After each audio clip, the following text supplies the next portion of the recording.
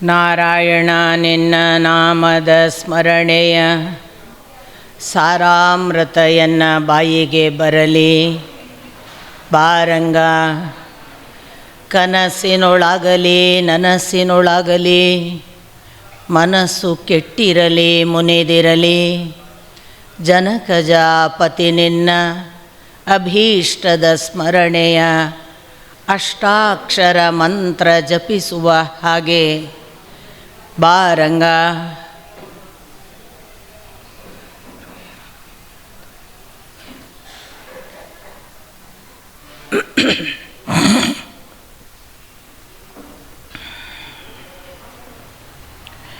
ನಾರಾಯಣಂ ನಮಸ್ಕೃತ್ಯ ನರಂಚೈವ ನರೋತ್ತಮಂ ದೇವೀಂ ಸರಸ್ವತೀಂ ವ್ಯಾಸಂ ತತೋ ಜಯಮುದೀರಯೇತ್. ಕೃಷ್ಣಂ ವಂದೇ ಜಗದ್ಗುರುಂ.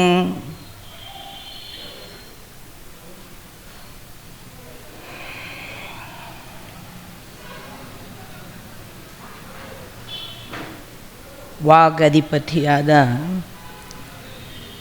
ಬ್ರಹ್ಮಣಸ್ಪತಿ ಅನಿಸಿಕೊಂಡ ಶ್ರೀ ಗಣಪತಿಯನ್ನು ವಂದಿಸಿ ಶ್ರೀಕೃಷ್ಣನನ್ನು ಭಕ್ತಿಪೂರ್ವಕವಾಗಿ ನಮಿಸಿ ಆಶೀರ್ವಾದ ಬೇಡುತ್ತಾ ನೆರೆದಿರುವ ಎಲ್ಲ ಹಿರಿಯ ಭಕ್ತರ ಪದತಲಕ್ಕೆ ಹಣೆ ಹಚ್ಚಿ ನಮಸ್ಕಾರ.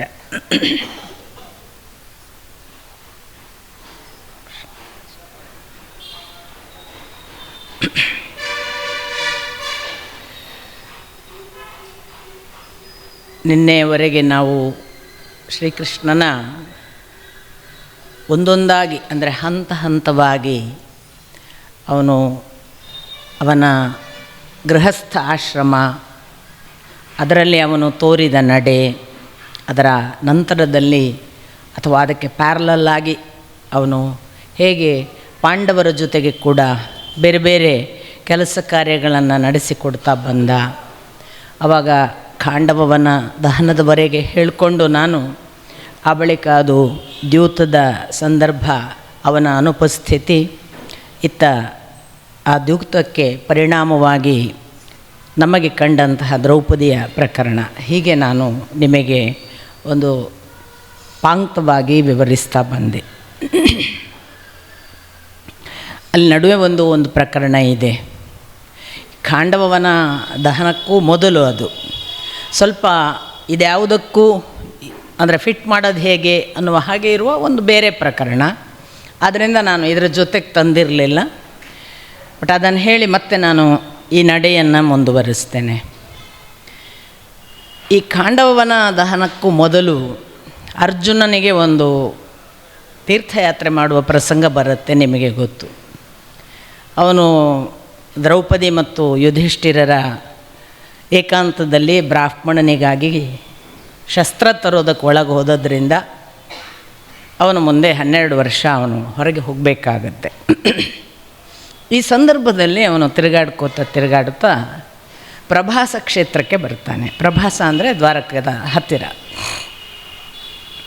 ಈ ಪ್ರಭಾಸ ಕ್ಷೇತ್ರಕ್ಕೆ ಬರುವಾಗ ಶ್ರೀಕೃಷ್ಣ ಮತ್ತು ಅರ್ಜುನ ಮುಖಾಮುಖಿ ಆಗ್ತಾರೆ. ಬಹಳ ಪ್ರೀತಿಯಿಂದ ಒಂದು ಆಲಿಂಗನ ಆಗುತ್ತೆ.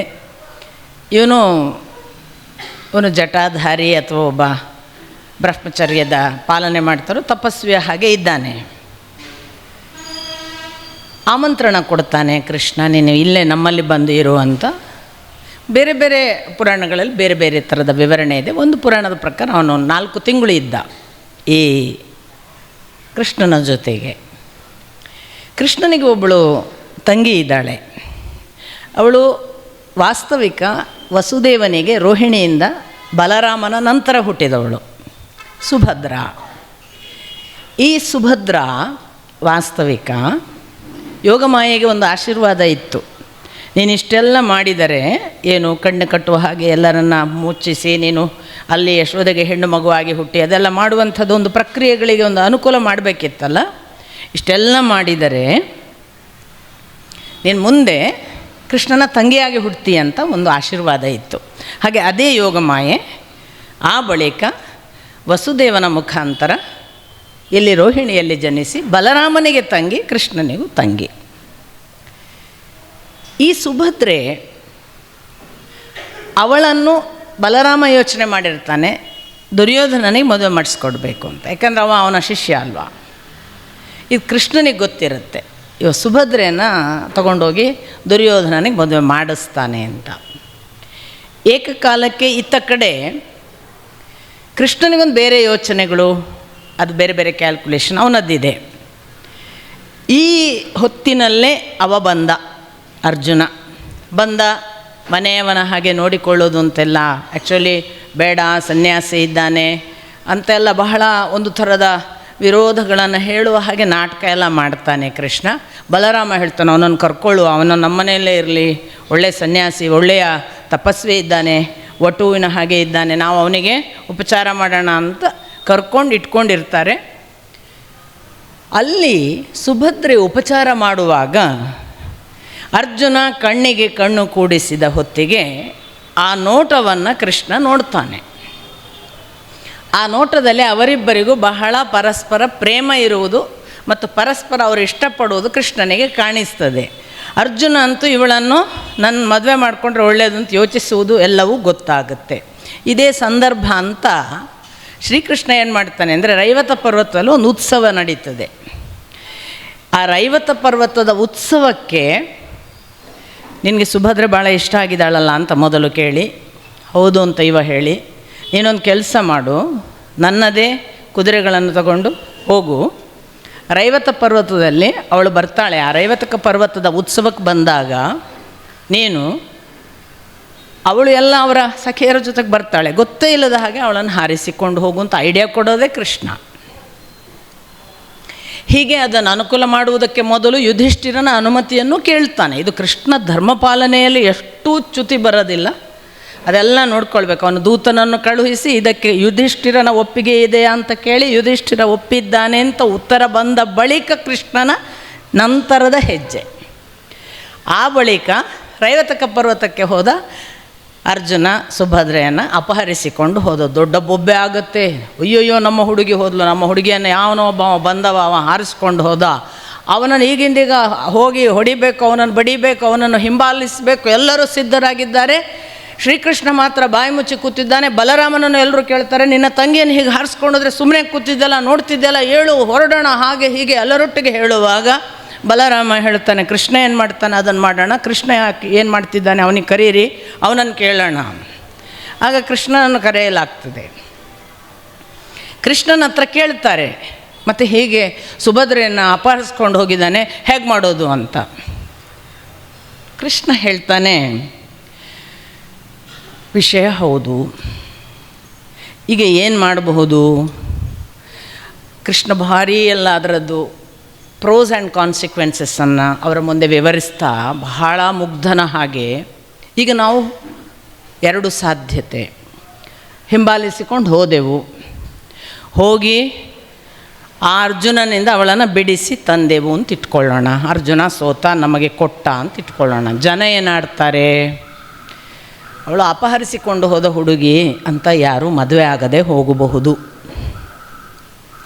ಇಲ್ಲ, ಇನ್ನೊಂದು ಚಾನ್ಸ್, ನಾವು ಹೋದ್ವಿ, ಹೋರಾಟ ಮಾಡಿದ್ವಿ, ಅರ್ಜುನ ನಮ್ಮನ್ನು ಗೆದ್ದ, ಕೃಷ್ಣ ಬಲರಾಮರು ಅರ್ಜುನನ ಮುಂದೆ ಸೋತ್ರಂತೆ ಅಂತ ಒಂದು ಅಪವಾದ ಬರುತ್ತೆ. ಎರಡಾದರೂ ಒಳ್ಳೆಯದಲ್ಲ. ಮತ್ತು ಪುನಃ ಇವನೇ ಹೇಳೋದು, ಮತ್ತೊಂದು ಗೊತ್ತಾ ನಿನಗೆ, ಅವನು ಸಾಮಾನ್ಯ ರಥದಲ್ಲಿ ಹೋಗಿಲ್ಲ, ನನ್ನ ಕುದುರೆನ ಅಪಹರಿಸ್ಕೊಂಡು ಹೋಗಿದ್ದಾನೆ, ಇವನೇ ಕೊಟ್ಟಿರೋದು, ನನ್ನ ಕುದುರೆನ ಅಪಹರಿಸ್ಕೊಂಡು ಹೋಗಿದ್ದಾನೆ. ಆಮೇಲೆ ಈಗ ಒಂದು ವೇಳೆ, ಈಗ ವಿವಾಹದಲ್ಲಿ ಅನೇಕ ರೀತಿಗಳು ಆ ಕಾಲಕ್ಕೆ ಧರ್ಮಶಾಸ್ತ್ರ ಆಕ್ಸೆಪ್ಟ್ ಮಾಡಿದಂಥದ್ದಿತ್ತು. ಗಾಂಧರ್ವ ಮಾತ್ರ ಅಲ್ಲದೆ ರಾಕ್ಷಸ, ಕನ್ಯಾ ಶುಲ್ಕ ಕೊಟ್ಟು ತೆಗೆದುಕೊಳ್ಳುವಂಥದ್ದು, ಅಥವಾ ವರ ಕನ್ಯೆಗೆ ಶುಲ್ಕ ಕೊಡೋದು, ಕನ್ಯೆ ವರನಿಗೆ ಶುಲ್ಕ ಕೊಡೋದು, ಎಲ್ಲ ಪದ್ಧತಿಗಳು ಇತ್ತು. ಅವನು ಆಮೇಲೆ ಸ್ವಯಂವರ ಅಂತ ಒಂದು ಇತ್ತಲ್ಲ, ತಾವೇ ಹೋಗಿ ಹಾಕಿಕೊಂಡು ಹಾರ ಹಾಕ್ಕೊಳ್ಳುವಂಥದ್ದು.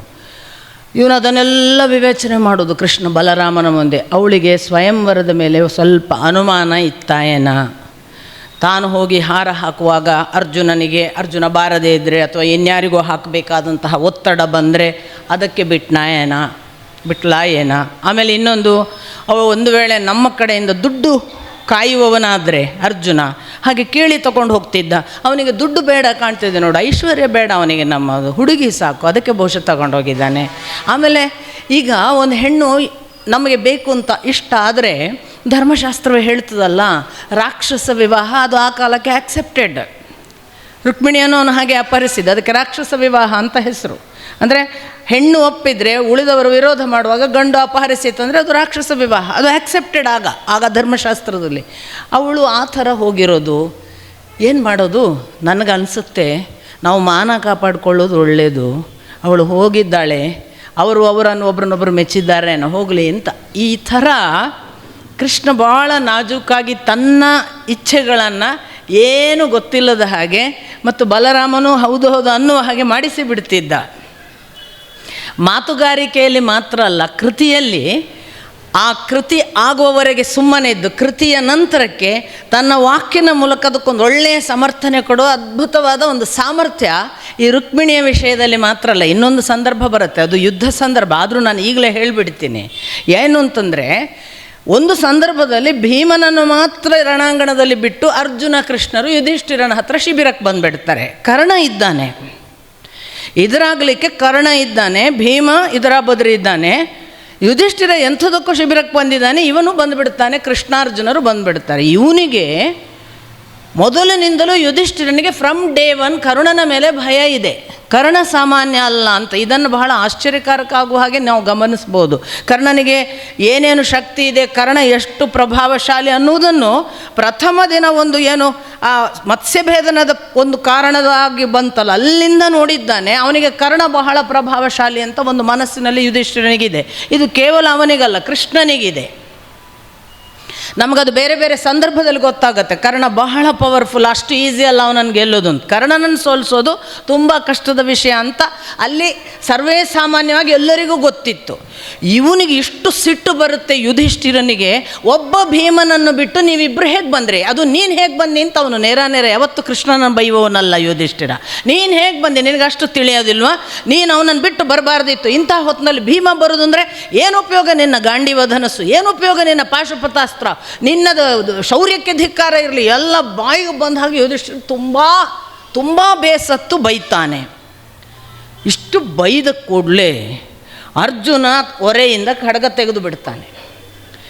ತೆಗೆದು ಕೂಡಲೇ ಏನು ಕೇಳ್ತಾನೆ ಕೃಷ್ಣ.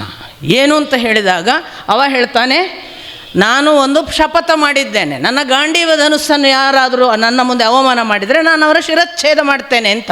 ಈಗ ಅಣ್ಣನ ಶಿರಚ್ಛೇದ ಮಾಡ್ತೇನೆ ಅಂತ ಇವನಿತ್ತು ಬಿಟ್ಟ. ಕೃಷ್ಣ ಇದು ಫಜಿತಿ ಆಯ್ತಲ್ಲ, ವಿಷಯ ಹೌದು, ಗಾಂಡೀವ ಧನುಸ್ಸು ಅವಮಾನ ಮಾಡಿದರೆ ಶಿರಚ್ಛೇದ ಮಾಡಿ ಮಾತು ತಪ್ಪಬಾರ್ದು. ಕೃಷ್ಣ ಈಗ ಹೇಗೆ ಸಾಲ್ವ್ ಮಾಡಬೇಕು? ಕೃಷ್ಣ ಹೇಳ್ತಾನೆ, ಅಷ್ಟೇ ಹೌದಲ್ವಾ, ನೀನು ಹೇಳಿದ್ದೆಂಥದ್ದು, ಒಟ್ಟು ಅವನ ಶಿರಚ್ಛೇದ ಮಾಡ್ತೇನೆ ಅಂತ. ನೀನು ಆ ಖಡ್ಗ ಒರೆಯ ಒಳಗೆ ಇಡು. ಮತ್ತು ಏನು ಮಾಡು ಗೊತ್ತಾ, ನಿನಗೆ ನಿನ್ನ ಅಣ್ಣನನ್ನು ಎಷ್ಟು ಬೈಬೇಕು ಅಂತುಂಟು ಅಷ್ಟು ಬೈದು ಅವಮಾನ ಮಾಡು. ಅವಮಾನಕ್ಕಿಂತ ದೊಡ್ಡ ಶಿರಚ್ಛೇದವೇ ಇಲ್ಲ, ನೀನು ಬೈ ಅಂದ. ಇವನಿಗೂ ಹೌದು ಒಳ್ಳೆ ಸೊಲ್ಯೂಷನ್ ಅನ್ನಿಸ್ತು. ಖಡ್ಗವನ್ನು ಹೊರಗೆ ಏರಿಸಿದ, ಮತ್ತೆ ಪುನಃ ಶುರು ಮಾಡಿದ. ನೀನೆಂಥವ, ನೀನು ಒಬ್ಬ ಧರ್ಮ ಧರ್ಮ ಧರ್ಮ ಅಂತ ಹೇಳಿ ಅಲ್ವ ನಮಗೆ ಈ ವನವಾಸ, ನಿನ್ನಿಂದಾಗಿ ಅಲ್ವ ನಮಗೆ ಈ ಯುದ್ಧ, ನಿನ್ನಿಂದಾಗಿ ಅಲ್ವ ಈ ಕಷ್ಟ ಕಾರ್ಪಣ್ಯ, ನೀನು ಮತ್ತೆ ಬಹಳ ದೊಡ್ಡ ಬಾಯಿ ಬಡುಕ ಮಾತ್ರ, ನೀನು ಯಾವ ಯುದ್ಧ ಮಾಡ್ತೀನಿ, ನಾನಲ್ಲ ಯುದ್ಧ ಮಾಡೋದು, ಭೀಮ ಅಲ್ವಾ, ನಮ್ಮಿಬ್ಬರನ್ನು ಬಿಟ್ಟರೆ ನಿಮ್ಮದೇನದುಂಟು, ನೀನು ಏನು ಪರಾಕ್ರಮಿ ಅಂತ ನಮಗೆ ಹೇಳೋದು, ಎಲ್ಲ ಬೈತಾನೆ ಅರ್ಜುನ. ಅಲ್ಲಿಗೆ ಒಂದು ಸಾಲ್ವ್ ಆಯಿತು ಅನ್ನುವಾಗ ಪುನಃ ಖಡ್ಗ ತೆಗಿತಾನಿವ. ಕೃಷ್ಣ ಕೇಳ್ತಾನೆ, ಆಯ್ತಲ್ಲ ನೀನು ಪುನಃ ಏನು ಖಡ್ಗ ತೆಗೆದದ್ದು? ಅವ ಹೇಳ್ತಾನೆ, ನನ್ನದು ಧರ್ಮ ತಪ್ಪಿದೆ, ನಾನು ನನ್ನ ಅಣ್ಣ ನನ್ನ ಹಿರಿಯ ಅವನನ್ನು ನಾನು ಅವಮಾನಿಸಿದೆ, ಇದು ಧರ್ಮವಲ್ಲ ಅಧರ್ಮ, ನಾನು ನನ್ನನ್ನೇ ಕೊಂದುಕೊಳ್ತೇನೆ, ನಾನು ಇದನ್ನು ಮಾಡಬಾರ್ದಿತ್ತು ಅಂತ ಖಡ್ಗ ತೆಗಿತಾನೆ. ಕೃಷ್ಣ ಹೇಳ್ತಾನೆ, ಅದಕ್ಕೆ ಸಹ ಉಪಾಯ ಉಂಟು, ನಿನ್ನ ಖಡ್ಗ ಏನೋ ತೆಗಿಬೇಡ, ಒಳಗಿಡು. ಏನು? ಕೃಷ್ಣ ಹೇಳ್ತಾನೆ, ನಿನಗೆ ನಿನ್ನನ್ನು ಎಷ್ಟು ಕೊಚ್ಚಿಕೊಳ್ಬೇಕು ಅಂತುಂಟು ಅಷ್ಟು ಕೊಚ್ಚಿಕೊ. ನಾನು ಅಂದರೆ ಯಾರು ಅಂತ ಎಣಿಸಿದ್ರಿ, ನಾನು ಅಂದರೆ ಪಾಶುಪತಾಸ್ತ್ರವನ್ನು ಪಡೆದವ, ಸಾಕ್ಷಾತ್ ಶಿವನನ್ನು ಒಲಿಸಿದವ, ಇಂದ್ರಲೋಕಕ್ಕೆ ಹೋದವ, ನನ್ನ ಪರ್ವತದ ಆ ಕೀಲು ಪರ್ವತಕ್ಕೆ ಹೋದಾಗ ಆದಂತಹ ನನ್ನ ಸಾಧನೆಗಳನ್ನು ಇವತ್ತು ಯಾರು ಮಾಡಿದ್ದಾರೆ? ನಾನೊಬ್ಬ ಮಹಾನುಭಾವ, ನಾನು ಅಂಥವ, ನಾನು ಇಂಥವ, ನಾನು ಆಹಾ ಪರಾಕ್ರಮಿ, ಆ ಮಾಡಿದ್ದೇನೆ ಈ ಮಾಡಿದ್ದೇನೆ ಎಲ್ಲ ಹೇಳಿದ. ಆಯ್ತಲ್ಲ, ಎರಡು ಸಾಲ್ವ್ ಆಯ್ತಲ್ಲ, ಇನ್ನು ಹೋಗುವ. ಕೃಷ್ಣ 2 ವಧೆಗಳನ್ನು ವಾಕ್ಯನ ಮೂಲಕ ಮುಗಿಸಿದ. ಇಲ್ಲಿ ಒಂದು ಪಾಠ ಹೇಳ್ತಾನೆ ಕೃಷ್ಣ. ಹಿರಿಯರನ್ನು ಅವಮಾನಿಸುವುದು ವಧೆಗೆ ಸಮಾನ. ನಮ್ಮನ್ನು ನಾವು ಆತ್ಮಪ್ರಶಂಸೆ ಮಾಡುವುದು ಆತ್ಮಹತ್ಯೆಗೆ, ವಧೆಗೆ ಸಮಾನ. ಎರಡನ್ನು ಬಿಡಿ ಅಂತಲೂ ಸೂಚನೆ ಕೊಟ್ಟ ಕೃಷ್ಣ. ಏಕಕಾಲಕ್ಕೆ ಒಂದು ಶಾಸ್ತ್ರಬದ್ಧವಾದ ಯಾವ ನಿರ್ಣಯ ಇತ್ತು, ನನಗೆ ಯಾವ ಗಾಂಡೀವಕ್ಕೆ ಯಾರು ಅವಮಾನ ಮಾಡ್ತಾನೆ ಅವನನ್ನು ಕೊಲ್ತೇನೆ ಅನ್ನೋ ಪ್ರತಿಜ್ಞೆಯನ್ನು ಸಾಧಿತಗೊಳಿಸಿದ. ಆಮೇಲೆ ಹಿರಿಯನನ್ನು ಅವಮಾನ ಮಾಡಿದ ಧರ್ಮಶಾಸ್ತ್ರಕ್ಕೆ ವಿರುದ್ಧವಾದ ಮಾತಿಗೂ ಕೂಡ ಒಳ್ಳೆಯ ಒಂದು ಪರಿಹಾರ ಹೇಳಿಕೊಟ್ಟ. ನಾವು ಆತ್ಮಪ್ರಶಂಸೆಗೆ ಹೋದರೆ ಅವಮಾನ ಅಥವಾ ಅದು ಆತ್ಮಹತ್ಯೆ. ಇನ್ನೊಬ್ಬ ದೊಡ್ಡವನನ್ನು ನಮ್ಮ ಮುಂದೆ ನಿಲ್ಲಿಸಿ ಅವನಿಗೆ ಕಡಿಮೆ ಮಾಡಿದರೆ, ಮಾತಿನಿಂದ ಕೃತಿಯಿಂದ ಅವನನ್ನು ಅವಮಾನಿಸಿದರೆ ಅದು ಮರಣಕ್ಕೆ ಸಮಾನ. ಮಾಡಕೂಡದು. ಕೃಷ್ಣ ಇದನ್ನು ಬರೇ ಆಡಿಲ್ಲ, ಎಲ್ಲಿಯೂ ಯಾರಿಗೂ ಎದುರಿಗೆ ಅವಮಾನನೇ ಮಾಡಿಲ್ಲ. ಹಿಂದಲ್ಲ, ಎದುರಿಗೆ ಮಾಡಿಲ್ಲ, ಹಿಂದೆ ಮಾಡಿದ್ದಾನೆ. ಹಾಗಾದರೆ ಇಲ್ಲವೇ ಇಲ್ಲ, ಎಲ್ಲೂ ಕೂಡ ಆ ಥರದ ಒಂದೇ ಒಂದು ಘಟನೆ ನಮಗೆ ಸಿಗೋದಿಲ್ಲ. ಇದು ಕೃಷ್ಣ ನಮಗೆ ಕೊಡುವ ಪಾಠ. ಥ್ರೂ ಔಟ್ ನಾವು ನಮ್ಮ ಸಣ್ಣ ಪುಟ್ಟ ಕ್ರಿಯೆಗಳಲ್ಲಿ ಎಷ್ಟು ಜನರನ್ನು ನಾವು ನೋಯಿಸ್ತಿರ್ತೀವಿ, ಎಷ್ಟು ಜನರನ್ನು ನಾವು ಕೆಟ್ಟದಾಗಿ ಮಾತಾಡ್ತೀವಿ. ಎಲ್ಲದಕ್ಕೂ ನಮಗೆ ಒಂದು ಸರಿ ಆತ್ಮಾವಲೋಕನ ಮಾಡಿಕೊಳ್ಳುವ ಹಾಗೆ ಕೃಷ್ಣನ ಈ ನಡೆ. ನಾನು ಇದೆಲ್ಲವನ್ನು ಹೇಳುವಾಗ ನಿಮಗೆ ಇನ್ನೂ ಒಂದು ಘಟನೆಯನ್ನು ಹೇಳಿಬಿಡ್ತೇನೆ.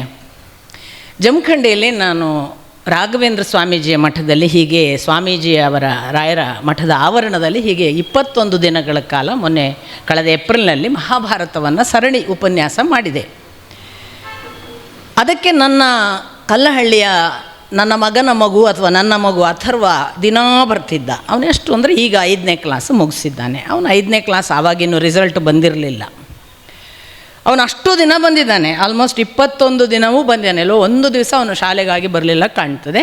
ಅಷ್ಟು ದಿನ ಬಂದು ಕೂತಿದ್ದಾನೆ. ಪ್ರತಿದಿನ ಬಂದು ನನ್ನೊಟ್ಟಿಗೆ ಡಿಸ್ಕಷನ್ ಎಲ್ಲ ಇರೋದು ಊಟ ಮಾಡುವಾಗ ಟೇಬಲ್ನಲ್ಲಿ.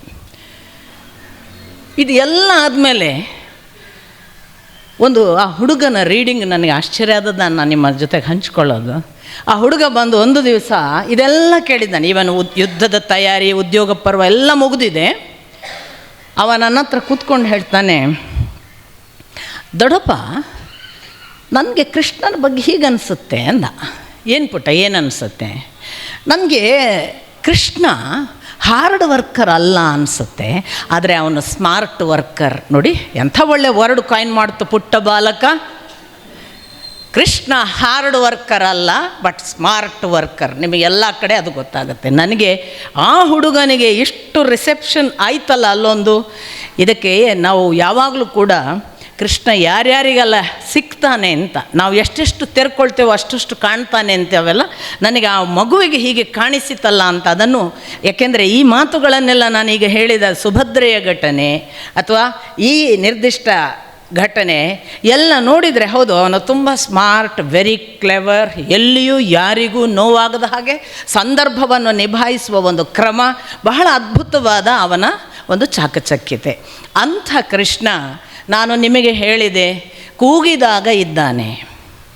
ಎಂಥ ಕೂಗು ಆರ್ತವಾಗ್ತದೋ, ಜಿಜ್ಞಾಸುಗಳಿಗೆ ನಾನಿದ್ದೇನೆ, ಜ್ಞಾನಿಗಳಿಗೆ ನಾನಿದ್ದೇನೆ, ಆರ್ತವಾಗಿ ಕೂಗುವವರಿಗೆ ನಾನಿದ್ದೇನೆ ಅಂತ ಏನು ಕೃಷ್ಣ ಅಲ್ಲಿ ಹೇಳಿದ್ದ, ಅದಕ್ಕೆ ಪ್ರತಿಕ್ರಿಯೆಯ ಭಾಗವಾಗಿ ನಾವು ಯಾವಾಗಲೂ ಅವನ ಆ್ಯಕ್ಷನ್ ನೋಡಬೇಕು ಅಂತ ನಾನು ನಿಮಗೆ ಹೇಳಿದೆ. ಎಲ್ಲೋ ಹೇಳಿದ್ದು ಘೋಷಣೆ ಮಾತ್ರ ಆದರೆ, ನೀವು ನನ್ನನ್ನು ಯಾವಾಗ ಬೇಕೋ ಆವಾಗ ಕೂಗಿ ನಾನಿದ್ದೇನೆ ಹೇಳಿ ಒಂದು ಘಟನೆಯೂ ನಮಗೆ ಅಂಥದ್ದು ಸಿಗಲಿಲ್ಲ ಆದರೆ ಇವಾಗ ಬುರುಡೆ ಬಿಡ್ತಾನೆ ಅಂತ ಅರ್ಥ.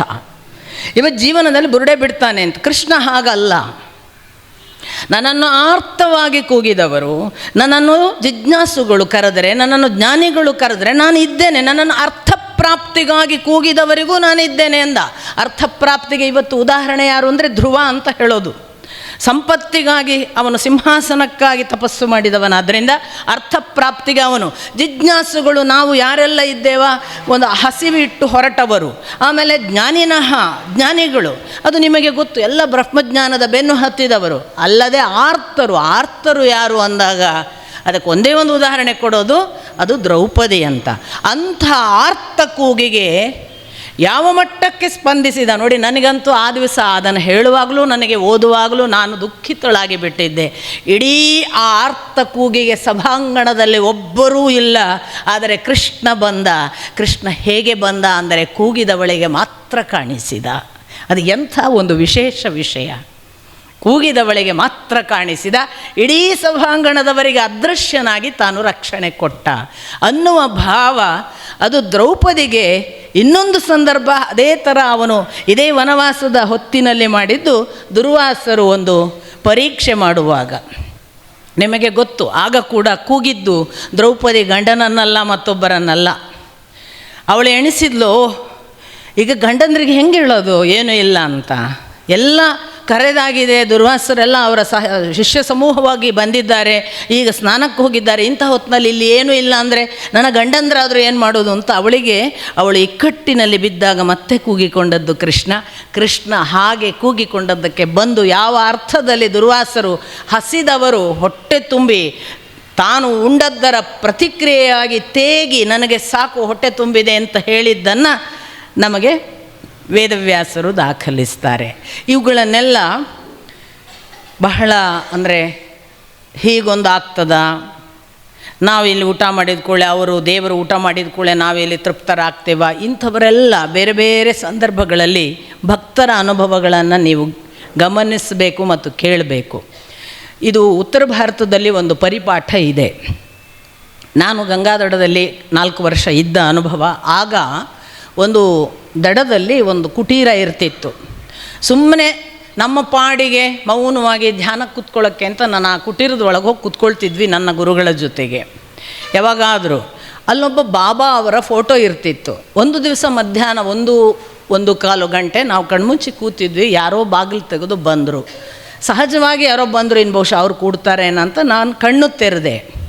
ಅವಳು ನಮಗೆ ಏನು ಗೊತ್ತುಪಡಿಸುವ ಹಾಗೆ ಸಪ್ಪಳ ಮಾಡಲಿಲ್ಲ. ಅವಳು ತಗೊಂಡು ಹೋದ್ಲು, ಆ ಬಾಬಾನ ಮುಂದೆ ಕೂತ್ಲು.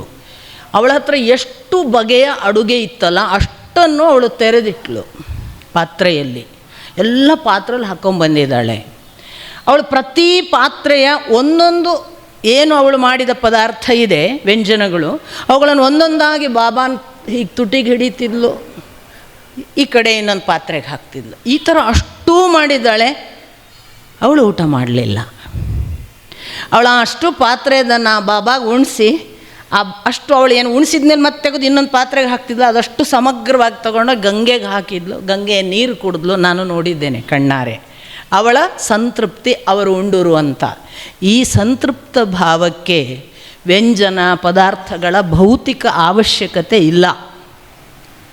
ಅದು ಕೃಷ್ಣ ಮಾಡಿ ತೋರಿಸಿದ ಭಕ್ತಿಯಿಂದ ಆ ದುರ್ವಾಸರಿಗೆ ನನ್ನ ಹತ್ರ ಬಂದಂತಹ ಹಸಿವು ಏನಿದೆ ಅದನ್ನು ನಾನು ನಿವಾರಿಸಿದರೆ ಅಲ್ಲಿ ಇಲ್ಲವಾಗಬೇಕು ಅನ್ನುವಂತಹ ಒಂದು ಪ್ರಯೋಗದ ಹಾಗೆ ಕೃಷ್ಣ ಅದನ್ನು ಮಾಡಿ ನಿವಾರಿಸಿದ್ದು ನಮಗೆ ಕಾಣುವ ಇನ್ನೊಂದು ಸಂದರ್ಭ. ಇದಾಯಿತು. ನಿಮಗೆ ಗೊತ್ತು, ಅವರ ಅಜ್ಞಾತವಾಸ ಮುಗಿಸಿದ್ರು. ವಿರಾಟನ ಅರಮನೆಯಲ್ಲಿ ಏಕಮಾತ್ರ ಅರ್ಜುನನ ಕಾರಣವಾಗಿ ಇಡೀ ಗೋಗ್ರಹಣ ಸಂದರ್ಭ ಪಾಂಡವರು ಅಥವಾ ವಿರಾಟನ ಪರವಾಯಿತು. ಅಲ್ಲಿಯವರೆಗೆ ಅಜ್ಞಾತವಾಸ ಮುಗಿಯಿತು. ಮುಂದೆ ಲೆಕ್ಕದ ಪ್ರಕಾರ ಈ ಧೃತರಾಷ್ಟ್ರಾದಿಗಳು ಅಜ್ಞಾತವಾಸ ಮುಗಿದ ಬಳಿಕ ಕರಾರೆ ಹಾಗೆ ದ್ಯೂತದಲ್ಲಿ 12 ವರ್ಷ ಸೋತವರು 12 ವರ್ಷ ವನವಾಸ, 1 ವರ್ಷ ಅಜ್ಞಾತವಾಸ. ಅದಾದ ಬಳಿಕ ಮರಳಿ ಬಂದಾಗ ಮತ್ತೆ ಅವರಿಗೆ ಅರ್ಧ ರಾಜ್ಯ ಕೊಡಬೇಕು. ಅರ್ಧ ರಾಜ್ಯ ಎಲ್ಲ ವಾಸ್ತವಿಕ ಪೂರ್ತಿ ರಾಜ್ಯ ಇತ್ತು. ಅದನ್ನು ಮೊದಲೇ ಅರ್ಧ ರಾಜ್ಯ ಮಾಡಿದ್ರು. ಕಾಂಡವ ವನದಹನ ಮಾಡಿ ಇಂದ್ರಪ್ರಸ್ಥ ನಿರ್ಮಾಣ ಆಗಿತ್ತು. ಅದನ್ನು ತಮಗೆ ಇಟ್ಕೊಂಡಿದ್ರು. ಇವರು ಇಲ್ಲ ಅಂದರು. ಬೇರೆ ಬೇರೆ ಕಾರಣ ಕೊಟ್ಟರು, ಕೊಡೋಕ್ಕಾಗಲ್ಲ. ಒಟ್ಟಿನಲ್ಲಿ ಅವರಲ್ಲಿ ಅದೇ ಜಾಯಮಾನ, ಕೊಡೋದಿಲ್ಲ ಅಂತ ಗೊತ್ತಾಗ್ತಾ ಹೋಗ್ತದೆ. ಇವರು ವಿರಾಟನ ಉಪಪ್ಲವ್ಯ ಅನ್ನುವ ನಗರದಲ್ಲಿ ಕೂತು ಸಮಾಲೋಚನೆ ಮಾಡ್ತಾರೆ, ಏನು ಮಾಡೋದು ಅಂತ. ಇಷ್ಟರಲ್ಲಿ ಇಲ್ಲಿ ಒಂದು ಕೌರವರಲ್ಲಿ ಬಹಳ ದೊಡ್ಡ ಚರ್ಚೆ ಎಲ್ಲ ಆಗುತ್ತೆ. ನಿಮಗೆ ಗೊತ್ತು, ಭೀಷ್ಮ, ದ್ರೋಣ, ವಿದುರ, ಆಮೇಲೆ ಧೃತರಾಷ್ಟ್ರ, ದುರ್ಯೋಧನ, ಕರ್ಣ, ದುಶ್ಯಾಸನ, ಶಕುನಿ ಇವರದ್ದೆಲ್ಲ ಒಂದು ದೊಡ್ಡ ಡೈಲಾಗ್. ಇವರೆಷ್ಟೂ ಜನ ಕೂಡ ನಾವು ರಾಜ್ಯ ಕೊಡುವುದಕ್ಕೆ ಅವರು ಅರ್ಹರಲ್ಲ ಅಂತಲೇ ಮಾತಾಡ್ತಾರೆ. ಯಾಕೆ ನೋಡಿ, ಅಲ್ಲೊಂದು ಹಿಡಿಯೋದು ಏನು ಒಂದು ಲೂಪ್ ಹೋಲ್ ಅಂದರೆ, ಅವರು ಅಜ್ಞಾತವಾಸ ಮುಗಿದ ಕೂಡಲೇ ನಮ್ಮ ಹತ್ರ ಪ್ರೀತಿಯಲ್ಲಿ ಬರಬೇಕಿತ್ತು. ಅವ್ರು ಬಂದಿಲ್ಲ. ಅವರೇನು ಮಾಡಿದ್ದಾರೆ, ನಮ್ಮ ಶತ್ರುಗಳು ವಿರಾಟರು, ಆ ವಿರಾಟರ ಸ್ನೇಹ ಮಾಡಿದ್ದಾರೆ, ನಮ್ಮ ವಿರುದ್ಧ ಹೋರಾಟ ಮಾಡಿದ್ದಾರೆ, ತಾವು ನಮ್ಮ ಶತ್ರುಗಳು ಅಂತ ಅವರೇ ಘೋಷಿಸಿರೋದು, ನಾವಲ್ಲ ಅಂತ. ಹಿಂಗೊಂದು ಆರ್ಗ್ಯುಮೆಂಟ್ ದುರ್ಯೋಧನಾದಿಗಳದ್ದು. ಇದರಿಂದ ಅವರಿಗೆ ಎಂದು ಕೊಡಬಾರದು. ಇದನ್ನು ಸಂಜಯನ ಮೂಲಕ ದೂತವಾಕ್ಯವಾಗಿ ಕಳುಹಿಸಿಯೂ ಆಯಿತು. ಕೃಷ್ಣ ಮೊದಲಾದವರು ಮರಳಿ ಉತ್ತರ ಕಳಿಸ್ತಾರೆ. ಕೃಷ್ಣ ಏನು ಉತ್ತರ ಒಟ್ಟಿನಲ್ಲಿ ಅದು ಯುಧಿಷ್ಠಿರಾದಿಗಳ ಒಟ್ಟು ಸಮಗ್ರ ಭಾವವಾಗಿ ಉತ್ತರ ಏನು ಅಂದರೆ, ನಮಗೆ ಅರ್ಧ ರಾಜ್ಯ ಬೇಡ, 5 ಗ್ರಾಮ ಕೊಡು. ಮಾಕಂದಿ, ವೃಕಸ್ಥಲ, ವಾರಣಾವತ ಮತ್ತು 1 ಗ್ರಾಮ ನಿನ್ನಿಷ್ಟದ್ದು ಅಂತ ಬೇರೆ, ಆ ಇಷ್ಟವನ್ನು ಅವರಿಗೆ ಬಿಟ್ಟು 5 ಗ್ರಾಮ ನಮಗೆ 5 ಜನರಿಗೆ ನೀನು ಕೊಡು. ನಾವು ನಮ್ಮ ಪಾಡಿಗೆ 5 ಗ್ರಾಮಗಳಲ್ಲಿರ್ತೀವಿ, ನಮಗೆ ರಾಜ್ಯ ಕೂಡ ಬೇಡ ಅಂತ ಹೇಳಿ ಕಳಿಸಲಾಗಿರ್ತದೆ. ಇದು ನೆನಪಿಟ್ಕೊಳ್ಬೇಕು, ಕೃಷ್ಣನ ಸಮ್ಮುಖದಲ್ಲಿ ದೂತವಾಕ್ಯ. ಆದರೆ ಸಂಜಯನಿಗೆ ಇಷ್ಟನ್ನೇ ಹೇಳಿರೋದಿಲ್ಲ ಕೃಷ್ಣ. ಇದು ನಮ್ಮ ಒಂದು ನಿಟ್ಟಿನ ನಡೆ. ಆದರೆ ಇದಕ್ಕೆ ತದ್ವಿರುದ್ಧವಾದರೆ ನಾವು ಯುದ್ಧಕ್ಕೆ ಸಿದ್ಧ ಅನ್ನೋದನ್ನು ಹೇಳು. ಯುದ್ಧಕ್ಕೆ ಹೆದರಿದ್ದೀವಿ, ಅದಕ್ಕೆ 5 ಗ್ರಾಮ ಕೇಳೋದು ಅಂತ ಎಣಿಸೋದು ಬೇಡ. ಶಾಂತಿ ಸೌಹಾರ್ದ ಇಷ್ಟು ಓಕೆ ಅಂತಾದರೆ ನಮಗಿದು ಸಾಕು, ಇದು ಬೇಡ, ನಾವು ಇದು ಕೊಡಲ್ಲ ಅಂದರೆ ಮತ್ತು ನಿಮಗೆ ಭಯಪಟ್ಟು ನಾವು 5 ಗ್ರಾಮ ತಗೊಳ್ಳಿಕ್ಕೆ ಹೊರಟದಂತ ಎಣಿಸೋದು ಬೇಡ, ಯುದ್ಧ ಮಾಡೋಣ ಅಂತ ಈ ಎಲ್ಲ ಸೂಚನೆಯನ್ನು ಸಂಜಯನ ಹತ್ರ ಕೊಟ್ಟ ಬಳಿಕ ಈಗ ಸಂಜಯ ಅವರ ಕಡೆಯಿಂದ ಬಂದಿದ್ದಾನೆ. ಇಲ್ಲಿಂದ ಯಾರು ಹೋಗೋದು ಅಂತ ಒಂದು ಪ್ರಶ್ನೆ ಅಲ್ವಾ? ಇಲ್ಲಿಂದ ಯಾರೋ ಹೋಗಬೇಕು ದೂತವಾಕ್ಯಕ್ಕೆ. ನೋಡಿ, ಆಶ್ಚರ್ಯ ಆಗುತ್ತೆ. ಕೃಷ್ಣ ಹೇಳ್ತಾನೆ, ನಾನು ದೂತನಾಗಿ ಈ ನಿನ್ನ ಅಭಿಪ್ರಾಯಗಳನ್ನು ಹೇಳುವುದಕ್ಕೆ ನಾನು ದುರ್ಯೋಧನನ ಅರಮನೆಗೆ ಹೋಗ್ತೇನೆ ಅಂತ. ಆ ತಕ್ಷಣ ಯುಧಿಷ್ಠಿರ ಹೇಳುವ ಮಾತು, ಇಲ್ಲ ಕೃಷ್ಣ, ನೀನು ಹೋಗತಕ್ಕದ್ದಲ್ಲ. ಯಾಕೆ ಅಂದರೆ ನಿನ್ನನ್ನು ಯಾರೂ ಗೌರವಿಸುವುದಿಲ್ಲವೋ ಅಲ್ಲಿಗೆ ನೀನು ಹೋಗತಕ್ಕದ್ದಲ್ಲ. ಎರಡನೆಯದ್ದು, ಅವನು ನಿನ್ನನ್ನು ಅಲ್ಲಿ ಅವಮಾನಿಸುತ್ತಾನೆ, ಅದು ನನಗೆ ನೋಡುವುದಕ್ಕೂ ಕೇಳುವುದಕ್ಕೂ ಸಾಧ್ಯವೇ ಇಲ್ಲ. ನಾನು ಅದನ್ನು ಎಂದೂ ನನ್ನ ಜೀವನದಲ್ಲಿ ನೋಡಲಾರೆ, ಕೇಳಲಾರೆ. ಆದ್ದರಿಂದ ನೀನು ಹೋಗತಕ್ಕದ್ದಲ್ಲ. ನಮಗೆ ಶಾಂತಿ ದೂತನಾಗಿ ಇನ್ಯಾರಾದರೂ ಹೋಗಲಿ, ನೀನು ಹೋಗುವುದು ಬೇಡ ಅಂತ ಯುಧಿಷ್ಠಿರ ಪಟ್ಟು ಹಿಡಿತಾನೆ. ನೀವೆಲ್ಲ ಈ ವಾಕ್ಯಗಳನ್ನು ಗಮನಿಸಿ, ನಾನು ಅಲ್ಲಿರುವುದನ್ನೇ ಹೇಳೋದು. ನಾನು ನಿಮಗೆ ಮತ್ತೆ ಹೇಳ್ತೇನೆ, ನಾನು ಟೇಪ್ ರೆಕಾರ್ಡರ್ ಅಲ್ಲ. ಟೇಪ್ ರೆಕಾರ್ಡರ್ ಆದರೂ ರೆಕಾರ್ಡ್ ಮಾಡ್ತದೆ, ನಾನು ಟೇಪ್ ರೆಕಾರ್ಡರ್ ಅಲ್ಲ. ನನ್ನಲ್ಲಿ ರೆಕಾರ್ಡ್ಗಳಿಲ್ಲ. ಆದರೆ ನಾನು ಅಂಚೆಯವಳು. ನನಗೊಂದು ಪೋಸ್ಟ್ ಮನ್ ಕೆಲಸ ಕೊಟ್ಟಿದ್ದಾನೆ ಭಗವಂತ. ನನ್ನ ಹತ್ರ ಪೋಸ್ಟ್ ಇದೆ, ನನಗೆ ಅದರೊಳಗೆ ಏನಿದೆ ಗೊತ್ತಿಲ್ಲ. ನಾನು ನಿಮಗೆ ಅದನ್ನು ಕೊಡ್ತಿದ್ದೇನೆ, ನೀವು ಓದ್ತಿದ್ದೀರಿ ಅಷ್ಟೇ. ನಾನು ಕೊಟ್ಟ ಮೇಲೆ ನನ್ನ ಕೈಲಿ ಏನೂ ಇಲ್ಲ, ನಾನು ಖಾಲಿ. ಹಾಗಾಗಿ ನಾನೊಂದು ಅಂಚೆಯ ಒಳಗೆ ನಿಮಗೆ ಹೇಳೋದು, ವಾಕ್ಯಗಳು ಯಾವುದು ನನ್ನವಲ್ಲ. ನಾನು ಅಲ್ಲಿರುವ ವಾಕ್ಯಗಳನ್ನು ಹೇಳೋದು ಭಗವಂತನ ವಾಕ್ಯಗಳು. ಭಗವಂತ ಹೇಳ್ತಾನೆ, ನಾನು ಹೋಗಲೇಬೇಕು ಯುಧಿಷ್ಠಿರ.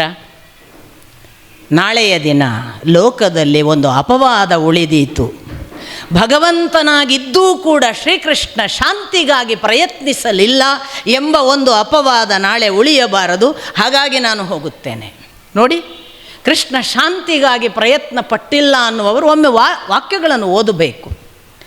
ನಾಳೆಯ ದಿನ ಲೋಕದಲ್ಲಿ ಕೃಷ್ಣ ಭಗವಂತನಿದ್ದೂ ಕೂಡ ಒಂದು ಶಾಂತಿಗಾಗಿ ಪ್ರಯತ್ನ ಪಡಲಿಲ್ಲ ಅನ್ನುವ ಅಪವಾದ ಲೋಕದಲ್ಲಿ ಉಳಿಯಬಾರದು.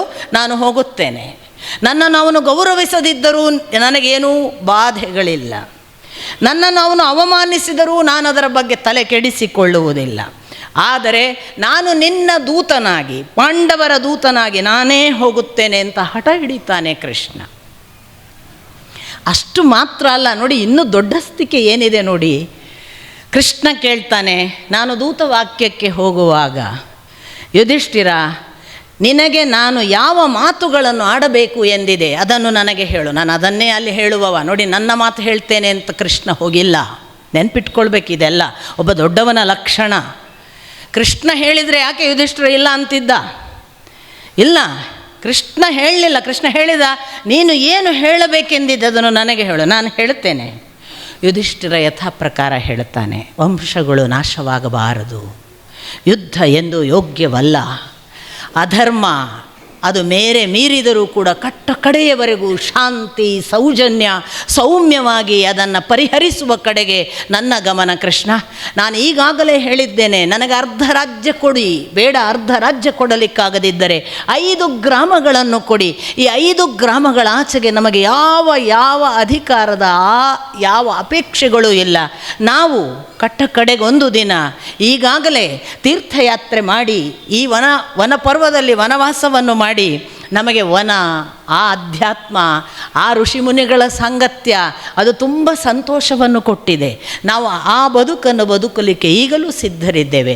ಆದರೆ ನಾವು ಹೆದರಿದ್ದೇವೆ, ನಮ್ಮಿಂದ ಆಗುವುದಿಲ್ಲ, ನೀಗುವುದಿಲ್ಲ ಅನ್ನುವ ಕಾರಣಕ್ಕಾಗಿ ನಾವು ಮತ್ತೆ ಕಾಡಿಗೆ ಹೋಗುತ್ತೇವೆ ಎಂದು ಅವರು ಭಾವಿಸಬಾರದು.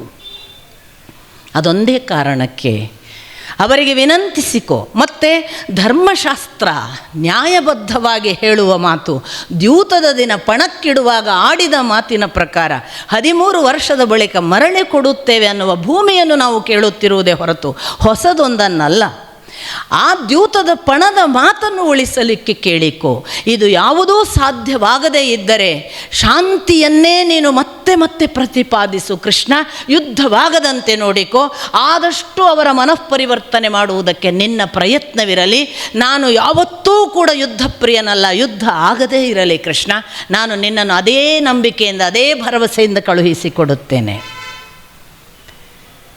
ನಿನ್ನ ಮಾತನ್ನು ಒಪ್ಪಿದೆ ಯುಧಿಷ್ಠಿರ. ನೀನು ನಿನ್ನ ಧರ್ಮನಿಷ್ಠೆಗೆ, ಭಕ್ತಿಗೆ, ಮನುಷ್ಯ ಸಹಜವಾದ ನಿನ್ನ ದಯೆ, ಅನುಕಂಪಕ್ಕೆ ಅನುಗುಣವಾಗಿಯೇ ಮಾತನಾಡಿದ್ದಿ. ಆದರೆ ನಾನು ನಿನ್ನ ಯಾವ ಮಾತನ್ನು ಚಾಚೂ ತಪ್ಪದೆ ಅವರಿಗೆ ಗಮನಕ್ಕೆ ತರುತ್ತೇನೆ.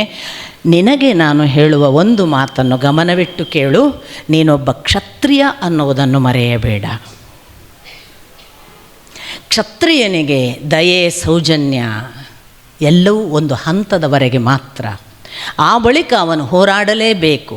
ನೀನು ಆ ಕ್ಷತ್ರಿಯನಾದದ್ದರಿಂದ ನಿನ್ನ ಆ ಕ್ಷಾತ್ರಗುಣವನ್ನು ನೆನಪಿಟ್ಟುಕೊಂಡು ನಾಳೆ ಯುದ್ಧ ಅನಿವಾರ್ಯವಾದರೆ ಇದರ ಅರ್ಥ ನಾನು ಪ್ರಯತ್ನಿಸುವುದಿಲ್ಲ ಎಂದಲ್ಲ.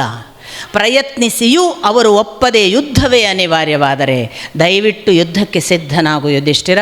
ಯುದ್ಧದಿಂದ ಹಿಮ್ಮೆಟ್ಟುವ ಹೇಡಿತನ ಕ್ಷತ್ರಿಯನಿಗೆ ಯೋಗ್ಯವಲ್ಲ. ಹೋರಾಡಿ ವೀರ ಮರಣ ಅಪ್ಪಿದರೆ ಸ್ವರ್ಗ, ಬದುಕಿ ಯುದ್ಧದಲ್ಲಿ ಜಯ ಗಳಿಸಿದರೆ ಹೇಗಿದ್ದರೂ ಭೂಮಿ ಭೋಗ. ನಿನಗೆ ಎರಡೇ ಆಯ್ಕೆ, ಒಂದು ಭೂಮಿ ಭೋಗ ಅಥವಾ ಮರಣ, ವೀರ ಮರಣ, ಸ್ವರ್ಗ. ಹಾಗಾಗಿ ಮೂರನೆಯ ನಡುವಿನ ತಟಸ್ಥ ಭಾವದ ಸನ್ಯಾಸ ಅದನ್ನು ಮಾತನಾಡಬೇಡ. ಇದು ಕ್ಷತ್ರಿಯ ಧರ್ಮಕ್ಕೆ ಉಚಿತವಲ್ಲ. ನೆನ್ಪಿಟ್ಕೊಳ್ಳಿ, ಕ್ಷತ್ರಿಯ ಧರ್ಮಕ್ಕೆ ಉಚಿತವಲ್ಲ. ಎರಡನೆಯ ಬಾರಿ ಮುಖ ತಿರುಗಿಸಿ ಮೆತ್ತಗೆ ಭೀಮನನ್ನು ಕೇಳ್ತಾನೆ. ಭೀಮ, ನಿನ್ನ ಅಭಿಪ್ರಾಯ ಹೇಳು. ನಾನು ಎಲ್ಲರ ಅಭಿಪ್ರಾಯ ಕೇಳಿ ದೂತ. ನಾನೊಬ್ಬ ದೂತ. ನೋಡಿ, ಸಂಜಯನ ಹಾಗೆ ನಾನು. ಭೀಮ ಹೇಳ್ತಾನೆ, ನನ್ನ ಅಭಿಪ್ರಾಯ ಅಣ್ಣನದೇ. ಆಶ್ಚರ್ಯ ಆಗೋದಿಲ್ವಾ ನಿಮಗೆ? ನನ್ನ ಅಭಿಪ್ರಾಯ, ಅಣ್ಣನ ಮಾತು ಏನಿದೆಯೋ ಅದೇ. ಕೃಷ್ಣ, ಯಾವುದೇ ಕಾರಣಕ್ಕೂ ಉಗ್ರನಾಗಬೇಡ. ಅವರನ್ನು ಕೆಣಕುವ ಮಾತಾಡಬೇಡ. ವೈರಿಗಳ ಹಾಗೆ ಎಂದೂ ಅವರ ಜೊತೆಗೆ ಮಾತಾಡಬೇಡ. ಯಾವುದೇ ಸಂದರ್ಭದಲ್ಲೂ ಅವರಿಗೆ ನಮ್ಮ ಬಗ್ಗೆ ದ್ವೇಷ ಬರುವಂತೆ ನಿನ್ನ ಮಾತುಗಳು ಬೇಡ. ಆದಷ್ಟು ಅವರನ್ನು ಸೌಮ್ಯವಾಗಿ, ದಯೆಯಿಂದ, ಸೌಜನ್ಯದಿಂದ ಅಣ್ಣ ಹೇಳಿದ ಹಾಗೆ 5 ಗ್ರಾಮಗಳಿಗಾಗಿ ಒಪ್ಪಿಸು. ನಾನು 5 ಗ್ರಾಮಗಳಲ್ಲಿ ಅಣ್ಣನ ಜೊತೆಗೆ ಬದುಕುವುದಕ್ಕೆ ನಿಶ್ಚಿಂತೆಯಿಂದ ಒಪ್ಪುತ್ತೇನೆ. ಒಂದು ವೇಳೆ, ಭೀಮನ ಮುಂದಿನ ಮಾತು, ಒಂದು ವೇಳೆ ಅವರಿಗೆ ನಮ್ಮ ಜೊತೆಗೆ ಸಂಬಂಧವೇ ಬೇಡ, 5 ಗ್ರಾಮ ತಗೊಂಡು ಹಾಳಾಗಿ ಹೋಗಿ ಅನ್ನುವ ಹಾಗೆ ಇದ್ದರೆ, ಸಂಬಂಧ ಕಡಿದುಕೊಂಡು ಗೋಜಿಲ್ಲದೆ, ಅವರ ಗೋಜು ನಮಗಿಲ್ಲ, ನಮ್ಮ ಪಾಡು ಅವರಿಗಿಲ್ಲ, ನಾವು ಅವರನ್ನು ಮರೆತು ಅವರು ನಮ್ಮನ್ನು ಮರೆತು ಪ್ರತ್ಯೇಕವಾಗಿ ಇರಲಿಕ್ಕೂ ನಾನು ಸಿದ್ಧ. ದಯವಿಟ್ಟು ಯುದ್ಧವನ್ನು ಮಾತ್ರ ಪ್ರಚೋದಿಸಬೇಡ. ವಂಶ ನಿರ್ವಂಶವಾಗದಿರಲಿ. ಭರತ ಕುಲದ ಈ ಜನ, ಈ ಸಾಗರ, ಈ ವಂಶದ ಎಷ್ಟೋ ಜನ ಅಮಾಯಕ ಎಲ್ಲರೂ ಅದು ಸತ್ತು ನಿರ್ನಾಮ ಆಗುವುದನ್ನು ನಾವು ಕಾರಣರಾಗುವುದು ಬೇಡ ಕೃಷ್ಣ. ದಯವಿಟ್ಟು ಶಾಂತಿಗಾಗಿ ಪ್ರಯತ್ನಿಸು. ಪರ್ವತ ಏನಾದರೂ ಅಲುಗಾಡಿತೆ, ನಡೆಯುವುದಕ್ಕೆ ಪ್ರಾರಂಭವಾಗಿ ಮೃದುವಾಯಿತೆ, ಬೆಂಕಿ ಯಾವತ್ತಾದರೂ ಹಿತವಾಗಿ ತಂಪಾದ ಸಾಧ್ಯತೆ ಇದೆಯೇ? ಭೀಮನ ಮಾತು ಕೇಳಿದರೆ ನನಗೆ ಇದೆರಡೂ ಸಾಧ್ಯವಾದ ಹಾಗೆ ಕಾಣಿಸುತ್ತಿದೆ. ಇದೇನು ಅಗ್ನಿ ಇಷ್ಟು ತಂಪಾಯಿತು? ಇದೇನು ಘನ ಪರ್ವತ ಅಲುಗಾಡಿ ಮೃದುವಾಯಿತು? ಹೆದರಿದೆಯಾ ಭೀಮ? ಅಧೀರನಾಗಿದ್ದೀಯಾ? ಯಾಕೆ ಬಂತು ಅಂಥ ಮಹಾ ಪ್ರತಿಜ್ಞೆಗಳನ್ನು ಮಾಡಿದವ ನೀನು ದುಶ್ಯಾಸನನ ಮುಂದೆ? ಅದೇ ದುರ್ಯೋಧನನನ್ನು ಹೇಗೆ ಮಾಡುತ್ತೇನೆ ಎಂದೆಲ್ಲ ದ್ರೌಪದಿಯ ಮುಡಿ ಹಿಡಿದು ಹೇಳುವಾಗ, ಆ ಪ್ರತಿಜ್ಞೆ ಮಾಡಿದಾಗ ಬರೇ ಎಲ್ಲರ ಮುಂದಲ್ಲ. ಕೃಷ್ಣ ಹೇಳೋದು, ನಾನು ನಿನ್ನನ್ನು ಹಲವು ಬಾರಿ ನೋಡಿದ್ದೇನೆ ಭೀಮ, ನೀನು ಒಬ್ಬನೇ ಎಷ್ಟೋ ಬಾರಿ ದುರುಗುಟ್ಟಿ ಯಾರನ್ನೋ ನೋಡುತ್ತಿರುತ್ತಿ, ಅಪರೂಪಕ್ಕೆ ಸಿಟ್ಟು ಬಂದು ಚೀರಾಡುತ್ತಿ, ಕೆಲವೊಮ್ಮೆ ಯಾರೂ ಏನೂ ಮಾಡದೇ ಇದ್ದರೂ ಸಾಲು ಸಾಲು ವೃಕ್ಷಗಳನ್ನೆಲ್ಲ ಕಿತ್ತು ಕಿತ್ತು ಒಗೆಯುತ್ತಿ. ಅಲ್ಲಲ್ಲಿ ನೀನು ಚೀರಾಡಿದ್ದನ್ನು ನಾನು ನೋಡಿದ್ದೇನೆ, ಬೊಬ್ಬಿಟ್ಟದ್ದನ್ನು ನೋಡಿದ್ದೇನೆ. ಮತ್ತು ಕೆಲವೊಮ್ಮೆ ಯಾರಿಗೂ ಏನನ್ನೂ ಹೇಳದೆ ಮಂಡಿ ಊರಿ ಕುಳಿತು ಆ ಮಂಡಿಯ ಒಳಗೆ ಮುಖವಿಟ್ಟು ನಿನ್ನ ಪಾಡಿಗೆ ಅತ್ತದ್ದೂ ನನಗೆ ಗೊತ್ತು. ನಿನ್ನನ್ನು ನೋಡಿದವರು ನಿನಗೇನಾದರೂ ಹುಚ್ಚೋ, ನೀನು ವಿಕ್ಷಿಪ್ತ ವ್ಯಕ್ತಿಯೋ ಎಂದು ಭಾವಿಸುವಂತೆ ನಿನ್ನ ವರ್ತನೆ ಇತ್ತು. ಎಲ್ಲ ಸಂದರ್ಭಗಳಲ್ಲೂ ನಿನ್ನ ಒಳಗಿದ್ದದ್ದು ಒಂದೇ ಪ್ರತಿಜ್ಞೆ, ನಡೆಸಿಯೇ ತೀರಬೇಕು ಎನ್ನುವ ಹಠ. ಎಲ್ಲಿ ಹೋಯಿತು ಈಗ? ಯಾಕೆ? ದುಸ್ವಪ್ನವಾಗಿದೆಯೇ? ಅಶುಭ ಸೂಚನೆಗಳು ಕಾಡಲಿಕ್ಕೆ ಪ್ರಾರಂಭವಾಗಿದೆಯಾ? ಅದಕ್ಕಾಗಿ ಹೆದರಿದ್ದೀಯಾ? ಭೀಮ, ನೆನಪಿಟ್ಟುಕೋ, ನೀನು ಕೂಡ ಕ್ಷತ್ರಿಯ. ಕ್ಷತ್ರಿಯನಿಗೆ ಭೀತಿ ಯೋಗ್ಯವಲ್ಲ. ಭೀತಿ ಆಚೆಗೆ ಸಾವಿಗೂ ಸಿದ್ಧನಾಗುವ ಕ್ಷಾತ್ರ ಗುಣ ಬೇಕಲ್ಲ. ಯಾಕೆ ಇಷ್ಟು ಭಯ? ಏನು ಮಾತನಾಡುತ್ತಿ? ನೀನು ನನ್ನನ್ನು ಇದುವರೆಗೆ ನೋಡಿದ್ದೇ ಸುಳ್ಳಾಯಿತು ಅಂದ ಭೀಮ. ನಿನಗೆ ನನ್ನ ಒಳಗೂ ಗೊತ್ತಿದ್ದರೆ ನನ್ನ ಪರಾಕ್ರಮ ಶೌರ್ಯದ ಬಗ್ಗೆ ನೀನು ಈ ಪ್ರಶ್ನೆಯೇ ಕೇಳುತ್ತಿರಲಿಲ್ಲ. ಯುದ್ಧ ಎಂದು ನೀನು ನಿರ್ಣಯ ಮಾಡಿ ಬಂದರೆ ಕೃಷ್ಣ, ನಾನು ಅದಕ್ಕೆ ಸಿದ್ಧ. ಆದರೆ ಅದರ ಪೂರ್ವಾವಸ್ಥೆ ಇದೆಯಲ್ಲ, ಯುಧಿಷ್ಠಿರನ ಮಾತು ನನಗೆ ಸಮ್ಮತ. ಯಾಕೆ ಗೊತ್ತಾ? ನಮ್ಮ ಪರಾಕ್ರಮ ತೋರಿಸುವುದಕ್ಕಾಗಿ ನಾನು ಯಾರನ್ನು ಕೊಲ್ಲುವುದಕ್ಕೆ ಸಿದ್ಧನಿಲ್ಲ. ನನ್ನ ಪರಾಕ್ರಮ ಏನು ಎನ್ನುವುದನ್ನು ನಾನು ನಿಜಕ್ಕೂ ಹೇಳಬಾರದು, ಅದು ಆತ್ಮಪ್ರಶಂಸೆ ಒಳಿತಲ್ಲ. ಆದರೆ ನನ್ನನ್ನು ಪ್ರಚೋದಿಸಿದ್ದು ಹೇಳುತ್ತೇನೆ. ಒಂದೊಮ್ಮೆ ಈ ಲೋಕದಲ್ಲಿ ಸ್ವರ್ಗ ಮತ್ತು ಭೂಲೋಕ ಒಂದಾಯಿತು ಎಂದಿಟ್ಟುಕೋ, ಯಾವುದೋ ನಿನ್ನ ಶಕ್ತಿಯಿಂದ ಈ ಭೀಮ ಒಬ್ಬ ಸಾಕು ಸ್ವರ್ಗ ಮತ್ತು ಭೂಮಿಯನ್ನು ಅತ್ತ ಎರಡು ಮಾಡಿ ಹಾಕಲಿಕ್ಕೆ. ಈ ತೋಳುಗಳಿವೆಯಲ್ಲ ಕೃಷ್ಣ, ಇದರ ಬಂಧನದಲ್ಲಿ ಯಾರಾದರೂ ಸಿಕ್ಕಿದವನು ಈ ಭೂಮಂಡಲದಲ್ಲಿ ಇನ್ನೊಮ್ಮೆ ಹೊರಗೆ ಹೋಗಲಿಕ್ಕೆ ಸಾಧ್ಯವಿಲ್ಲ. ಹಾಗೆ ಸಿಕ್ಕಿಕೊಳ್ಳಬಹುದಾದ ಬಂಧನ ಇದು. ನನ್ನ ಬಗ್ಗೆ ನಿನಗೆ ಅನುಮಾನವ? ನನ್ನ ಪರಾಕ್ರಮದ ಬಗ್ಗೆ ಶಂಕೆಯೇ? ಯಾವತ್ತೂ ಇಲ್ಲ ಕೃಷ್ಣ. ಯುದ್ಧ ಎಂದು ನೀನು ನಿರ್ಣಯಿಸಿ ಬಂದರೆ ನಾನು ಎದೆ ಕೊಡುವುದಕ್ಕೆ ಮೊದಲಿದ್ದೇನೆ. ಆದರೆ ನಾನು ಕಡೆಯವರೆಗೂ ಈಗಲೂ ನಿನಗೆ ಹೇಳುವುದು ಒಂದೇ ಮಾತು. ಯಾವುದೇ ಕಾರಣಕ್ಕೂ ನೀನು ದರ್ಪದಿಂದ, ದುರಹಂಕಾರದಿಂದ ಅವರನ್ನು ಪ್ರಚೋದಿಸಿ ಯುದ್ಧಕ್ಕೆ ಕರೆಯಬೇಡ. ಶಾಂತಿಯಿಂದ ಮುಕ್ತಾಯಗೊಳಿಸು. ಪ್ರೀತಿ, ಸೌಜನ್ಯ, ದಯೆ ನಿನ್ನ ಜೊತೆಗೆ ಖಾಯಂ ಇರಲಿ. ನೋಡಿ ಮತ್ತೆ ಭೀಮನ ಮಾತು. ಇಷ್ಟಾಗುವಾಗ ಅರ್ಜುನನನ್ನು ಕೇಳ್ತಾನೆ ಕೃಷ್ಣ, ನಿನ್ನ ಅಭಿಪ್ರಾಯ ಹೇಳು. ಅರ್ಜುನ ಕೇಳಿದ ಕೂಡಲೇ ಹೇಳ್ತಾನೆ, ನಿನಗೆ ಗೊತ್ತು ಕೃಷ್ಣ, ನಾನು ಅಣ್ಣನ ಮಾತನ್ನು ಎಂದೂ ಮೀರುವವನಲ್ಲ. ಶಾಂತಿ, ಅಣ್ಣ ಹೇಳಿದ ಹಾಗೆ 5 ಗ್ರಾಮ ಏನು ಬೇಕೋ ಅದು, ಆ ನಿರ್ಣಯ ನಿನ್ನದು. ಇನ್ನೊಂದು, ನಿನ್ನ ಅಭಿಪ್ರಾಯ ನೀನು ಆಗದಿಂದ ಹೇಳುತ್ತೀಯಲ್ಲ, ಹೌದು, ಯುದ್ಧವಾಗಬೇಕು, ಕ್ಷಾತ್ರ ಧರ್ಮ ಬಿಟ್ಟು ಕೊಡಬಾರದು. ನಾನು ಅದಕ್ಕೂ ಸಿದ್ಧ, ನಿನಗೆ ಗೊತ್ತು. ನಾನು 2ರಲ್ಲೂ ಇದ್ದೇನೆ ನಿನ್ನ ಜೊತೆಗೆ. ನೀನು ಶಾಂತಿ ಎಂದರೆ ನಾನು ಅದರ ಜೊತೆಗಿದ್ದೇನೆ, ನೀನು ಯುದ್ಧಕ್ಕೆ ಬಾ ಎಂದರೆ ನಾನು ಅದಕ್ಕೂ ಇದ್ದೇನೆ. ನಕುಲ ಏನು ಹೇಳ್ತಾನೆ ಗೊತ್ತಾ? ಪಾಂಡವರಲ್ಲೇ ನೋಡಿ ಅಭಿಪ್ರಾಯ. ನಾವೆಲ್ಲ ಪಾಂಡವರಲ್ವಾ? ನನ್ನ ಪ್ರಕಾರ ನಾವು ಪಾಂಡವರು. ಈಗ ನಾವು ಕೌರವರ ವಿರುದ್ಧ ನಿಂತವರು. ಪಾಂಡವರ ಅಭಿಪ್ರಾಯ ಸರಿಯಾಗಿ ಕೇಳಿಕೊಳ್ಳಿ. ನಕುಲ ಏನು ಹೇಳ್ತಾನೆ ಅಂದರೆ, ಬಹಳ ಅನುಭವಿಸಿ ಆಗಿದೆ ಕೃಷ್ಣ. ಈ 12 ವರ್ಷದ ವನವಾಸ, ಅಲ್ಲಿಯ ಋಷಿಮುನಿಗಳ ಆ ಉಪದೇಶ, ಅವರ ಜೊತೆಗಿನ ನಡೆ, ಅಲ್ಲಿಯ ಕಾಡಿನ ಮಹಾ ಅನುಭವಗಳು, ಅದರ ತಪಸ್ಸಿನ ಭಾಗ, ಅದೆಲ್ಲದರ ಪರಿಣಾಮವಾಗಿ ನಾವು ತುಂಬ ಪರಿವರ್ತಿತರಾಗಿದ್ದೇವೆ. ಯಾವ ಅಧಿಕಾರದ ಆಶೆ ಉಳಿದಿಲ್ಲ. ಯಾವ ರಾಜ, ಯಾವ ರಾಜ್ಯ, ಯಾವ ಭೋಗ, ಯಾವ ಮತ್ತೊಂದು ಸಂಪತ್ತು ಯಾವುದು ಕೂಡ ಕ್ಷಣಿಕ ಎಂದು ಗೊತ್ತಾಗಿ ಬಿಟ್ಟಿದೆ. ಮನಸ್ಸು 13 ವರ್ಷಗಳಲ್ಲಿ ಪರಿವರ್ತಿತವಾಗಿದೆ. ಶಾಂತಿಗಿಂತ ಇನ್ನೊಂದು ಇಲ್ಲ ಎಂದು ನನಗೆ ಖಚಿತವಾಗಿ ಅನಿಸಿದೆ. ನಾನು ಅಣ್ಣ ಹೇಳಿದ ಮಾತಿಗೆ ಸಂಪೂರ್ಣ ಬದ್ಧ. ಯಾಕೆ ನೀನು ಶಾಂತಿಯ ಮಾತನ್ನು ಅವನಿಗೂ ಹೇಳು ಎಂದು ಯಾಕೆ ಹೇಳುವುದು? ನಾವು ಪರಿವರ್ತಿತರಾಗಿದ್ದೇವೆ, ಅವನಿಗೂ ಒಂದು ಅವಕಾಶ ಕೊಡು ಎಂಬ ಕಾರಣಕ್ಕಾಗಿ. 13 ವರ್ಷದಲ್ಲಿ ಅವನೊಂದು ವೇಳೆ ಬದಲಾಗಿದ್ದರೆ, ಅವನು ಒಪ್ಪಿಕೊಳ್ಳುವ ಮನಸ್ಥಿತಿಗೆ ಬಂದಿದ್ದರೆ ಅವಕಾಶವೇ ಕೊಡದೆ ಯುದ್ಧ ಬೇಡ.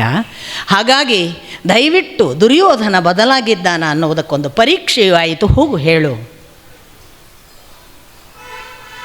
ಸಹದೇವ ಒಬ್ಬ 5ನೇವ. ಯುಧಿಷ್ಠಿರ, ಭೀಮ, ಅರ್ಜುನ, ನಕುಲರು ಯುದ್ಧ ಮಾಡದಿದ್ದರೂ ನಾನು ಯುದ್ಧವನ್ನೇ ಮಾಡುವವ. ನನಗೆ ಯಾವ ಕಾರಣಕ್ಕೂ ಶಾಂತಿಯ ಮಾತುಕತೆ ಬೇಡ. ಆಗಿರುವ ಅವಮಾನಗಳನ್ನು ನೆನಪಿಸಿಕೊಳ್ಳುತ್ತೇನೆ ನಾನು. ಆ ದ್ರೌಪದಿಗೆ ಮಾಡಿದ ಅವಮಾನ, ನಮಗೆ ಕೊಟ್ಟ ಒಂದಷ್ಟು ಹಿಂಸೆ, ಕಾಡಿನ ಜೀವನ, ಅದರಲ್ಲಿ ಆದಂತಹ ನಮಗೆ ಬಂದಂತಹ ಕಷ್ಟ ನಷ್ಟಗಳು, ಇವೆಲ್ಲವನ್ನು ಸ್ಮರಿಸಿ ಹೇಳುತ್ತೇನೆ ಕೃಷ್ಣ, ಯಾವುದೇ ಕಾರಣಕ್ಕೂ ಶಾಂತಿಯ ಮಾತಾಡಬೇಡ. ನಮ್ಮಲ್ಲಿ ಇದ್ದಾರಲ್ಲ, ಯುದ್ಧ ಆಗಬೇಕು ಅನ್ನೋರು, ಯುದ್ಧ ಬೇಡ ಅನ್ನೋರು ನಾವೇ. ಹಾಗಾಗಿ ಯಾರೋ ಯುದ್ಧ ಬೇಡ ಒಳ್ಳೆಯದಲ್ಲ ಅಂತಂದರೆ ಅವರನ್ನು ವಿರೋಧಿಗಳ ಹಾಗೆ ನೋಡಬೇಡಿ. ಪಾಂಡವರೇ ಅವರು ಕೂಡ. ಯುದ್ಧ ಆಗಬೇಕು ಅಂತ ಹೇಳುವವರು ಪಾಂಡವರೇ. ನಮ್ಮ ಒಳಗೆ ಆ ಕಾರಣಕ್ಕಾಗಿ ಜಗಳ ಬೇಡ, ಕೃಷ್ಣನನ್ನು ನಂಬೋಣ, ಕಡೆಗೆ ಅವನೇನು ಹೇಳ್ತಾನೆ ಹಾಗೆ ಮಾಡೋಣ. ನಮ್ಮಲ್ಲೇ ಗ್ರೂಪಿಸಮ್ ಬೆಳೀತಾ ಇದೆ ಇತ್ತೀಚಿನ ದಿನಮಾನದಲ್ಲಿ. ನನಗೆ ಆಶ್ಚರ್ಯ. ಒಂದಿಷ್ಟು ಕೂಡ ಅರೆ ನಾವೇ ಕೂಡ ನಮ್ಮ ಅಣ್ಣನೇ ಯುಧಿಷ್ಠಿರ, ನಮ್ಮ ಅಣ್ಣನೇ ಭೀಮ, ನಾವೇ ಅರ್ಜುನ, ಎಲ್ಲವೂ ಆಗಬಹುದಲ್ವಾ. ಹಾಗಾಗಿ ಕೃಷ್ಣನಿಗೆ ಒಪ್ಪಿಸಿದ ಈ ಮಾತುಗಳನ್ನು ಸಾತ್ಯಕಿ ಸಪೋರ್ಟ್ ಮಾಡ್ತಾನೆ. ಅಲ್ಲಿಗೆ ಮುಗಿಸೋದಿಲ್ಲ ಕೃಷ್ಣ. ನೋಡಿ, ಕೃಷ್ಣನ ಪರ್ಫೆಕ್ಷನ್, ಒಂದು ವಿಷಯ ತಗೊಂಡ್ರೆ ಅದು ಪರ್ಫೆಕ್ಟ್ ಫಿನಿಶಿಂಗ್. ಅದಕ್ಕೆ ಒಂದು ಲೂಪ್ ಹೋಲ್ ಉಳಿಬಾರ್ದು. ಇದೊಂದು ಆಗಲಿಲ್ಲ, ಇದೊಂದು ಆಗಬೇಕಿತ್ತು ಅಂತ ನಾಳೆ ಯಾರೋ ಹೇಳಬಾರ್ದು. ಅವರನ್ನೊಂದು ಕೇಳದೆ ಹೋದ ಅಂತ ಉಳಿಬಾರ್ದು. ಯಾರನ್ನು ಕೇಳಿದ್ದಾನೆ? ಮತ್ತೆ ಹೋಗಿ ದ್ರೌಪದಿಯನ್ನು ಕೇಳ್ತಾನೆ. ದ್ರೌಪದಿಯನ್ನು ಕೇಳಿದಾಗ ದ್ರೌಪದಿ ಹೇಳ್ತಾಳೆ, ಎಲ್ಲ ಶಾಂತಿ ಮಂತ್ರ ಹೇಳ್ತಾ ಇದ್ದಾರಲ್ಲ, ಕೇಳಿಕೊಂಡು ಬಂದಿಯಲ್ಲ, ಈಗ ನನ್ನನ್ನು ಕೇಳ್ತೀಯಲ್ವ, ಯಾವುದೇ ಕಾರಣಕ್ಕೂ ನೀನು ಶಾಂತಿ ಮಾಡಿಕೊಂಡು ಬರಬೇಡ, ಸಂಧಾನ ನನಗೆ ಪ್ರಿಯವಲ್ಲ. ಈ ನೋಡು, ಈ ಕೂದಲು ಕಾಯಂ ನೆನಪಿಟ್ಟುಕೋ, ನಾನು ಮರೆತರೂ ಚಿಂತೆ ಇಲ್ಲ, ಈ ಕೂದಲನ್ನು ನೆನಪು ಮಾಡಿಕೋ ಅಲ್ಲಿ ಮಾತನಾಡುವಾಗ. ಮತ್ತೆ ಕೃಷ್ಣ ಇಷ್ಟೆಲ್ಲ ಪ್ರತಿಜ್ಞೆ ಮಾಡಿದ ಭೀಮನೂ ಶಾಂತಿಯ ಮಾತನಾಡಿದನಲ್ಲ. ಈಗ ನಾನು ಹೀಗೆ ನಿರ್ಣಯಿಸಿದ್ದೇನೆ, ಒಂದು ವೇಳೆ ಅವರು ಯಾರೂ ಯುದ್ಧಕ್ಕೆ ಬಾರದೇ ಇದ್ದರೆ ನಾನು ನನ್ನ ತಂದೆ ಮತ್ತು ದೃಷ್ಟದ್ಯುಮ್ನನನ್ನು ಕರೆದುಕೊಂಡು ಜೊತೆಗೆ ಉಪಪಾಂಡವರು ಅಭಿಮನ್ಯು ಇವರನ್ನಿಟ್ಟುಕೊಂಡಾದರೂ ಅವರ ವಿರುದ್ಧ ಹೋರಾಡುತ್ತೇನೆ. ಸತ್ತರೆ ಸಾಯಲಿ, ಶಾಂತಿ ಬೇಡ, ನೀನು ಯುದ್ಧವನ್ನೇ ಘೋಷಿಸಿಕೊಂಡು ಬಾ ಅಂತ ಗಳ ಅಳ್ಳಿಕ್ಕೆ ಶುರು ಮಾಡ್ತಾಳೆ. ಬಿಕ್ಕಿ ಬಿಕ್ಕಿ ಅಳ್ತಾ ಇರುವ ಆ ಕಣ್ಣೀರು ಅವಳ ಕೆನ್ನೆಯನ್ನು ಒದ್ದೆ ಮಾಡದೆ ಎದೆಯನ್ನು ಒದ್ದೆ ಮಾಡಿ ನೆಲವನ್ನು ಒದ್ದೆ ಮಾಡುವಷ್ಟು ಧಾರಾಕಾರ. ಅತ್ತಾಗ ಕೃಷ್ಣ ಅವಳ ತಲೆನೇವರೆಸಿ ಹೇಳ್ತಾನೆ, ದ್ರೌಪದಿ, ನಿನ್ನ ಕಣ್ಣೀರು ಬೆಲೆ ಇಲ್ಲದೆ ಹೋಗುವುದಿಲ್ಲ. ಒಂದು ದಿನ ನಿನ್ನ ಕಣ್ಣೀರು ಈ ನೆಲಕ್ಕೆ ಬಿದ್ದು ಯಾವ ಮಟ್ಟಕ್ಕೆ ಆ ಕುದಿಯನ್ನು ಪ್ರದರ್ಶಿಸಿತಲ್ಲ, ಅಭಿವ್ಯಕ್ತಪಡಿಸಿತಲ್ಲ, ಹಾಗೆ ಅತ್ತ ಕಡೆಯ ವೀರರ ಪತ್ನಿಯರೆಲ್ಲ ಕಣ್ಣೀರಿಟ್ಟು ನೆಲಕ್ಕೆ ಆ ಬಿಸಿ ತಾಗುವ ದಿನವನ್ನು ನೀನು ಬೇಗನೆ ನೋಡುತ್ತಿ, ದುಃಖಿಸಬೇಡ ಅಂತ ಹೇಳಿ ಹೋದವ ಕೃಷ್ಣ. ಹೋಗುವಾಗ ಎಲ್ಲಾದರೂ ಮಿಸ್ಟೇಕ್ ಮಾಡಬೇಕಲ್ಲ ಒಬ್ಬ ದೂತ, ದಾರಿಯಲ್ಲಿ ಮಿಸ್ಟೇಕ್ ಮಾಡಬೇಕು. ಒಬ್ಬ ದೂತನಾಗಿ ಹೋದ್ಮೇಲೆ ದಾರಿಯಲ್ಲೂ ಮಿಸ್ಟೇಕ್ ಆಗದ ಹಾಗೆ ನೋಡಿಕೊಂಡದ್ದುಂಟಲ್ಲ, ಇದು ಮತ್ತೊಂದು ಮುಖ. ಉಪಪ್ಲಾವ್ಯದಿಂದ ಹಸ್ತಿನಾವತಿವರೆಗೆ ಹೋಗಬೇಕು ಕೃಷ್ಣ, ವಿರಾಟನ ನಗರದಿಂದ. ಹೋಗುವಾಗ ಅವನು ಬರ್ತಾನೆ ಅಂತ ಇವರಿಗೆ ಗೊತ್ತಾಯಿತು, ಧೃತರಾಷ್ಟ್ರಾದಿಗಳಿಗೆ. ಅಲ್ಲೊಂದು ಡಿಸ್ಕಷನ್ ಆಗುತ್ತೆ, ಏನು ಮಾಡೋಣ, ಅವ ಬರ್ತಾನಂತೆ, ದಾರಿಯಲ್ಲೆಲ್ಲ ಅಲ್ಲಲ್ಲಲ್ಲಿ ಆಶ್ರಯ ತಾಣ ನಿರ್ಮಾಣ ಮಾಡೋಣ. ಯಾಕೆ ಕೃಷ್ಣ ಒಬ್ಬನೇ ಬರೋದಿಲ್ಲ, ಸಾತ್ಯಕಿ ಮತ್ತೊಬ್ಬ ದಾರುಕ, ಅವ್ರ ಜೊತೆಗೆ ಸೇನೆ. ಕೃಷ್ಣ ಸೇನೆ ಜೊತೆಗೆ ಬರ್ತಾನೆ, ಹಾಗೆ ಬರಲ್ಲ. ಅವರಿಗೆಲ್ಲ ಅಲ್ಲಲ್ಲಿ ಒಂದೊಂದು ರೆಸ್ಟಿಂಗ್ ಹಾಲ್ಟಿಂಗ್ ಅರೇಂಜ್ಮೆಂಟ್ ಅದು ಇರಲಿ. ಮತ್ತು ಅಲ್ಲಿ ಎಷ್ಟು ಸಾಧ್ಯವೋ ಅಷ್ಟು ವೈಭವದ ಊಟ, ಮತ್ತೊಂದು ಉಪಚಾರ ಎಲ್ಲ ಮಾಡೋಣ, ಬೇಕಾದಷ್ಟು ವ್ಯವಸ್ಥೆಗಳನ್ನು ಮಾಡ್ತಾನೆ. ಚ್ಯುತಿ ಬರಬಾರ್ದು ಅಂತ.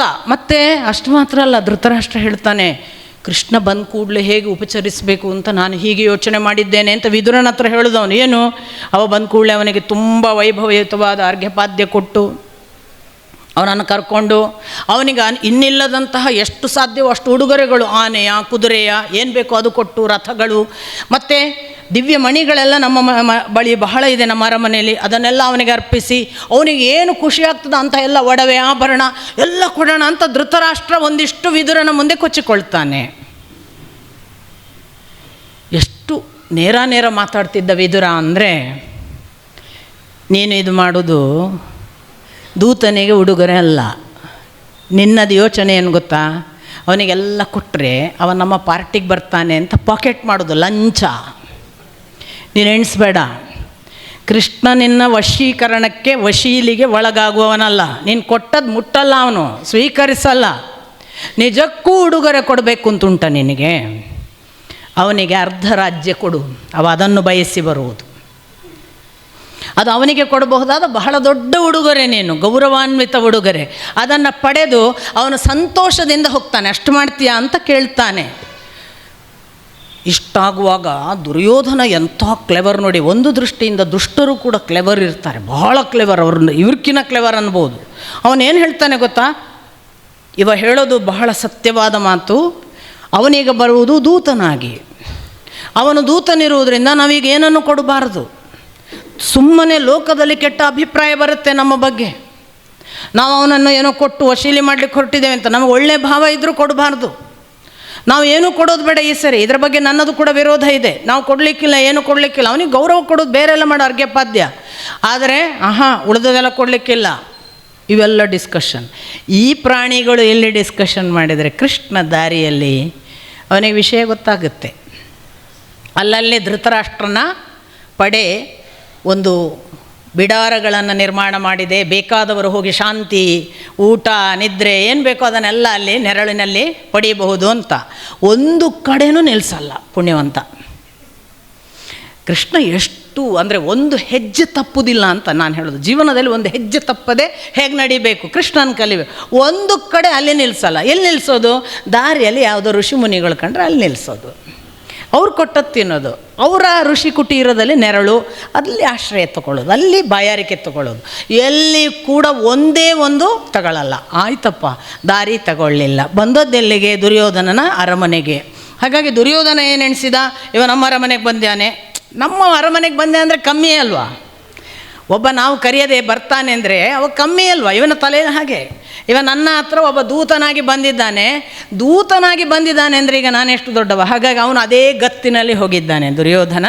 ಸೊ ಧೃತರಾಷ್ಟ್ರ ಎಲ್ಲರೂ ಹೋಗಿ ರಿಸೀವ್ ಮಾಡಿದರು, ಅರ್ಘ್ಯಪಾದ್ಯ ಕೊಟ್ಟರು, ಎಲ್ಲ ಆಯಿತು.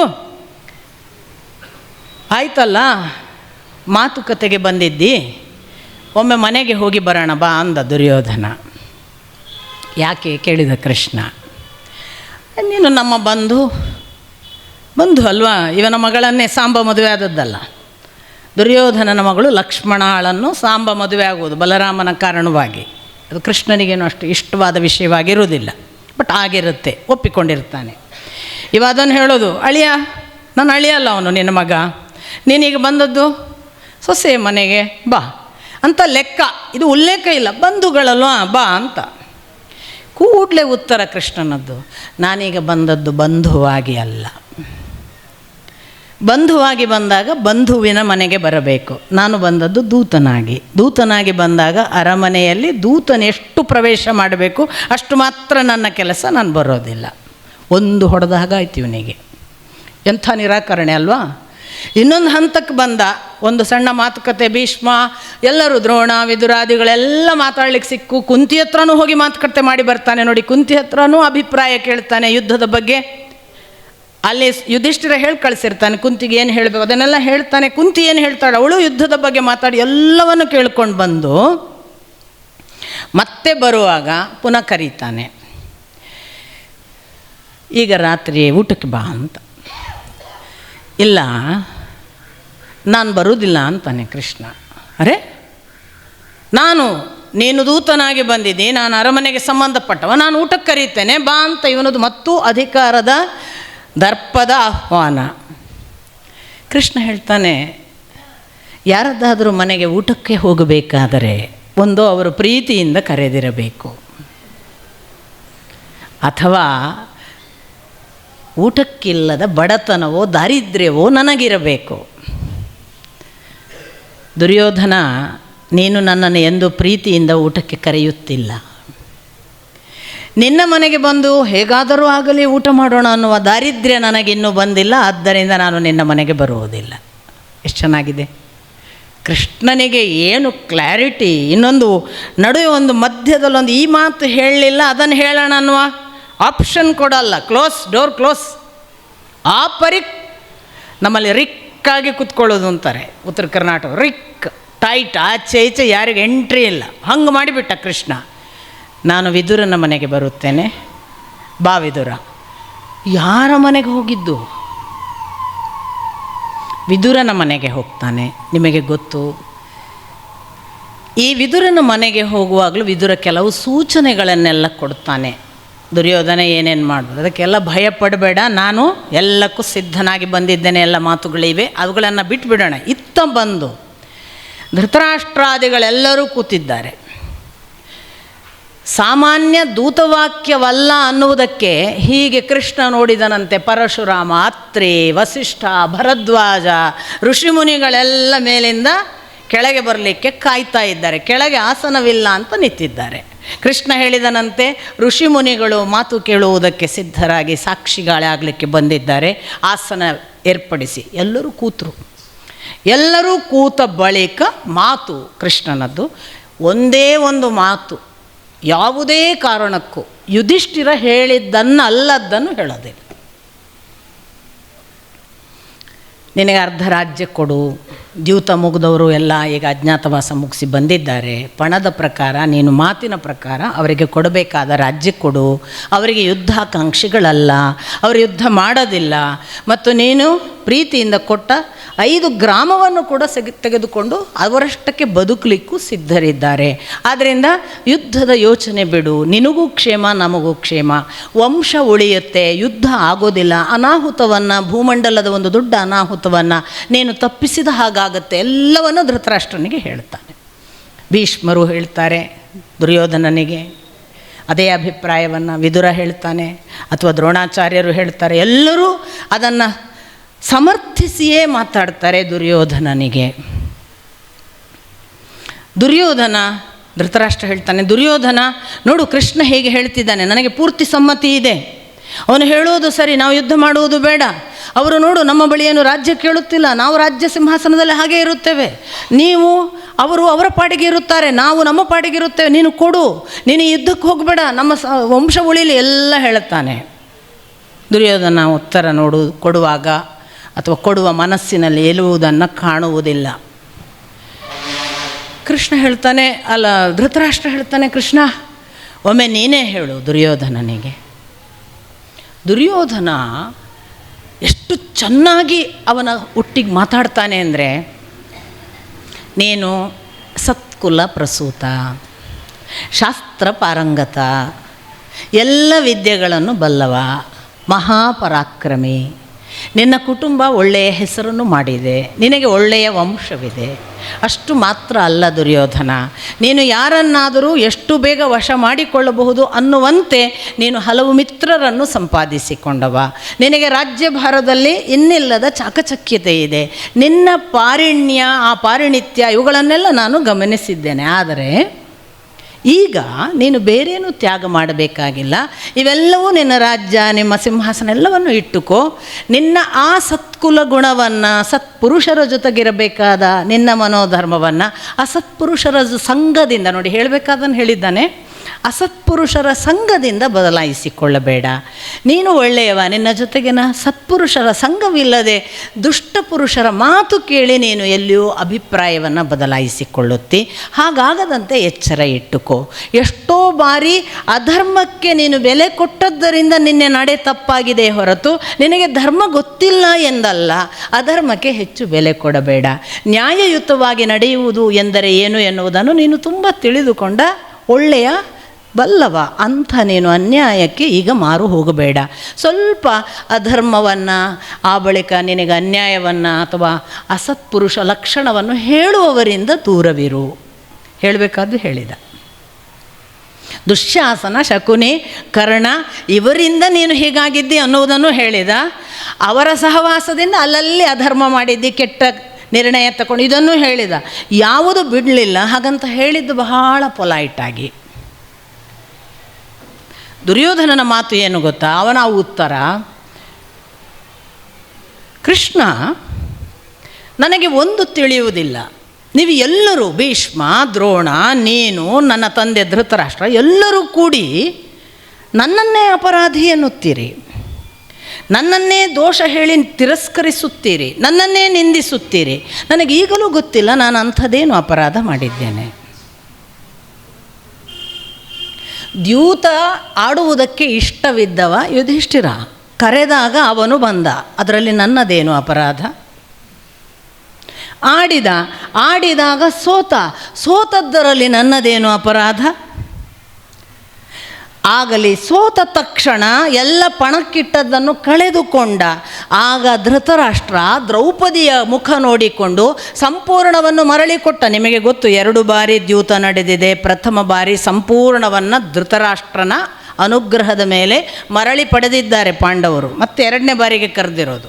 ಸೊ ಅವನು ಹೇಳ್ತಾನೆ, 1 ಬಾರಿ ದ್ಯೂತದಲ್ಲಿ ಸೋತು ಸಂಪೂರ್ಣ ಕಳಕೊಂಡಾಗ ಧೃತರಾಷ್ಟ್ರ ಅನುಗ್ರಹ ಮಾಡಿ ದ್ರೌಪದಿಯನ್ನು ಕನಿಕರದಿಂದ ಕಂಡು ನೀನು ಎಲ್ಲವನ್ನು ನಿನಗೆ ಮರಳಿ ಕೊಟ್ಟಿದ್ದೇನೆ, ಇದು ನನ್ನ ವರ ಅಂತ ವಾಪಸ್ಸು ಕೊಟ್ಟಾಗ ನಾನು ಒಂದೇ ಒಂದು ಮಾತಾಡಿಲ್ಲ, ನನ್ನದೇನಿದೆ ಅಪರಾಧ, ನಾನು ಒಪ್ಪಿಕೊಂಡಿದ್ದೇನೆ.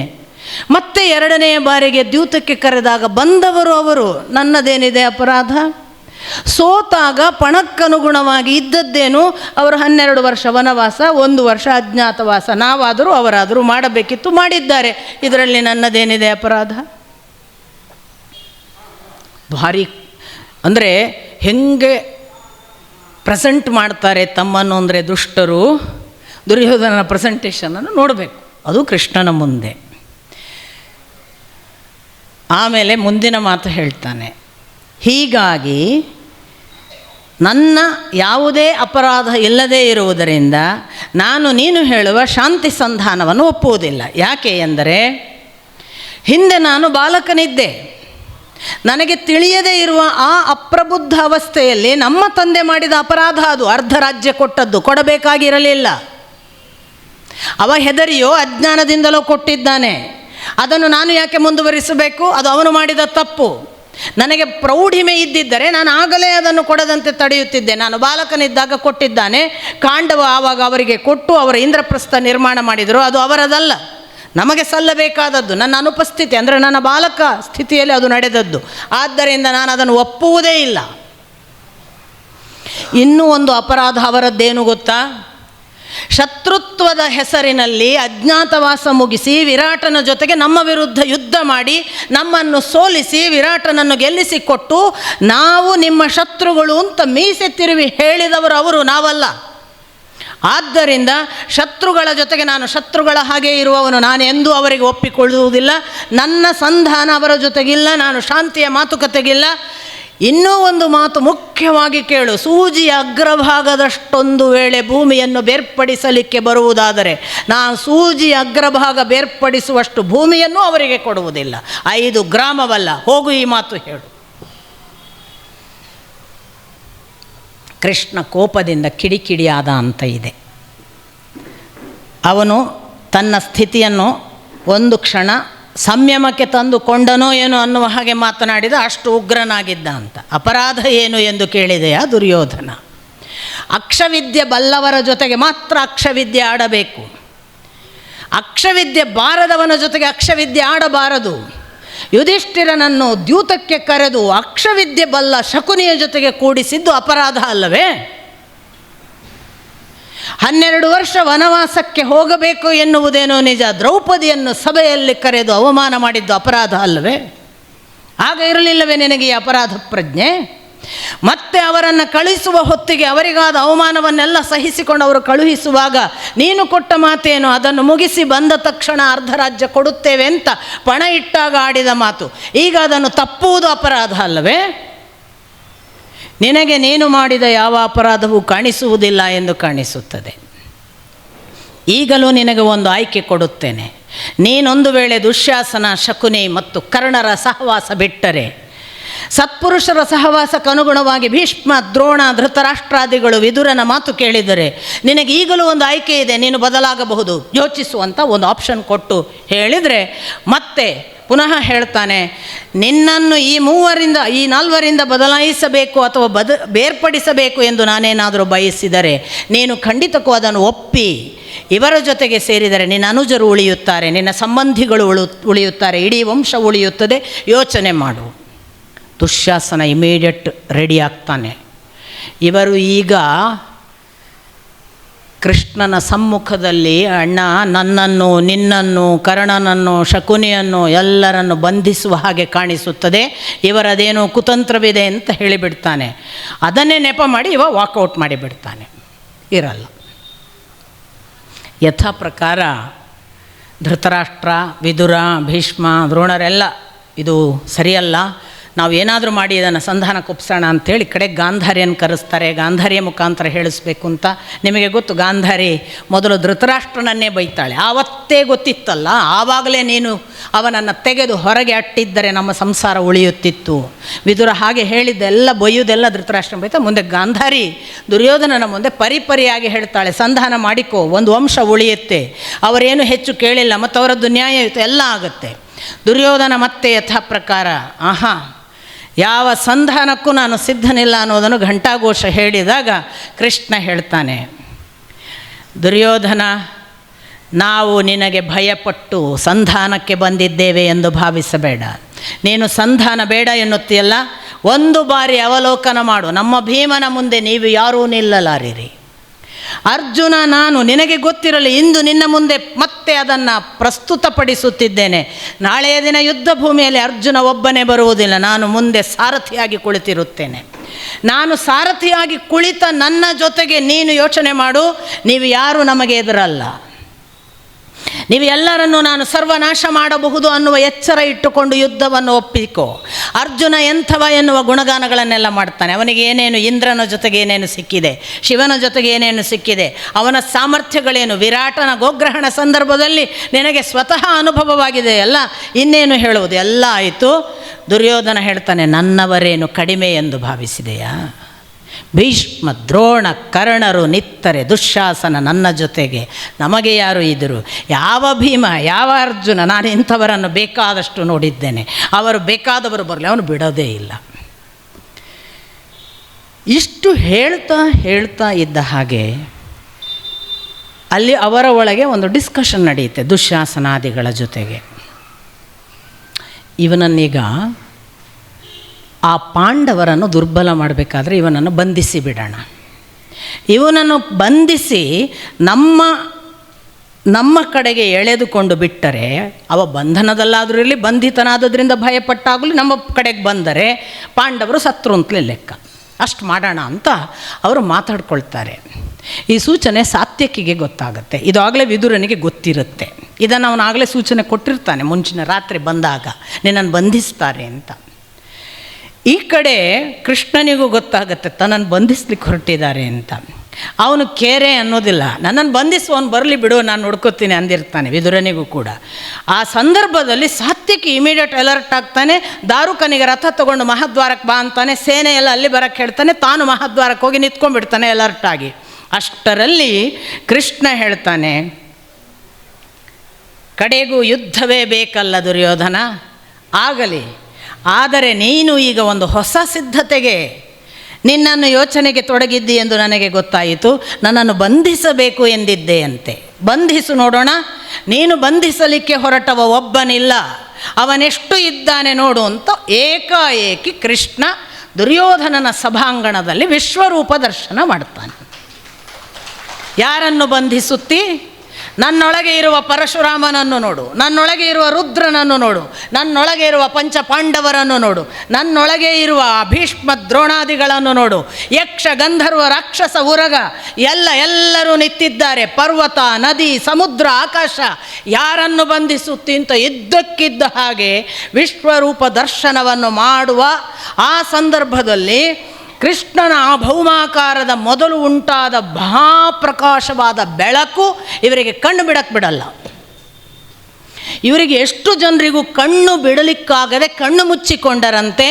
ಭೀಷ್ಮ, ದ್ರೋಣ, ವಿದುರ, ಸಂಜಯ ಮತ್ತು ನಿಮಗೆ ಅದೇ ಮುಂದಿನ ಮಾತು ಧೃತರಾಷ್ಟ್ರ. ನಾನು ಹೇಳ್ತೀನಿ, ಭೀಷ್ಮ, ದ್ರೋಣ, ಸಂಜಯ, ವಿದುರನಿಗೆ ಅವರು ಬೇಡಿಕೊಂಡದ್ದಕ್ಕೆ ಮೊದಲೇ ಕೃಷ್ಣ ಹಾಗೆ ಹೇಳ್ತಾ ಅವರಿಗೆ ದಿವ್ಯ ಚಕ್ಷುಗಳನ್ನು ಕೊಟ್ಟಂತೆ. ನನ್ನನ್ನು ಸಾಮಾನ್ಯ ಕಣ್ಣಿನಿಂದ ಕಾಣಲಾರಿರಿ, ತೆಗೆದುಕೊಳ್ಳಿ ಅಂತ ದಿವ್ಯ ಚಕ್ಷುವನ್ನು ಅನುಗ್ರಹಿಸಿ ಅವರು ದಿವ್ಯ ಚಕ್ಷುಗಳಿಂದ ಧನ್ಯತೆಯಿಂದ ಅದನ್ನು ನೋಡುತ್ತಿದ್ದರೆ, ಅಷ್ಟೂ ಜನ ಸಭಾಸದರಲ್ಲಿ ಆಗಲೇ ಬಂದು ಉಪಸ್ಥಿತರಿದ್ದ ಪರಶುರಾಮ, ಭರದ್ವಾಜ, ವಸಿಷ್ಠ, ಅತ್ರಿ ಮೊದಲಾದ ಋಷಿಮನಿಗಳಿಗೆಲ್ಲವೂ ಆ ದಿವ್ಯ ದರ್ಶನವಾಗುತ್ತಿದೆ. ಒಂದೇ ಸಮನೆ ಧೃತರಾಷ್ಟ್ರ ಕುರುಡ, ಅವನಿಗೆ ಇಲ್ಲಿ ಏನೋ ಒಂದು ಅದ್ಭುತ ನಡೀತಿದೆ ಅಂತ ಗೊತ್ತಾಗುತ್ತೆ. ನೋಡಿ, ಕಣ್ಣಿಲ್ಲದವರಿಗೆ ಸೂಕ್ಷ್ಮಜ್ಞತೆ ಹೆಚ್ಚು. ಕಣ್ಣು ಕಾಣುವವರಿಗೆ ಕಣ್ಣು ಮಾತ್ರ ಕಾಣುವುದು, ದೃಷ್ಟಿ ಇಲ್ಲ. ಕಣ್ಣಿಲ್ಲದವರಿಗೆ ದೃಷ್ಟಿದೋಷವಿರುವುದಿಲ್ಲ, ಕಣ್ಣು ಕಾಣೋದಿಲ್ಲ ಅಷ್ಟೇ. ಅವನಿಗೇನೋ ಅನ್ನಿಸ್ತಂತೆ, ಇಲ್ಲೇನೋ ವಿಸ್ಮಯ ನಡೀತಿದೆ ಅಂತ. ತಕ್ಷಣ ಅವನು ಹೇಳಿದನಂತೆ, ಕೃಷ್ಣ, ನೀನು ಏನೋ ಒಂದು ವಿಸ್ಮಯವನ್ನು ಜಗತ್ತಿಗೆ ತೋರುತ್ತಿದ್ದಿ ಎಂದು ನನಗೆ ಭಾಸವಾಗುತ್ತಿದೆ. ದಯವಿಟ್ಟು ನನ್ನ ಜೀವನದಲ್ಲಿ ನಾನು ಏನನ್ನೂ ನೋಡಲು ಅಪೇಕ್ಷೆ ಪಟ್ಟವನಲ್ಲ. ಆದರೆ ನನಗೆ ಒಂದೇ ಒಂದು ಬಾರಿ ನಿನ್ನ ಪರಮದರ್ಶನವನ್ನು ಅನುಗ್ರಹಿಸು. ಒಂದು ಬಾರಿ ನಿನ್ನ ಅನುಗ್ರಹವನ್ನು ಪಡೆದ ಬಳಿಕವೂ ಕೂಡ ನಾನು ಮತ್ತೇನನ್ನೂ ನೋಡಲು ಅಪೇಕ್ಷೆ ಪಡುವುದಿಲ್ಲ. ಆ ದರ್ಶನವಾದ ಬಳಿಕ ಮತ್ತೆ ಇದೇ ಅಂಧತ್ವ ನನಗೆ ಬರಲಿ. ನನ್ನ ಕಣ್ಣುಗಳನ್ನು ನೀನು ಮರಳಿ ತೆಗೆದುಕೋ, ಆದರೆ ನನಗೆ ಒಮ್ಮೆ ನಿನ್ನ ದರ್ಶನವನ್ನು ಅನುಗ್ರಹಿಸು. ಕೃಷ್ಣ ಕರುಣಾಮಯಿ ಧೃತರಾಷ್ಟ್ರನಿಗೆ ಕಣ್ಣುಗಳನ್ನು ಕೊಟ್ಟ. ಆ ಇಡೀ ವಿಶ್ವರೂಪ ದರ್ಶನವನ್ನು ಮಾಡಿದ ಧೃತರಾಷ್ಟ್ರ ಕಣ್ಣುಗಳಲ್ಲಿ ಧಾರಾಕಾರ ನೀರು ತುಂಬಿ ಭಕ್ತಿಯಿಂದ ಕೃಷ್ಣ ದರ್ಶನ ಮಾಡಿದ ವಿಶ್ವರೂಪದಲ್ಲಿ. ಅಲ್ಲಿಗೆ ಅದು ಸಮಾಪ್ತಿಯಾಯಿತು. ಧೃತರಾಷ್ಟ್ರ ಮೊದಲಿನಂತೆ ಆದ. ಮುಂದೆ ಒಂದು ಸಂದರ್ಭ ಬರುತ್ತೆ, ಇಷ್ಟೆಲ್ಲ ಮಾಡಿದ ಮೇಲೆ ಅದೇನೂ ಪರಿಣಾಮ ಆಗಲಿಲ್ಲ ದುರ್ಯೋಧನಾದಿಗಳಿಗೆ. ಯಾಕೆ? ಕಣ್ಣು ಕುಕ್ಕುವ ಬೆಳಕಿನಲ್ಲಿ ಮೊದಲನೇದು ನೋಡೋಕ್ಕಾಗಿಲ್ಲ, ನೋಡೇ ಇಲ್ಲ. ಎರಡನೇದ್ದು ಭಕ್ತಿಯಿಂದ ದ್ರೋಣ ಭೀಷ್ಮರ ಹಾಗೆ ವಿನಂತಿಸಿಕೊಂಡಿದ್ದರೆ ದಿವ್ಯ ಚಕ್ಷುಗಳನ್ನು ಕೊಡ್ತಿದ್ದ. ಭಕ್ತಿಯಿಂದ ಪ್ರಾರ್ಥಿಸುವುದು ಬಿಟ್ಟು ಮೋಸ ಇವನದ್ದು ಅಂತ ಏನೋ ಮಾಡಿದ್ದಾರೆ ಅವರು. ಯೋಚನೆ ಮಾಡಿದ್ದಾರೋ, ಮಾತಾಡ್ಕೊಂಡಿದ್ದಾರೋ, ಅಥವಾ ವಾಕೌಟ್ ಮಾಡಿದ್ದಾರೋ, ಒಟ್ಟು ಇಲ್ಲ. ಇಷ್ಟಾಯಿತು. ಕೃಷ್ಣ ಅದನ್ನು ಮುಗಿಸಿದ ಒಂದರೆ ಕ್ಷಣ ಸಭೆಯಲ್ಲಿ ಟಾಕ್ ಟಾಕ್ ಟಾಕ್ ಟಾಕ್ ಹೊರಟೋಗ್ತಾನೆ. ನನ್ನ ಕೆಲಸ ಆಯಿತು ಅಂತ ಎಲ್ಲರೂ ಬೆನ್ನತ್ತಿ ಹೋಗ್ತಾ ಇದ್ದಾನೆ. ಅವನನ್ನು ಕಳಿಸಿಕೊಡ್ಬೇಕು, ಯಾರಿಗೂ ಮಾತಿಗೆ ಸಿಗಲ್ಲ. ಹೋಗಿ ಆಯಿತು, ದಾರು ಕೈ ಇಟ್ಟಂತಹ ರಥ ಏರಿ ಆಯಿತು, ಅವನ ಜೊತೆಗೆ ಯಾರ್ಯಾರು ಬರಬೇಕೆಲ್ಲ ಹತ್ತಿ ಆಯಿತು.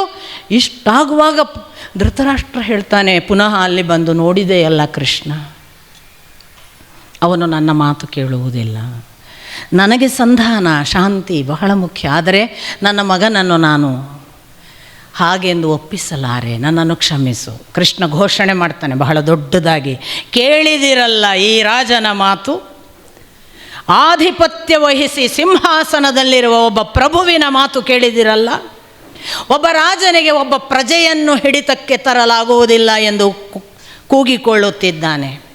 ಒಬ್ಬ ರಾಜ ತನ್ನ ಸ್ವಂತ ಮಗನನ್ನು ನನ್ನ ಮಾತು ನಡೆಸು ಎನ್ನಲಾರೆ ಎನ್ನುತ್ತಾನೆ. ಇಂಥವರ ಜೊತೆ ನನಗೇನು ಕೆಲಸ? ಯುದ್ಧ ಮಾಡುವುದಕ್ಕೆ ಸಿದ್ಧರಾಗಿ ಅಂತ ಹೊರಟೋಗ್ಬಿಡ್ತಾನೆ. ಕೃಷ್ಣ ಪ್ರಯತ್ನ ಎಷ್ಟು ಪಟ್ಟಿದ್ದಾನೆ ಯೋಚನೆ ಮಾಡಿ.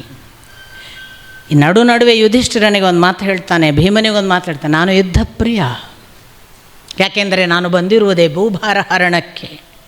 ನನಗೆ ಗೊತ್ತು ಇದರ ಅಂತ್ಯ ಯುದ್ಧವೇ, ಆದರೂ ನಾನು ಶಾಂತಿಗೆ ಪ್ರಥಮ ಸ್ಥಾನ ಕೊಡುತ್ತೇನೆ. ಎಲ್ಲ ಮಾತುಗಳು ಇವೆ ಕೃಷ್ಣನಲ್ಲಿ. ಅಂತೂ ಹೊರಟ. ಧೃತರಾಷ್ಟ್ರನಿಗೆ ವಿಶ್ವರೂಪ ದರ್ಶನವಾದದ್ದು ಒಂದು ವಿಸ್ಮಯ ಅಲ್ವಾ, ನಮಗೊಂದು ಆಶ್ಚರ್ಯ. ಸಾಕ್ಷಾತ್ ವೇದವ್ಯಾಸರ ಮಗ ಅಲ್ವಾ. ನೀವು ಗಮನಿಸಿದರೆ ಧೃತರಾಷ್ಟ್ರ ಬಹಳ ಒಳ್ಳೆಯ ಜೀವ. ನಿಮಗೆ ಅವನ ಒಂದೊಂದು ಮಾತುಗಳನ್ನು ನೀವು ಕೇಳಿದರೆ ಪಾಪ ಎಲ್ಲೋ ಒಂದು, ಅಂದರೆ ನಮ್ಮಲ್ಲಿ ಕೆಲವು ತಂದೆ ಅಂದಿರ್ತಾರೆ ತುಂಬ ಒಳ್ಳೆಯವರು, ಮಗ ಬಂದ ಕೂಡಲೇ ಬೆಕ್ಕಿನ ಹಂಗೆ ಆಗ್ಬಿಡುತ್ತಾರೆ. ಅಂಥದ್ದೇ ಕ್ಯಾರೆಕ್ಟರ್ ಧೃತರಾಷ್ಟ್ರ. ಮಗನ ಮುಂದೆ ಬಾಲ ಮುದುಡಿದ ನಾಯಿ. ಎಷ್ಟೋ ಸಂದರ್ಭಗಳಲ್ಲಿ ನೀವು ನೋಡಿ, ಅಪ್ಪ ಏನು ಹೇಳಲ್ಲ ಮಗ ತಪ್ಪು ಮಾಡುವಾಗ, ಅಮ್ಮ ಸೆರಗು ಕಟ್ಟಿಬಿಡ್ತಾಳೆ, ಹೆದರದೇ ಇಲ್ಲ. ಎಕ್ಸಾಕ್ಟ್ ಗಾಂಧಾರಿ. ಅವಳು ಹೇಳಲಿಕ್ಕೂ ಹೇಳ್ತಾಳೆ, ನಾನು ಅವನು ಮಾಡಿದ ತಪ್ಪುಗಳನ್ನು ಆ ಕ್ಷಣ ಶಿಕ್ಷಿಸುವಾಗ ನೀನು ಒಂದರೆ ಕ್ಷಣ ಸಪೋರ್ಟ್ ಮಾಡಲಿಲ್ಲ, ಒಂದರೆ ಕ್ಷಣ ನನ್ನ ಜೊತೆಗೆ ನಿಂತು ಅವನನ್ನು ಹೌದು ಅಂತ ಕಳಿಸ್ಲಿಲ್ಲ. ಇವತ್ತು ಅನುಭವಿಸ್ತಿ, ಇವತ್ತು ನನ್ನನ್ನು ಕರಿತಿ, ಬುದ್ಧಿವಾದ ಹೇಳುವಂತಿ. ಯಾಕೆ ಹೇಳಬೇಕು ನಾನು? ಪ್ರತಿ ತಾಯಿಗೆ ಈ ಸಮಸ್ಯೆ ಬರುತ್ತೆ ಮನೆಗಳಲ್ಲಿ. ಯಾಕಂದರೆ ಇವ್ರು ಮಹಾ ಕಳ್ಳರು, ಇವ್ರು ಒಳ್ಳೆಯವರಾಗ್ಲಿಕ್ಕೆ ನೋಡೋದು ಈ ಅಪ್ಪಗಳು.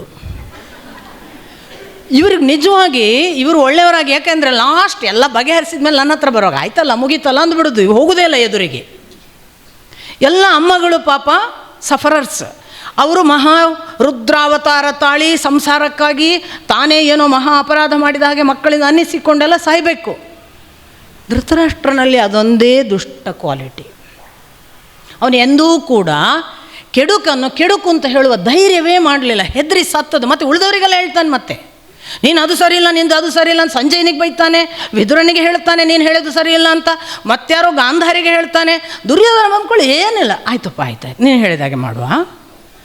ಮಹಾಮೌಢ್ಯದ ಒಬ್ಬ ಅಪ್ಪ, ಅಲ್ಲಿಯವರೆಗೆ ಮೋಹ. ಅದರಿಂದ ಉಳಿದ ಅಷ್ಟು ಒಳ್ಳೆಯ ಕ್ವಾಲಿಟೀಸ್ ಇತ್ತು ನೋಡಿ. ಆ ಒಳ್ಳೆಯ ಕ್ವಾಲಿಟೀಸಿಗಾಗಿ ಕೃಷ್ಣ ದರ್ಶನ, ಅಂಥ ವಿಶ್ವರೂಪ ದರ್ಶನವನ್ನು ಇಷ್ಟು ಜನ ಮಾಡಿಸಿಕೊಂಡ್ರು. ಸಂಜಯನಿಗೂ ಅದೇ ಭಾಗ್ಯ. ಸಂಜಯನಿಗೆ ಯಾಕೆ ಆ ಭಾಗ್ಯ ಅಂತ ನಾನು ಭಗವದ್ಗೀತೆ ಹೇಳುವಾಗ ನಿಮಗೆ ಹೇಳಿದ್ದೇನೆ. ಸಂಜಯ ಎಂಥ ಒಳ್ಳೆಯ ಭಕ್ತ ಅಂತ. ನಾನು ನಿಮ್ಮಂತೆ ಸಂಸಾರ ಮೋಹ ಬಂಧನವನ್ನು ಕಟ್ಟಿಕೊಂಡವನಲ್ಲ, ಸದಾ ಅವನ ಭಕ್ತಿ ಇದ್ದರೆ ಏನಾದರೂ ನಡೆದೀತು ಎಂದು ನಂಬಿದವ. ಹಾಗಾಗಿ ನನಗೆ ಕೃಷ್ಣನೆಂದರೆ ಪರಮ ಪ್ರೀತಿ ಅಂತ ಒಂದು ಮಾತು ಹೇಳಿದ್ದಾನೆ. ಹಾಗಾಗಿ ಸಂಜಯನಿಗೆ ದರ್ಶನ ಆಗುತ್ತೆ.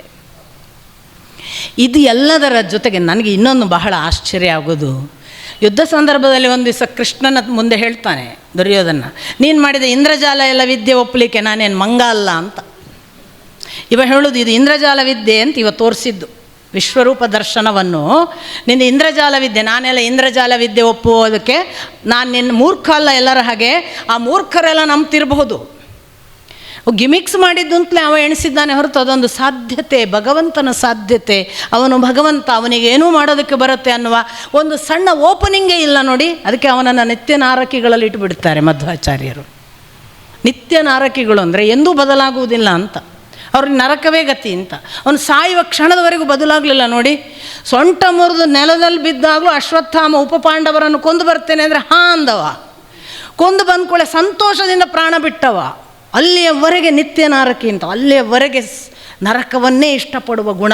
ಒಂದು ದಿನವೂ ಒಂದು ಆಪ್ಷನ್ ಬಂದರೂ ಕೂಡ ಚೇಂಜ್ ಆಗಲಿಲ್ಲ. ಅಂಥವರ ಮುಂದೆ ಕೂಡ ಕೃಷ್ಣ ಯಾಕಪ್ಪ ವಿಶ್ವರೂಪ ದರ್ಶನ ಮಾಡಬೇಕಿತ್ತು? ಕೃಷ್ಣನಿಗೇನು ಸಂದೇಶ? ಏನು ನಾನು ದೊಡ್ಡವನು ತೋರಿಸ್ಲಿಕ್ಕಿತ್ತ? ನನಗೆ ಅನಿಸೋದು, ನಾಳೆ ಎಷ್ಟು ಜನ ಕೃಷ್ಣನಿಗೆ ಇಷ್ಟೆಲ್ಲ ಮಾಡಿ ಎಷ್ಟೆಲ್ಲ ಹೇಳ್ತಾರೆ ನಮಗೆ ಗೊತ್ತುಂಟು. ನಾವು ಇಲ್ಲಿ ಕೂತ್ಕೊಂಡು ಎಲ್ಲಾದರೂ ದುರ್ಯೋಧನನ ಪಕ್ಷದವರು, ನಾವು ಈ ಕಾಲಕ್ಕೂ ಇದ್ದೇವಲ್ಲ ದುರ್ಯೋಧನನ ಪಕ್ಷದವರು, ನಾವು ಒಂದು ಆರ್ಗ್ಯುಮೆಂಟ್ ಮಾಡ್ಬೋದಲ್ಲ. ಅವನು ನೋಡಿ ನಾನು ಯುದ್ಧ ಮಾಡೋದಿಲ್ಲ ಅಂತ ಕುಸಿದು ಕೂತಾಗ ಅರ್ಜುನನಿಗೆ ವಿಶ್ವರೂಪ ತೋರಿಸಿದ್ದಾನೆ, ದುರ್ಯೋಧನನಿಗೆ ತೋರಿಸಿದಾನ? ಖಂಡಿತ ಕೇಳ್ತಿತ್ತು ಜನ. ಎಷ್ಟು ಪಾರ್ಶಿಯಾಲಿಟಿ! ಪಾಂಡವರನ್ನೆಲ್ಲ ಭಾರಿ ಹಚ್ಚಿಕೊಳ್ಳೋದು, ದುರ್ಯೋಧನ ಅವರನ್ನೆಲ್ಲ ಕಾಲಕಸ ಮಾಡೋದು. ಈಕ್ವಲ್ ಟ್ರೀಟ್ಮೆಂಟೇ ಇಲ್ಲ ಅವನದು. ಮಹಾ ಅಸಮಾನತೆ. ಅದಕ್ಕೆ ಮಾರ್ಕ್ಸಿಸಮ್ ಬೇಕು ನಮಗೆ ಹೇಳ್ತಿದ್ರು. ಕೃಷ್ಣ ನಮೇ ದ್ವೇಷ್ಯೋ ಅಸ್ತಿ ನಚಮೇ ಪ್ರಿಯ ಅಂತ ಘೋಷಿಸಿದವ ಭಗವದ್ಗೀತೆಯಲ್ಲಿ. ನನಗೆ ದ್ವೇಷಿಸುವವರು ಅಂತ ಇಲ್ಲ, ನಾನು ಯಾರನ್ನೂ ದ್ವೇಷಿಸುವುದಿಲ್ಲ. ನನಗೆ ಮಹಾಪ್ರಿಯರು ಅಂತ ಯಾರೂ ಇಲ್ಲ. ಪ್ರೂವ್ ಮಾಡ್ತಾನೆ ನೋಡಿ. ಒಂದು ಮಾತಿಗೆ ಅಲ್ಲಿ ಪ್ರೂಫ್ ಇದೆ ಅಂತ. ಕೃಷ್ಣ ಏನೇನು ಹೇಳಿದಾನೋ ಅದಕ್ಕೆಲ್ಲಕ್ಕೂ ಪ್ರೂಫ್ ಇದೆ ಅವನ ಬದುಕಿನಲ್ಲಿ, ನಡೆಯಲ್ಲಿ ತೋರಿಸಿದ್ದು, ಅದನ್ನು ನುಡಿದದ್ದು ಮುಂದೆ. ನನಗೆ ದ್ವೇಷವಿಲ್ಲ, ನನಗೆ ಇವ ದುರ್ಯೋಧನ ಆದ್ದರಿಂದ ಇವನನ್ನು ನಾನು ಕಡೆಗಣಿಸ್ತೇನೆ ಅಂತ ನಾಳೆ ನೀವು ಯಾರೂ ಭಾವಿಸಬೇಕಾಗಿ. ನನಗೆ ಯಾರ ಬಗ್ಗೆಯೂ ದ್ವೇಷ ಇಲ್ಲ. ಈ ಥರದ ಅನೇಕ ಆಯಾಮಗಳು. ಮತ್ತು ಇವನು ಇಲ್ಲಿ ಪ್ರಯತ್ನವೇ ಪಡಲಿಲ್ಲ. ಇವ ಪ್ರಯತ್ನ ಪಟ್ಟಿದ್ರೆ ಶಾಂತಿ ಸಂಧಾನ ಆಗ್ತಿತ್ತು. ಇವನ ಮನಸ್ಸೆಲ್ಲ ಯುದ್ಧ ಮಾಡಬೇಕು ಅಂತಲೇ ಇತ್ತು, ಪಾಂಡವರ ಪರವೇ. ಹಾಗಾಗಿ ದುರ್ಯೋಧನನಿಗೆ ಏನೂ ಒಂದು ಟ್ರೈಯೇ ಮಾಡಲಿಲ್ಲ. ದುರ್ಯೋಧನನ ಮುಂದೆ ವಿಶ್ವರೂಪ ತೋರಿಸಿ ಅವನಿಗೂ ಹೇಳ್ಬೋದಿತ್ತಲ್ಲ, ನೋಡು ನೀವು ಯಾರು ಉಳಿಯಲ್ಲ, ನಾವು ಎಲ್ಲರೂ ಸಾಯ್ತಾರೆ, ನಾನು ಕೊಲ್ತೀನಿ ಹೇಳ್ಬೋದಿತ್ತಲ್ಲ. ಅವ ಚಾನ್ಸ್ ತಗೊಂಡಿದ್ರೆ ಅವನಿಗೂ ಆಗ್ತಿತ್ತಲ್ಲ ಅಂತ ನಾಳೆ ಹೇಳುವ ಯಾವ ಮಾತುಗಳನ್ನು ದುರ್ಯೋಧನನೇ ನಾಳೆ ಹೇಳಬಾರ್ದು. ಅಲ್ಲಿಯವರೆಗೆ ಕೃಷ್ಣನ ಎಕ್ಯುರೇಸಿ, ಪರ್ಫೆಕ್ಷನ್ ಪ್ರತಿ ಆ್ಯಕ್ಷನ್ನಲ್ಲಿ. ಅದು ಯಾವುದೇ ಲೋಪದೋಷಗಳಿಲ್ಲದ ನಡೆ. ನಮ್ಮದು ಹಾಗಲ್ಲ, ಏನೋ ಮಾಡಿದಾಗ ಎಲ್ಲೋ ಒಂದು ಊನ ಉಳಿತದೆ ನೋಡಿ. ನೀವು ಎಷ್ಟೇ ಯೋಚನೆ ಮಾಡಿ ಯಾವನೋ ಒಬ್ಬ ಹೇಳ್ತಾನೆ ಅದೊಂದು ಮಾಡಬೇಕಿತ್ತು ಆಗ ಸರಿಯಾಗ್ತಿತ್ತು ಅಂತ. ನಮ್ದು ಎಲ್ಲೋ ಸಿಕ್ಕಿ ಬೀಳ್ತೇವೆ ನಾವು. ಕೃಷ್ಣ ಸಿಕ್ಕಿ ಬೀಳದೇ ಇರಬೇಕು ಅನ್ನೋ ಉದ್ದೇಶ ಅಲ್ಲ ಕೃಷ್ಣನದ್ದು. ಕೃಷ್ಣನ ನಡೆ ಅಷ್ಟು ಪರ್ಫೆಕ್ಷನ್ನಿನ ಕಡೆಗೆ ಅಂತ ನಾವು ಎಷ್ಟೆಷ್ಟು ಹೇಳ್ತೇವಲ್ಲ, ಅವನು ಪರಿಪೂರ್ಣ ಅವತಾರ ಅಂತ ಇದು ಕಾರಣ. ಪರಿಪೂರ್ಣ ಅನ್ನೋದು ಯಾವುದಕ್ಕೆ? ಇನ್ನೊಂದನ್ನು ಸೇರಿಸಲಿಕ್ಕೆ ಬಾರದ ಹಾಗೆ ವೃತ್ತ ಸಂಪೂರ್ಣವಾದಾಗ. ಪೂರ್ಣಮದ ಪೂರ್ಣಮಿದಂ ಪೂರ್ಣಾತ್ ಅಲ್ವಾ? ಒಂದು ಪೂರ್ಣದಿಂದ ಇನ್ನೊಂದು ಪೂರ್ಣ ಹುಟ್ಟುತ್ತೆ. ಪೂರ್ಣದಿಂದ ಪೂರ್ಣವೇ ಸಿಗುವುದು. ಪೂರ್ಣದಿಂದ ಅಪೂರ್ಣವನ್ನು ಪಡೆಯೋಕ್ಕೆ ಸಾಧ್ಯವಿಲ್ಲ. ಅದೆಲ್ಲವನ್ನು ಪ್ರೂಫ್ ಕೃಷ್ಣ ನಮಗೆ ಪ್ರೂವ್ ಮಾಡಿ ನಾನು ಪೂರ್ಣ, ಇದೊಂದು ಪರಿಪೂರ್ಣ ಅವತಾರ. ಇನ್ನೂ ಒಂದು ಕಾರಣ ಇದೆ ಯಾಕೆ ಪರಿಪೂರ್ಣ ಅವತಾರ. ಈ ಎಲ್ಲ ಅವತಾರಗಳಲ್ಲಿ ಭಗವದ್ ಅಂಶ ಬಂದದ್ದು. ಇವನಲ್ಲಿ ಭಗವಂತನೇ ಬಂದದ್ದು. ಎಷ್ಟು ಪುಣ್ಯ ಮಾಡಿರಬೇಕು ಸ್ವಾಮಿ, ಭಗವಂತನೇ ಸ್ವತಃ ಬಂದದ್ದು. ಬಹಳ ಆಶ್ಚರ್ಯಗಳೆಲ್ಲ ಇವೆ. ಇರಲಿ, ಅಂಥ ಒಂದು ಪರಿಪೂರ್ಣ ಅವತಾರವನ್ನು ಕೂಡ ನನ್ನ ಗುರುಗಳು ಹೇಳಿದರು. ಕೃಷ್ಣ ಕೂಡ ಪರಿಪೂರ್ಣನಲ್ಲ, ಪರಿಪೂರ್ಣತೆಯ ಕಡೆಗೆ ನಡೆದ ಅವತಾರ. ನಾವು ಅವನನ್ನು ದಾಟಲಿಕ್ಕಿದೆ. ಇದಕ್ಕೆ ಅವನ ಮಾತೆ ಮುಂದೆ ಆಧಾರ ಇದೆ. ಅವನೇ ಹೇಳ್ತಾನೆ ನನ್ನನ್ನು ದಾಟಬೇಕು ಅಂತ. ಅದರಿಂದ ಒಂದು ವಿಶೇಷ ಆಯಾಮಗಳಲ್ಲಿ ಕೃಷ್ಣನ ವಿಶ್ವರೂಪ ದರ್ಶನವಾಯಿತು. ಮುಂದಿನದು ನಿಮಗೆ ಗೊತ್ತು, ಯುದ್ಧ ಘೋಷಣೆ, ಬಳಿಕ ಯುದ್ಧ ಕುರುಕ್ಷೇತ್ರದಲ್ಲಿ ಯಾರ್ಯಾರು ಯಾವ್ಯಾವ ಪಕ್ಷ, ಸೇನಾಪತಿಗಳು ಯಾರು ನಿರ್ಣಯ ಆಯಿತು.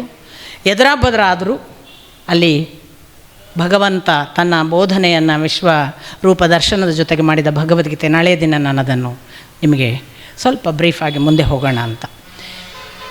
ಮುಖ್ಯ ಅಂಶಗಳನ್ನು ಮಾತ್ರ ಹೇಳ್ತೀನಿ ನಾನು. ಯುದ್ಧದ ಕೆಲವು ಮುಖ್ಯ ಅಂಶಗಳು, ಕೃಷ್ಣ ಹೇಗೆ ಪಾರ್ಟಿಸಿಪೇಟ್ ಮಾಡಿದ್ದಾನೆ, ಕೆಲವು ಯುದ್ಧದ ಕೆಲವರ ಜೊತೆಗೆ ಮಾತ್ರ, ಥ್ರೂಔಟ್ ಇದ್ದಾನೆ ಅನ್ನೋದು ಬೇರೆ ಮಾತು. ನೋಡಿ, ಒಂದು ಸಂದರ್ಭ ಬರುತ್ತೆ, 9ನೇ ದಿನ ಭೀಷ್ಮರು ಕೊಂದು ಕೊಂದು ಕೊಂದು ರಾಶಿ ಹಾಕಿದ್ದಾರೆ. ಪಾಂಡವರಿನ ಮುಗೀತು ಅವರ ಸಂಖ್ಯೆ ಮುಗೀತು ಅಂತ ಅನ್ನುವ ಹಾಗೆ ಅವರ ಅಕ್ಷೋಹಿಣಿ ಸೇನೆ ಸಂಖ್ಯೆ ಕಡಿಮೆ ಆಗಿ ಆಗಿ ನಾಶ ಆಗ್ತಿದೆ. ಭೀಷ್ಮರು ಯುದ್ಧ ನಿಲ್ಲಿಸದಿದ್ದರೆ ಇನ್ನೇನು ಕತೆ ಅನ್ನುವ ಸ್ಥಿತಿ, ಭಯ ಎಲ್ಲರಿಗೂ ಬಂದಿದೆ. ಪಾಂಡವಾದಿಗಳು ನಡುಗುವ ಸ್ಥಿತಿಯಲ್ಲಿದ್ದಾರೆ. ಭೀಷ್ಮರೇನು ಯಾವ ಕಿಂಚಿತ್ ಕರುಣೆ ಇಲ್ಲ. ಅವ್ರು ಹೇಳಿಯೇ ಬಿಟ್ಟಿದ್ದಾರೆ, ನಾನು ಇಷ್ಟು 1000 ಜನರನ್ನು ಕೊಲ್ತೇನೆ ಮತ್ತು ಕೃಷ್ಣ ಒಂದಲ್ಲ ಒಂದು ಕ್ಷಣ ಆಯುಧ ಎತ್ತುವ ಹಾಗೆ ಮಾಡ್ತೇನೆ ಅಂತ ಅವರ 2 ಪ್ರತಿಜ್ಞೆ. ಇಂಥ ಭೀಷ್ಮರು ಇನ್ನಿಲ್ಲದ ಹಾಗೆ ಯುದ್ಧ ಮಾಡುವಾಗ 9ನೇ ದಿನ ಇವು ಹೊಡಿ ಹೊಡಿ ಹೊಡಿ ಅಂತ ಎಷ್ಟು ಸಾರಿ ಉನ್ಮತ್ತಗೊಳಿಸುವಷ್ಟು ಪ್ರಚೋದಿಸ್ತಾನೆ ಕೃಷ್ಣ. ಅರ್ಜುನ ಮತ್ತೆ ಎದುರು ಬದ್ರು ತಂದು ನಿಲ್ಲಿಸಿದ್ದಾನೆ, ಹೊಡಿ ಭೀಷ್ಮರಿಗೆ ಅಂತ. ಇವ ಗುರುಗಳಲ್ವಾ, ನನಗೆ ಪಾಠ ಮಾಡಿದವರು, ನನ್ನ ಸಾಕ್ಷಾತ್ ಅಜ್ಜ ಮುತ್ತಜ್ಜ, ನಾನು ಹೇಗೆ ಈ ಎಡಬಿಡಂಗಿತನದಲ್ಲಿ ಓದಾಡ್ತಿದ್ದಾನೆ ಕೃಷ್ಣನ ಮುಂದೆನೇ ಅರ್ಜುನ. ಕೃಷ್ಣನಿಗೆ ಗೊತ್ತಾಗ್ತಿದೆ ಇದೀಗ ಅಳತೆ ಮೀರಿತು, ಇದಿನ್ನು ಹೀಗೆ ಬಿಟ್ಟರೆ ಆಗಲ್ಲ ಅಂತ. ಆ ಪ್ರಥಮ ಸಂದರ್ಭ ನೋಡಿ, ಕೃಷ್ಣ ನಾನು ಸಾರಥಿ ಮಾತ್ರ ಅಂತ ಹೇಳಿದ್ದಾನೆ.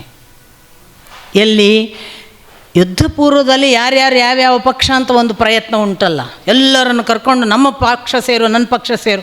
ಆಗಲೇ ಶಲ್ಯನನ್ನು ಬೇಗನೆ ವಶ ಮಾಡಿಕೊಂಡದ್ದು, ಮಾವನನ್ನು, ಯುಧಿಷ್ಠಿರಾದಿಗಳ ಮಾವ ಅವನನ್ನು ಮೊದಲು ಹೋಗಿ ಯಾರು ಮೊದಲು ಭೇಟಿ ಆಗ್ತಾರ ಅವರ ಪಾರ್ಟಿ ಹೋಗಬೇಕು, ಅದು ಧರ್ಮ. ಆಗ ದುರ್ಯೋಧನ ಮೊದಲು ಬಂದರೆ ದುರ್ಯೋಧನೊಟ್ಟಿಗೆ ಹೋಗಬೇಕು, ಇವರು ಪಾಂಡವರು ಮೊದಲು ಬಂದರೆ ಪಾಂಡವರೊಟ್ಟಿಗೆ ಹೋಗಬೇಕು. ಹಾಗಾಗಿ ಯಾರು ಮೊದಲು ಬಂದರೆ ಅವರವರು ಆಯಾ ಪಕ್ಷ ಆಗಿಬಿಟ್ಟಿದ್ದಾರೆ.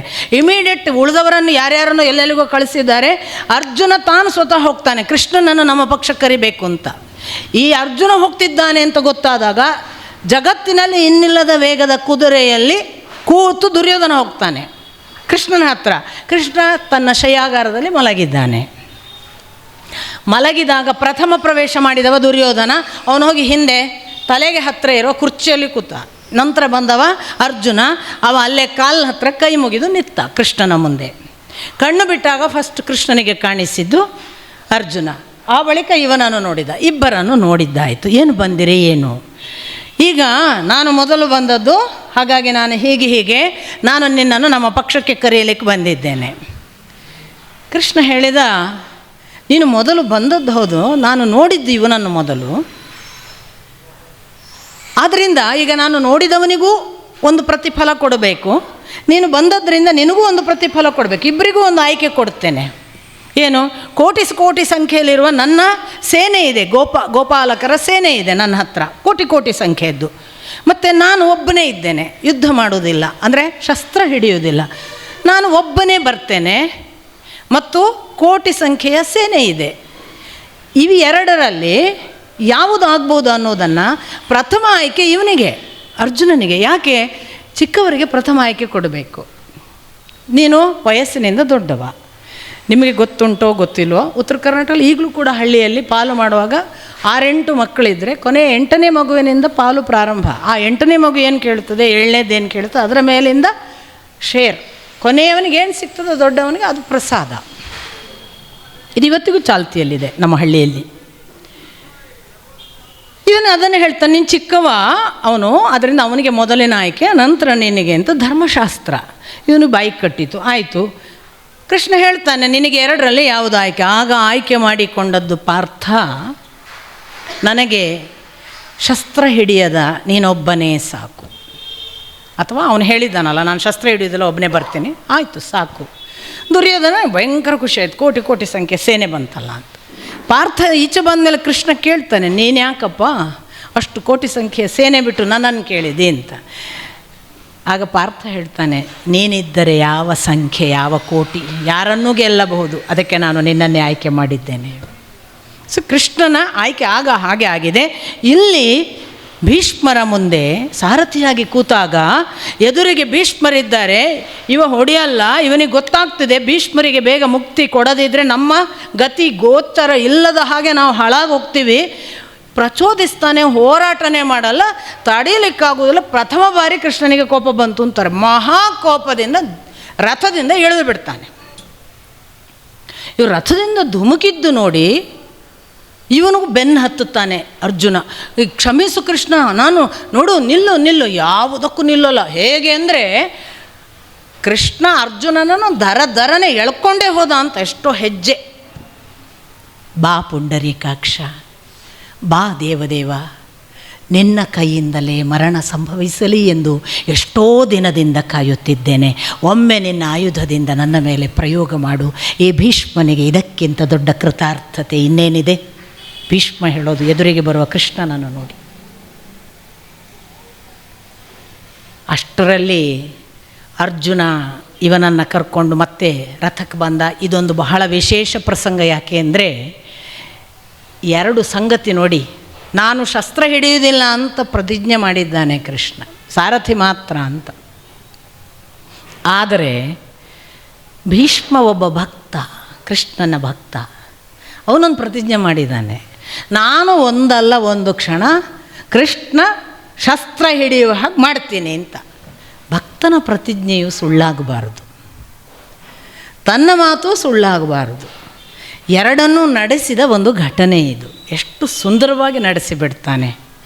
ಆದರೆ ಎದೆ ಸೀಳುವ ಹಾಗೆ ಗಾಯ ಮಾಡಿಬಿಟ್ಟಿದ್ದರಂತೆ ಭೀಷ್ಮಾಚಾರ್ಯರು. ಶರಶಯ್ಯೆಯ ಸಂದರ್ಭದಲ್ಲಿ ಪ್ರಾಣ ಹೋಗುವ ಹೊತ್ತಿಗೆ ರಕ್ತಮಯವಾದ ಕೃಷ್ಣನನ್ನು ಕಂಡು ದುಃಖಿಸಿ ಹೇಳ್ತಾರೆ, ಕೃಷ್ಣ, ನನಗೆ ನೀನೆಂದರೆ ಎಷ್ಟು ಭಕ್ತಿ, ಎಷ್ಟು ಪ್ರೀತಿ, ನಿನಗಾಗಿ ನಾನು ಎಷ್ಟು ಹಂಬಲಿಸಿದ್ದೇನೆ. ಆದರೆ ಆ ಯುದ್ಧ ಮದದಲ್ಲಿ ಅನಿವಾರ್ಯವಾಗಿ ನಿನಗೆ ನಾನು ನಾಟಿಸಿದ ಆ ಶಸ್ತ್ರದ ಗಾಯ, ಅದರ ರಕ್ತ ನೋಡಿಕೊಂಡು ನಾನೀಗ ನಿರ್ಗಮಿಸುತ್ತಿದ್ದೇನೆ.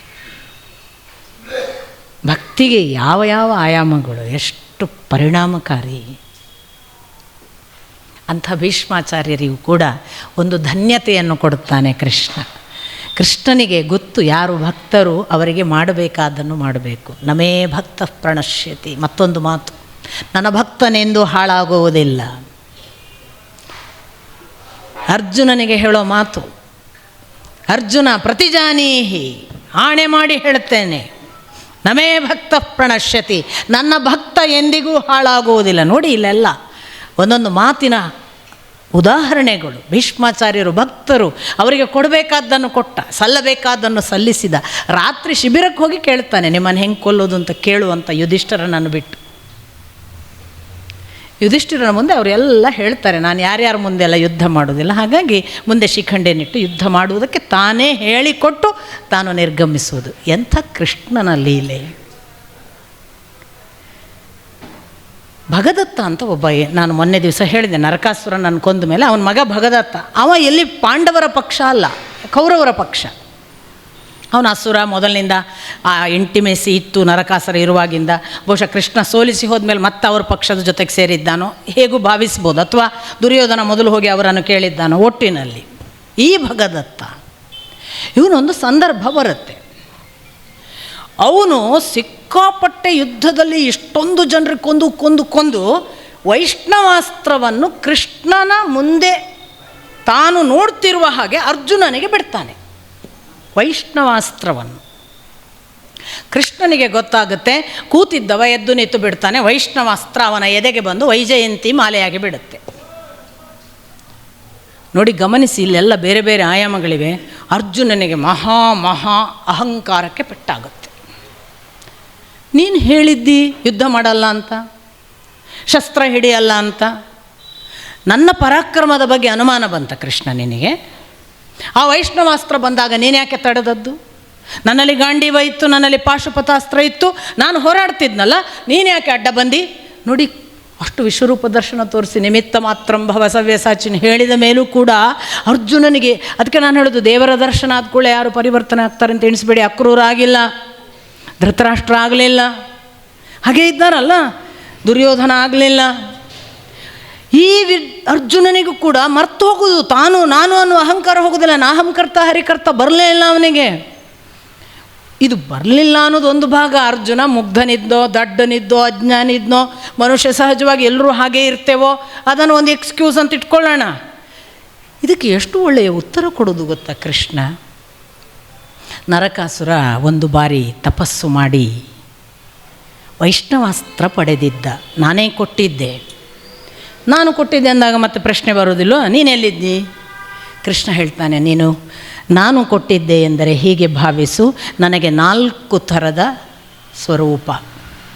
ನಾನು ಬದರಿಯಲ್ಲಿ ನಾರಾಯಣನಾಗಿ ತಪಸ್ಸು ಮಾಡುತ್ತಾ ಇರುತ್ತೇನೆ, ಇದು ಒಂದು ನನ್ನ ಸ್ವರೂಪ.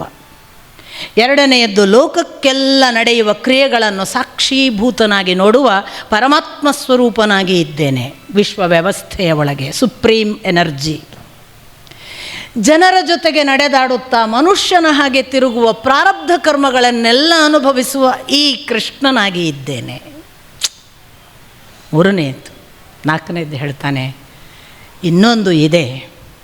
ನಾನು 4 ಸ್ವರೂಪಗಳಲ್ಲಿ ಬರುವಾಗ ಈ 4 ಸ್ವರೂಪಗಳಲ್ಲೂ ನನ್ನ ಕೆಲಸ ಕರ್ತವ್ಯಗಳನ್ನು ಮಾಡುವಾಗ ಪ್ರಳಯ ಕಾಲದ ಎಲ್ಲವನ್ನೂ ನುಂಗಿ ಹಾಕಿದ ಒಬ್ಬ ಶೇಷಶಾಹಿಯಾಗಿ ಒಬ್ಬ ಇದ್ದೇನಲ್ಲ, ಅದು 4ನೆಯ ಸ್ವರೂಪ. ಆ 4ನೆಯ ಸ್ವರೂಪದಲ್ಲಿ ನಾನು ಅವನಿಗೆ ಅಂದು ನರಕಾಸುರನಿದ್ದಾಗ ವೈಷ್ಣವಾಸ್ತ್ರವನ್ನು ಕೊಟ್ಟಿದ್ದೇನೆ. ಅದು ಇರುವವರೆಗೆ ಅವನನ್ನು ಗೆಲ್ಲುವುದು ಸಾಧ್ಯವಿಲ್ಲ.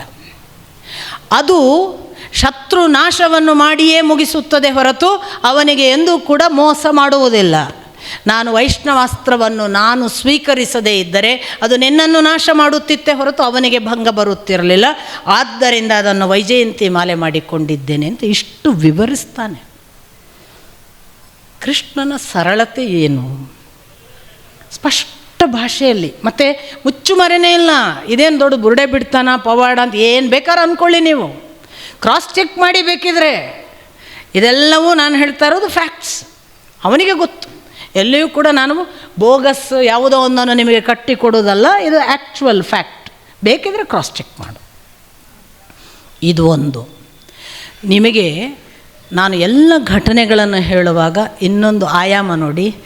ಕೃಷ್ಣ ಅರ್ಜುನನ ಮಿತ್ರತ್ವದ ಯಾವ ಲೆವೆಲಿನ ಇಂಟಿಮೆಸಿ, ಪ್ರಾಣ ಕೊಟ್ಟು ರಕ್ಷಿಸುವುದು.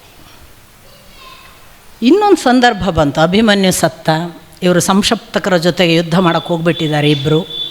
ಅಭಿಮನ್ಯು ಇಲ್ಲಿ ಕೃಷ್ಣಾರ್ಜುನರು ಇಲ್ಲದ ಹೊತ್ತಿಗೆ ಸತ್ತ. ಸಾಯುವುದಕ್ಕೆ ಕಾರಣ ಯಾರು ಅಂತ ಅರ್ಜುನನಿಗೆ ಕೃಷ್ಣನ ಜೊತೆಗೆ ಬಂದ ಮೇಲೆ ಮಾತುಕತೆಯಲ್ಲಿ ಯುಧಿಷ್ಠಿರಾದಿಗಳು ಹೇಳೋ ಗೊತ್ತಾಯಿತು, ಮುಖ್ಯ ಕಾರಣ ಜಯದ್ರಥ ಅಂತ.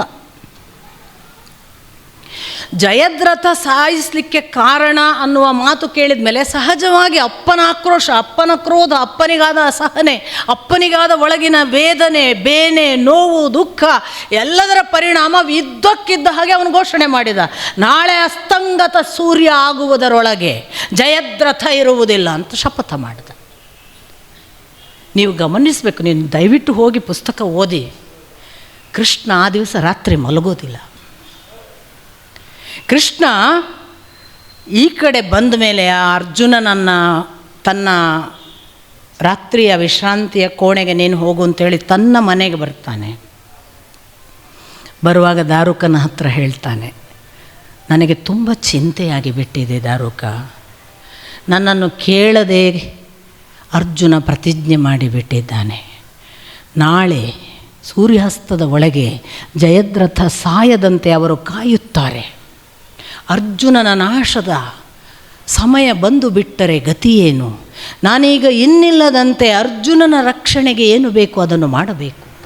ಇದೀಗ ನನ್ನ ಮೇಲೆ ಬಹಳ ದೊಡ್ಡ ಜವಾಬ್ದಾರಿ ಇದೆ ಹೇಳಿ ವೇದವ್ಯಾಸರು ಹೇಳ್ತಾರೆ, ಕೃಷ್ಣ ಆ ದಿನ ರಾತ್ರಿ ಇಡೀ ಮಲಗಲಿಲ್ಲ ಅಂತ. ಕೃಷ್ಣನ ಜೊತೆಗೆ ಪೂಜೆ ಮಾಡಿಯೇ ಡಿಪಾರ್ಚರ್ ಆಗಿರ್ತಾನೆ ಅರ್ಜುನ. ಒಂದು ದರ್ಬೆ ಮೇಲೆ ಎಲ್ಲ ಇಡಬೇಕಾದ ಆಹಾರ ಎಲ್ಲ ಇಟ್ಟು ಅವನಿಗೆ ಅದನ್ನು ಅರ್ಪಿಸಿ, ಕೃಷ್ಣನಿಗೆ ಅರ್ಪಿಸಿ ಭಕ್ತನ ಹಾಗೆ ಪೂಜೆ ಮಾಡಿ ಆಮೇಲೆ ಡಿಪಾರ್ಚರ್ ಆಗಿರ್ತಾನೆ. ಕೃಷ್ಣ ಒಂದೇ, ಈಗ ಹೇಗೆ ನಾನು ಜಯದ್ರಥನನ್ನು ನಾಳೆ ಸಾಯುವವರೆಗೆ ಇವನನ್ನು ಕಾಯಬೇಕಲ್ಲ, ಅದೇ ಚಿಂತೆ ಅವನಿಗೆ ಗೊತ್ತಿರ್ತದೆ. ಶಲ್ಯ ಬಿಡೋದಿಲ್ಲ, ಭೂರಿಶ್ರವಸ ಬಿಡೋದಿಲ್ಲ, ಕರ್ಣ ಬಿಡೋದಿಲ್ಲ, ದುರ್ಯೋಧನ ಬಿಡೋದಿಲ್ಲ, ಅಶ್ವತ್ಥಾಮ ಬಿಡೋದಿಲ್ಲ. ಅವರೆಲ್ಲ ಸುತ್ತು ಹಾಕಿ ನಿತ್ರೆ ಅವರನ್ನು ಸೋಲಿಸಿ ಜಯದ್ರಥನ ಹತ್ರ ಬರುವಾಗ ಖಂಡಿತ ಸೂರ್ಯಾಸ್ತ ಮುಗೀತದೆ ಅಂತ ಕೃಷ್ಣನಿಗೆ ಗೊತ್ತಿರುತ್ತೆ. ಯಾಕಂದ್ರೆ ಅವ್ರು ಅಷ್ಟು ಗಟ್ಟಿ ಇದ್ದಾರೆ ಅಂತ. ಇವರು 6 ಜನ ನಿಂತು ಬಿಡ್ತಾರೆ, ನಾನು ಹೇಗಪ್ಪ ಅಂತ ಬಹಳ ಯೋಚಿಸ್ತಾನೆ ಕೃಷ್ಣ. ರಾತ್ರಿಯೆಲ್ಲ ಆ ಯೋಚನೆಯಲ್ಲಿ ಎಚ್ಚರ ಇದ್ದ ಅಂತ ಒಂದು ಕಡೆ. ಇನ್ನೊಂದು ಕಡೆ ವೇದವ್ಯಾಸರು ಹೇಳ್ತಾರೆ, ಅರ್ಜುನನಿಗೂ ರಾತ್ರಿ ನಿದ್ದೆ ಬರಲಿಲ್ಲ. ಎಷ್ಟೋ ಹೊತ್ತಿನ ಬಳಿಕ ಅವನು ಅದೇ ಚಿಂತೆಯಲ್ಲಿ ನಿದ್ದೆಗೆ ಹೋದಂತೆ ಇದ್ದಾನೆ. ಅವನಿಗೆ ಇದ್ದಕ್ಕಿದ್ದ ಹಾಗೆ ತಾನು ಮತ್ತು ಕೃಷ್ಣ ಎಲ್ಲಿಗೋ ಹೋದ ಹಾಗೆ ಇಬ್ಬರು ಕೂಡಿ, ಅದು ಯಾವುದೋ ಪರ್ವತ ಪ್ರದೇಶ. ಆ ಪರ್ವತ ಪ್ರದೇಶದಲ್ಲಿ ಶಂಕರನ ವಾಸ. ಆ ಶಂಕರನ ವಾಸಸ್ಥಾನಕ್ಕೆ ಹೋಗಿ ಕೃಷ್ಣ ಮತ್ತು ಅರ್ಜುನರು ಶಂಕರನ ಮುಂದೆ ನಮಸ್ಕರಿಸ್ತಾರೆ. ಶಂಕರ ಇಬ್ಬರನ್ನು ನೋಡ್ತಾನೆ. ಜಯದ್ರಥನನ್ನು ಕೊಲ್ಲಬೇಕು ಅಂತ ನಾನು ಪ್ರತಿಜ್ಞೆ ಮಾಡಿದ್ದೇನೆ, ಅನುಗ್ರಹಿಸಬೇಕು ಅಂದಾಗ ಶಂಕರ ಪಾಶುಪತಾಸ್ತ್ರವನ್ನು ನೆನಪಿಸಿದ. ಓ ಹೌದು, ನೀನೀಗ ನಾಳೆ ಹೋಗುವಾಗ ನಿನ್ನ ಜೊತೆಗೆ ಪಾಶುಪತಾಸ್ತ್ರ ಇದೆ, ಚಿಂತೆ ಮಾಡಬೇಡ ಅನ್ನುವ ಒಂದು ಭರವಸೆ. ಹೀಗೆ ನೋಡ್ತಾನೆ. ರಾತ್ರಿ ಪೂಜೆ ಮಾಡುವಾಗ ಕೃಷ್ಣನ ಮುಂದೆ ಒಂದು ಸಮರ್ಪಣೆ ಇಟ್ಟಿದ್ದಾನಲ್ಲ, ಅದು ಅಲ್ಲಿ ಇದೆ ಶಂಕರನ ಹತ್ರ. ಅವನಿಗೆ ಗಾಬರಿ ಆಗುತ್ತೆ. ಅದನ್ನು ನೋಡ್ತಾನೆ ಆ ಕನಸಿನಲ್ಲಿ. ಆ ಬಳಿಕ ನಿನಗೆ ಯಶಸ್ಸಾಗ್ತದೆ ಅಂತ ಶಂಕರ ಹರಸಿದ ಕನಸಿನ ಜೊತೆಗೆ ಕೃಷ್ಣನೊಟ್ಟಿಗೆ ಬಂದು ಎಚ್ಚರ ಆಗ್ತದೆ. ಎಷ್ಟು ಪುಣ್ಯ ಮಾಡಬೇಕು ಸ್ವಾಮಿ ಒಂದು ಅಂಥ ಕನಸು ಬೀಳಬೇಕಾದ್ರೆ. ನನಸಾಗುವುದು ಹೋಗಲಿ, ಒಂದು ಕನಸು ಕೂಡ ಅಂಥದ್ದು ಬೀಳಬೇಕಾದ್ರೆ ನಾವು ಯಾವ ಜನ್ಮದ ಪುಣ್ಯ ಮಾಡಿರಬೇಕು ಏನೋ. ಅರ್ಜುನ ಸಾಮಾನ್ಯ ಪುಣ್ಯಾತ್ಮ ಅಲ್ಲ. ಅರ್ಜುನನಿಗೆ ಕೃಷ್ಣ ಮಾಡಿದ ಕೃಪೆ ಅಂತಿಂಥದ್ದಲ್ಲ. ಅದು ಯಾವ ಜನ್ಮದ ಸುಕೃತವೋ ಏನೋ ಅನ್ನುವ ಹಾಗೆ ಕೃಷ್ಣಾರ್ಜುನರ ಬಾಂಧವ್ಯ ನಮಗೆ ಮತ್ತೆ ಮತ್ತೆ ಕೃಷ್ಣ ಹೇಳ್ತಾನೆ. ನಾನು ಮನುಷ್ಯನ ಹಾಗೆ ಇಲ್ಲಿ ನಡೀತೇನೆ, 4 ಸ್ವರೂಪದಲ್ಲಿ ಒಂದು ಅಂತ ಹೇಳ್ತಾನಲ್ಲ, ನಮ್ಮ ಜೊತೆಗೆ ಇದ್ದಾನೆ ಅಂತ ನೆನಪಿಸಿಕೊಳ್ಳುವ ಅರ್ಜುನರಾಗಬೇಕು ನಾವು ಅಷ್ಟೇ. ಅವ ನಮ್ಮ ಜೊತೆಗಿದ್ದಾನೆ, ನಾವು ಕರೆದ್ರೆ ಬರ್ತಾನೆ, ನಮ್ಮ ಪ್ರೀತಿ ಮಾಡ್ತಾನೆ, ನಮ್ಮನ್ನು ಕರ್ಕೋತಾನೆ, ನಮ್ಮನ್ನು ಬಿಡಲ್ಲ ಅಂತ ನಾವು ನಿತ್ಯ ಹಂಬಲಿಸಬೇಕು ಅಂತ ನಂಗೆ ಅನಿಸೋದು. ನಾವು ನಿತ್ಯ ಅರ್ಜುನರಾಗಬೇಕು ಅನ್ನುವ ಸೂಚನೆಗಳೆಲ್ಲ ನಮಗೆ ಮಹಾಭಾರತ ಕೊಡುತ್ತೆ. ಅಂಥದ್ದೊಂದು ಅನುಗ್ರಹ ಮಾಡಿ ಮಾತು ನಡೆಸಬೇಕಲ್ಲ. ಯುದ್ಧ ಏನು ಘನಘೋರ. ನಾನು ನಿಮಗೆ 5 ಸೆಂಟೆನ್ಸಲ್ಲಿ ಹೇಳೋದು, 50 ಪುಟ ಆದರೂ ಮುಗಿಯಲ್ಲ, 100 ಪುಟ. ಯಾಕಂದರೆ ಬೆಳಗಿನ ರಾತ್ರಿವರೆಗೆ ಯಾವ ಲೆವೆಲ್ ಆಫ್ ಫೈಟ್ ಅದು, ಏನೇನು ಮಾಡಿದ್ದಾರೆ. ಅವರ ಘನಘೋರ ಯುದ್ಧವನ್ನು ನೀವು ನೋಡಿದರೆ ಅರ್ಜುನನಿಗಲ್ಲ, ನಮಗೆ ಓದುವವರೆಗೆ ಅನಿಸುತ್ತೆ ಇವತ್ತೇನು ಸೂರ್ಯಾಸ್ತದ ಒಳಗೆ ಏನಾಗೋದಿಲ್ಲ ಇದು ಅಂತ, ಇವತ್ತು ಸೋಲ್ತಾನೆ ಅಂತ ಯಾರಿಗಾದರೂ ಅನಿಸುತ್ತೆ. ಆ ಪರಿ ಅವರು ಒಂದು ನಿಮಿಷ ಕೂಡ ಜಯದ್ರಥ ಸಿಗದ ಹಾಗೆ ಫುಲ್ ಸುತ್ತು. ಯಾಕೆ ಅವರಿಗೊಂದು ಈಸಿಯಾದ ಎಂಡ್ ಪಾಯಿಂಟ್ ಸಿಕ್ತು ಕೌರವರಿಗೆ. ಅರ್ಜುನ ಈಗ ತಾನಾಗಿ ಪ್ರಾಯೋಪವೇಶ ಮಾಡಿ ಅಗ್ನಿ ಪ್ರವೇಶ ಮಾಡ್ತೇನೆ ಅಂತ ಶಪಥ ಮಾಡಿದ್ದಾನೆ. ನಾವು ಕೊಲ್ಲುವುದು ಅಂದರೆ ಎಷ್ಟು, ಅದು ಎಂಥ ಕಷ್ಟದ ಕೆಲಸ. ತಾನಾಗಿ ಸಾಯುವುದಕ್ಕೆ ಈಗ ಏನೇನು ಬೇಕೋ ಅದನ್ನು ಮಾಡೋಣ ಅಂದರೆ ನಾವು ಫಸ್ಟ್ ಕ್ಲಾಸ್ ಆಗಿ ಅವನ ಶಪಥ ಹಾಳಾಗುವ ಹಾಗೆ ಮಾಡಬೇಕು. ಅಷ್ಟಕ್ಕೆ ಬೇಕಾದ ಫುಲ್ ಡೆಡಿಕೇಶನ್. ಎಷ್ಟು ಕೃಷ್ಣನ ತನ್ನ ಅಂದರೆ ಬುದ್ಧಿಮತ್ತೆಯನ್ನೆಲ್ಲ ಉಪಯೋಗಿಸಿ ಅವನ ಸಾರಥ್ಯದ ಅನೇಕ ಟೆಕ್ನಿಕ್ಗಳನ್ನು ಯೂಸ್ ಮಾಡಿ ಹೆಂಗೆಲ್ಲ ತಿರುಗಿಸ್ತಾನಂತೆ. ಅಂದರೆ ಅವರು ಆ ವೃತ್ತ ಚಲನೆ ಆಗಬೇಕು ಅಂತ. ಇವರು ಏನು ಮಾಡಿದರೆ ವೃತ್ತ ಚಲನೆ ಆಗಲ್ಲ. ಕೃಷ್ಣನಿಗೆ ಗೊತ್ತಾಗುತ್ತೆ ಇವರನ್ನು ಹೇಗೆ ಮಾಡಿದರೆ ಈಗ ಛೇದಿಸ್ಲಿಕ್ಕೆ ಬರಲ್ಲ ಅಂತ. ಇವನೇನು ಮಾಡ್ತಾನೆ ಅಂದರೆ ಅವರೆಲ್ಲರಿಗೂ ಗೊತ್ತಿತ್ತಲ್ಲ, ಸೂರ್ಯಾಸ್ತ ಆದರೆ ಮತ್ತೆ ಯುದ್ಧ ಮಾಡೋಂಗಿಲ್ಲ, ಅಗ್ನಿ ಪ್ರವೇಶ ಅಂತ. ಇವನಾಗ ಏನು ಮಾಡ್ತಾನೆ ಅಂದರೆ ಕೃಷ್ಣ